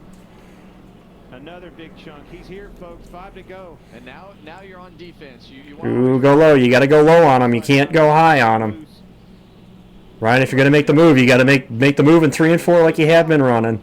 That's that timing thing. Run this bottom in 3 and 4 where you've been running. Yep. Run right there. Get out of his wake. Great corner by Reddick. 4 to go. Can't complete that corner off of 4, Kev. No, and it's like you said earlier. He's got him. Got to get him right here out of 2. You can see that 45. Ooh, little contact. Made the pass. There it is. Oh yeah, and that car is not going to turn. Oh, and there goes Larson again. Same spot. That's not what Blaney wanted to see. 4 to go, though. That's... Ooh. All over again. 4s have not been good for him. Oh, my God. Rick's gotten a wall right in front of him. Unbelievable. You can't make that up. Same spot, same corner, same car. Same way. And now it comes down to just an absolute shootout on these restarts. And now it comes down. Here's Tyler Reddick. I think I killed it. Sorry, guys. What are you sorry about, man? We got a lot to fight for here. Green white checker coming up. Oh, I knocked the right front of it off. I smoked the wall in. Sure, too. See, he's going to slide up and hit the wall. And it's going to be right in that. And you know what? I bet you I bet you that's what happened. When Reddick got the wall, Larson checked up, and we checked up, Bubba got the back of him. I need tires to win this race. You could even call this, make this call. Yeah. 4 tires. That's what I was going to say, Clint. This is what it's going to come down to now. This is the pressure. This is why these guys make the big bucks in these pit crews. You can't stay out. We run too far on these tires to stay out. As much as I would love to stay out, you can't. You're going to get eaten up. To win the battle off pit road. That's the advantage right there. You're just absolutely going to get eaten up. Behind Blaney, Reddick, and Hamlin, and suddenly it's a whole new race, and it's going to be green-white checker. Now, there has been absolutely no flow to this race. No. We've had long runs, we've had short runs, we've had tires thrown at the cars. Now we're going to have a one-time finish to decide this race that has been absolutely dominated by Byron. Ryan Blaney by far had the best car on the long run right here at the end. Could you imagine being Ryan Blaney, just put on the absolute drive of your life to take the lead in 2 seconds? What? You can't. The tire, you run too far on these tires, Tristan, you get eaten up. Is going to have to step it up. Statistically, You get eaten up. they rank 35th. If you stay out or take 2 tires, you need more than 1 car to stay with you. If you're the only car that does it, you're getting eaten up. They're getting swallowed up. That's not very ideal. There's just no way that's going to work. Those spots came on the one stop where they couldn't get the jack under the car, but still that We run too long on these tires for that to work. So this is what it's going to come down to. The pit road and a restart. 24 car needs to narrow this up as much as possible to catch those guys. They have a couple cars in between him. He is in the catbird seat with that #1 stall. We still have 20 cars on the lead lap, and Bubba Wallace will get the free pass. Let's see how many of those 20 come to pit road right now. Jamie? Ryan Blaney, Looks like at least the top 10 are in. 10 in 5 consecutive races. He has a shot to win this one today. They just told him. Just need a solid stop here, guys. You have to. You can't take 2. Good on the left. Good on the right. We good on the left. Yeah, good, good, good. Maybe a small hiccup going around the 88. Denny Hamlin in the 11 car on the radio as soon as the caution came. Ooh, Reddick might win that race off. What do you need for a short run? And that is exactly what he wanted. That and another quick pit stop. All 12 got beat. All 20 lead laps. Ooh, watch the 11. That was Denny Hamlin shooting out first. How about that? That's it. Hamlin. Pit crew. Hamlin and Reddick. Just covered that 100 laps ago. Hamlin, Reddick, Byron, Blaney, and Bell. The top 5. Here's the race off pit road. Not even close. Nope. Wow. Larry, this changes everything. Yes, it does. That 11 pit crew. Well, Reddick was good. Reddick beat Byron off anyway, so. 6 on that pit stop. Wow. Even if there is a speeding penalty at Hamlin, which I don't know, that was close. Even I'm going to admit that was kind of borderline there. But we'll see. Not going to happen in 2 laps. Heartbreak for this Ryan Blaney. If I'm him, I cannot believe what just transpired. Yeah, I know. Oh, it's not over yet. Trust me, Mike. Trust me, Clint. I feel the same way. I know it ain't over yet. We still got 2 laps, and it just takes one we know what happens. What we've seen here. To wreck a whole bunch of cars. Talk about throwback. If Chris Economaki was here, he would call turn 2 Calamity Corner today. And I would agree. I mean, it's a narrow corner. It's like a funnel. It shoves you down in there, and the next thing you know, you pop out of the hole and up against the fence. And if you're too wide, it is so difficult to run through there too wide. Well, in case you missed it, I'll show you what's happened here today. The first caution flag was at lap number 4 for Kyle Larson getting out of shape. Wouldn't it be ironic if the first and last caution of this race were the exact same thing? Exact same car, exact same corner. That would be something. Had to come back in, did not lose the wheel. So no problem there. Josh Berry, after a contact, spinning in. I don't want to. I need to go grab my food, but I don't want to do that yet. I got to see the end of this thing first. The first 2 stages and led the first 243 laps. And then Ryan Blaney takes the lead from Tyler Reddick, and there goes Larson again into the inside wall in just the same place. And we're going to overtime. Here's the race off pit road, won by Denny Hamlin, then Tyler Reddick, then William Byron, then Ryan Blaney with Christopher Bell. They are the players as we go to overtime. Well, yep, 2 laps. Right here on the restart, and who can get themselves. Where do you choose? What lane do you choose? This should be the one to go right here. Yep. What lane do you choose? Reddick goes low. Blaney gonna go low. But how do you challenge them? You're going to need help with Ryan Blaney getting to the back bumper. Bell, Elliott, Busher. I'm a kind of Bush still somehow is top 10. After pretty much be nowhere today. He's sitting there top 10. Well, we saw Christopher Bell fire off really well on the last restart and was able to put himself in a great position. So I don't think the 24 or the 12 are done yet. For those of you looking for the San Antonio Brahmas against the St. Louis Battlehawks, that game is starting right now on FS2. William Byron ranks first. 2 laps to settle it. If we see that white flag, next flag ends the race. If not, we'll re-rack them and do it again. You all know that. Those that have been here. If not, that's the rules. The next flag will effectively end the race. 400 miles of racing, and it all comes down to these last 2 laps. Everybody here is on their feet. This should be fun. Standing on the chair, so he gets a good view over his dad's shoulder. I'm nervous. All right, 2 to go. And I don't know who I'm nervous. What happens at Darlington? I'm nervous for all of them. Hamlin outside of Reddick. Byron outside of Blaney. Here we go. Green, white checker to settle the Goodyear 400. And we're green. Oh, you see a great restart by Denny Hamlin in that outside lane. Good push. Reddick's going to be side by side with Byron here into 1 and 2. Byron can get Ooh, nope, they're still side by side. I think Hamlin might, if we stay green, I think Hamlin's got it. Bell moves up to 4th. Blaney back. Bell going to try to make it 3 and 4. Turn 3. Bell had a look, couldn't do it. Ooh, back there, almost 3 wide again. He's going to come for second place. White flag, last lap at Darlington.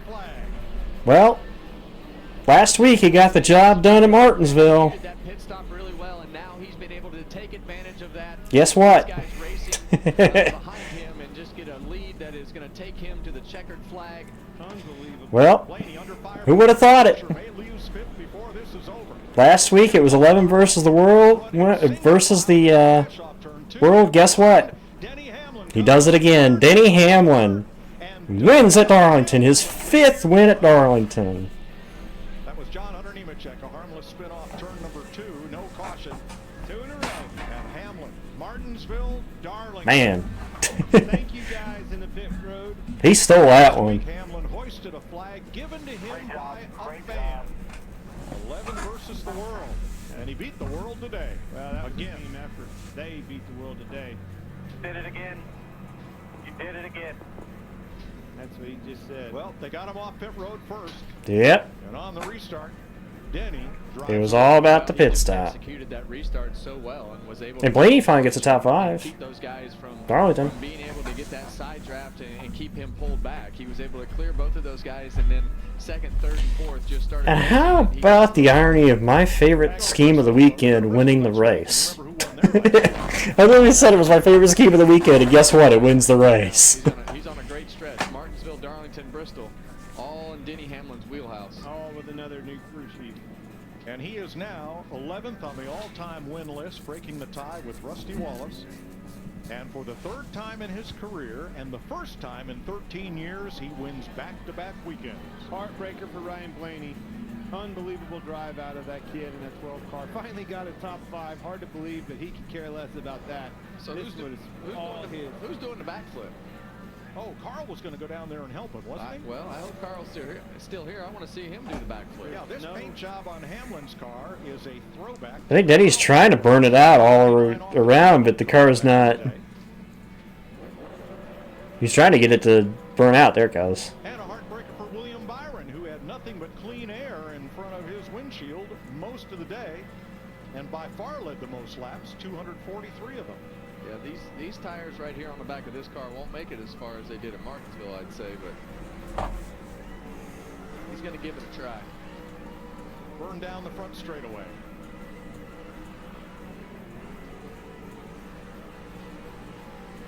Blaney did edge Chris Buescher for 6th at the line. That sucks, so. Played it right there until the caution came out, but. Here is the final restart. Yeah, and you see Denny Hamlin roll into the restart zone right here. He just gets a great launch. Yep.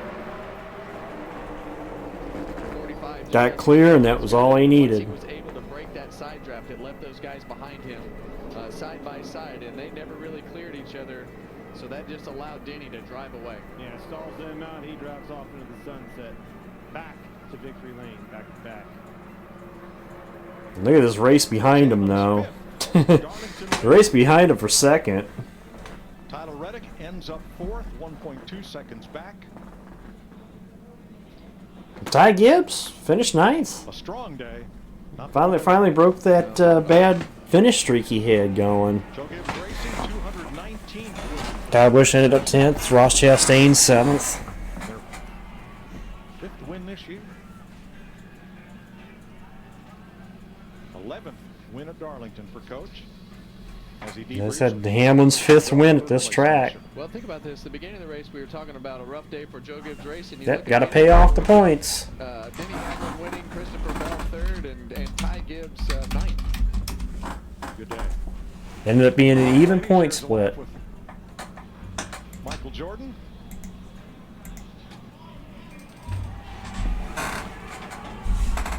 What a finish. What a last 10 laps.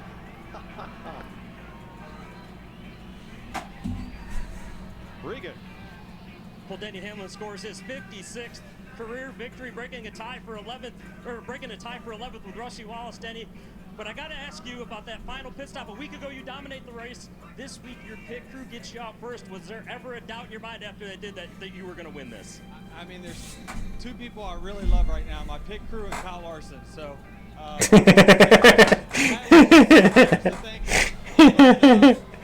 Oh, I love it, Daddy. I love it. They won it last week. I love it. It's all about them. Thanks, Sport Clips. They have such a big deal here in Darlington, South Carolina. Shout out to Gordon and the whole team. We'll see you on Victory Lane.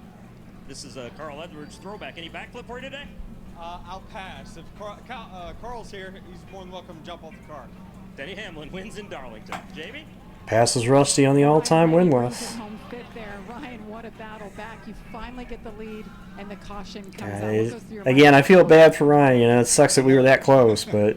Yeah, I thought we had the race won, and yeah, so I don't really know. I have to watch the replay of how that yellow came out and watch it back. But we did a good job of great strategy call of kind of running long and giving us time to get down, run down. You know, the 45. A lot of those guys that short pitted. So it was a great call and great car. I mean, great Dutch boy Menards Ford Mustang, just really fast and never really got to control the race. Like.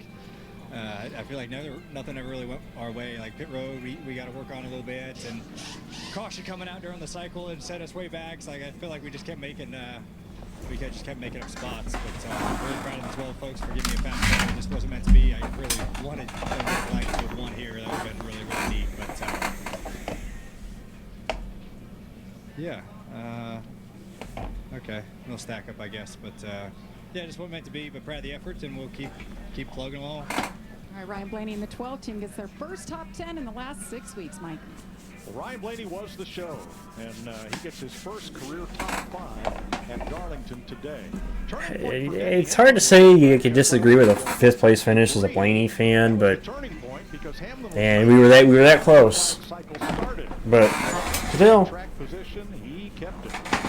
we've seen the stats continue at Darlington. The dominant car leads the most laps, does not win this race. Was able to put himself in position, but that's the streak ended as far as different winners here, but this racetrack to put yourself in position to just keep the car rolling and doing the things that you need to do to win at the end. Don't forget there was a guy out there that led most of the race we didn't even get to talk to. He was so far ahead. Jamie, who is that guy? William Byron led 243 laps. We started wondering if maybe you would have a perfect race, but of course the pit cycles, green flag stops. What do you take away from a day like this? You don't end up in victory lane, but gosh, what a dominant car.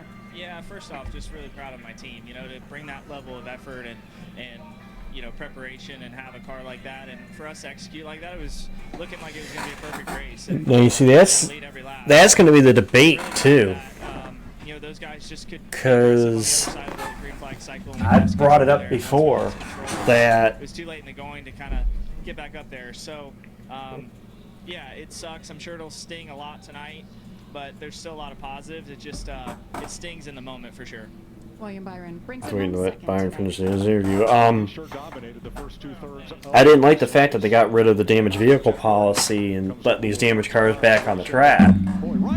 That's going to be the debate now, because Larson was 100 and something laps down, and he really didn't gain anything out of running where he was. Maybe one position, if that. But 7 steps forward, 10 back. Yeah. 7 steps forward, 10 back, and did it like 4 different times throughout the race. And he said it after the race. They got to fix pit road, and you know they stubbed their toe with. With the Denny Hamlin's got the most career wins, Drew. There at the end. Denny Hamlin has the most career Cup victories of a driver that does not have a Cup Series championship. When you have pit road going right, it wins you races, and that's what happened again today. You have to be in position. That's right. This guy probably wasn't the fastest car. Didn't even see him to that pit road. Well, true. I'm just saying Reddick would have been able to hit the wall, and Bubba would have been able to check up without having a car in front of him, is what I'm saying. If his car wasn't there, then there would have been no contact. Denny Hamlin, but in Darlington in the Goodyear 400 now next weekend for Bristol. I'm saying the DVP would have kept that car from being there. Saturday on Prime. Sunday right here on FS1. It's meaning the checkup wouldn't have, missing the checkup wouldn't have happened, is what I'm saying. Cup Series race 3 p.m. Eastern Sunday. That's also right here on FS1. Denny Hamlin, the winner for Joe Gibbs and Toyota. William Byron led the most laps, finished second for Rick Hendrick and Chevrolet. So long from Darlington County. Well, I'm gonna go eat. I may end up in my Discord again, so I'm gonna pop out of here, guys. It was fun. I mean, Darlington again. Darlington is Darlington. No, they took 4 tires, Booby. You had to take 4 tires. You were not going to finish that race on 2. They had to take 4 tires. They just had an incredible launch off pit road, and I'm with everybody else. I am shocked they actually didn't get pegged for speeding. I'm actually honestly shocked that they didn't, but evidently that wasn't the case. So that's it, guys. I guess we'll see you in Bristol. That's the next one, Bristol. A half mile, Thunder Valley. Which, ironically enough, was won by Denny Hamlin last year. We already seen one Gibbs car go 3 straight. Hamlin go 3 straight. So yeah.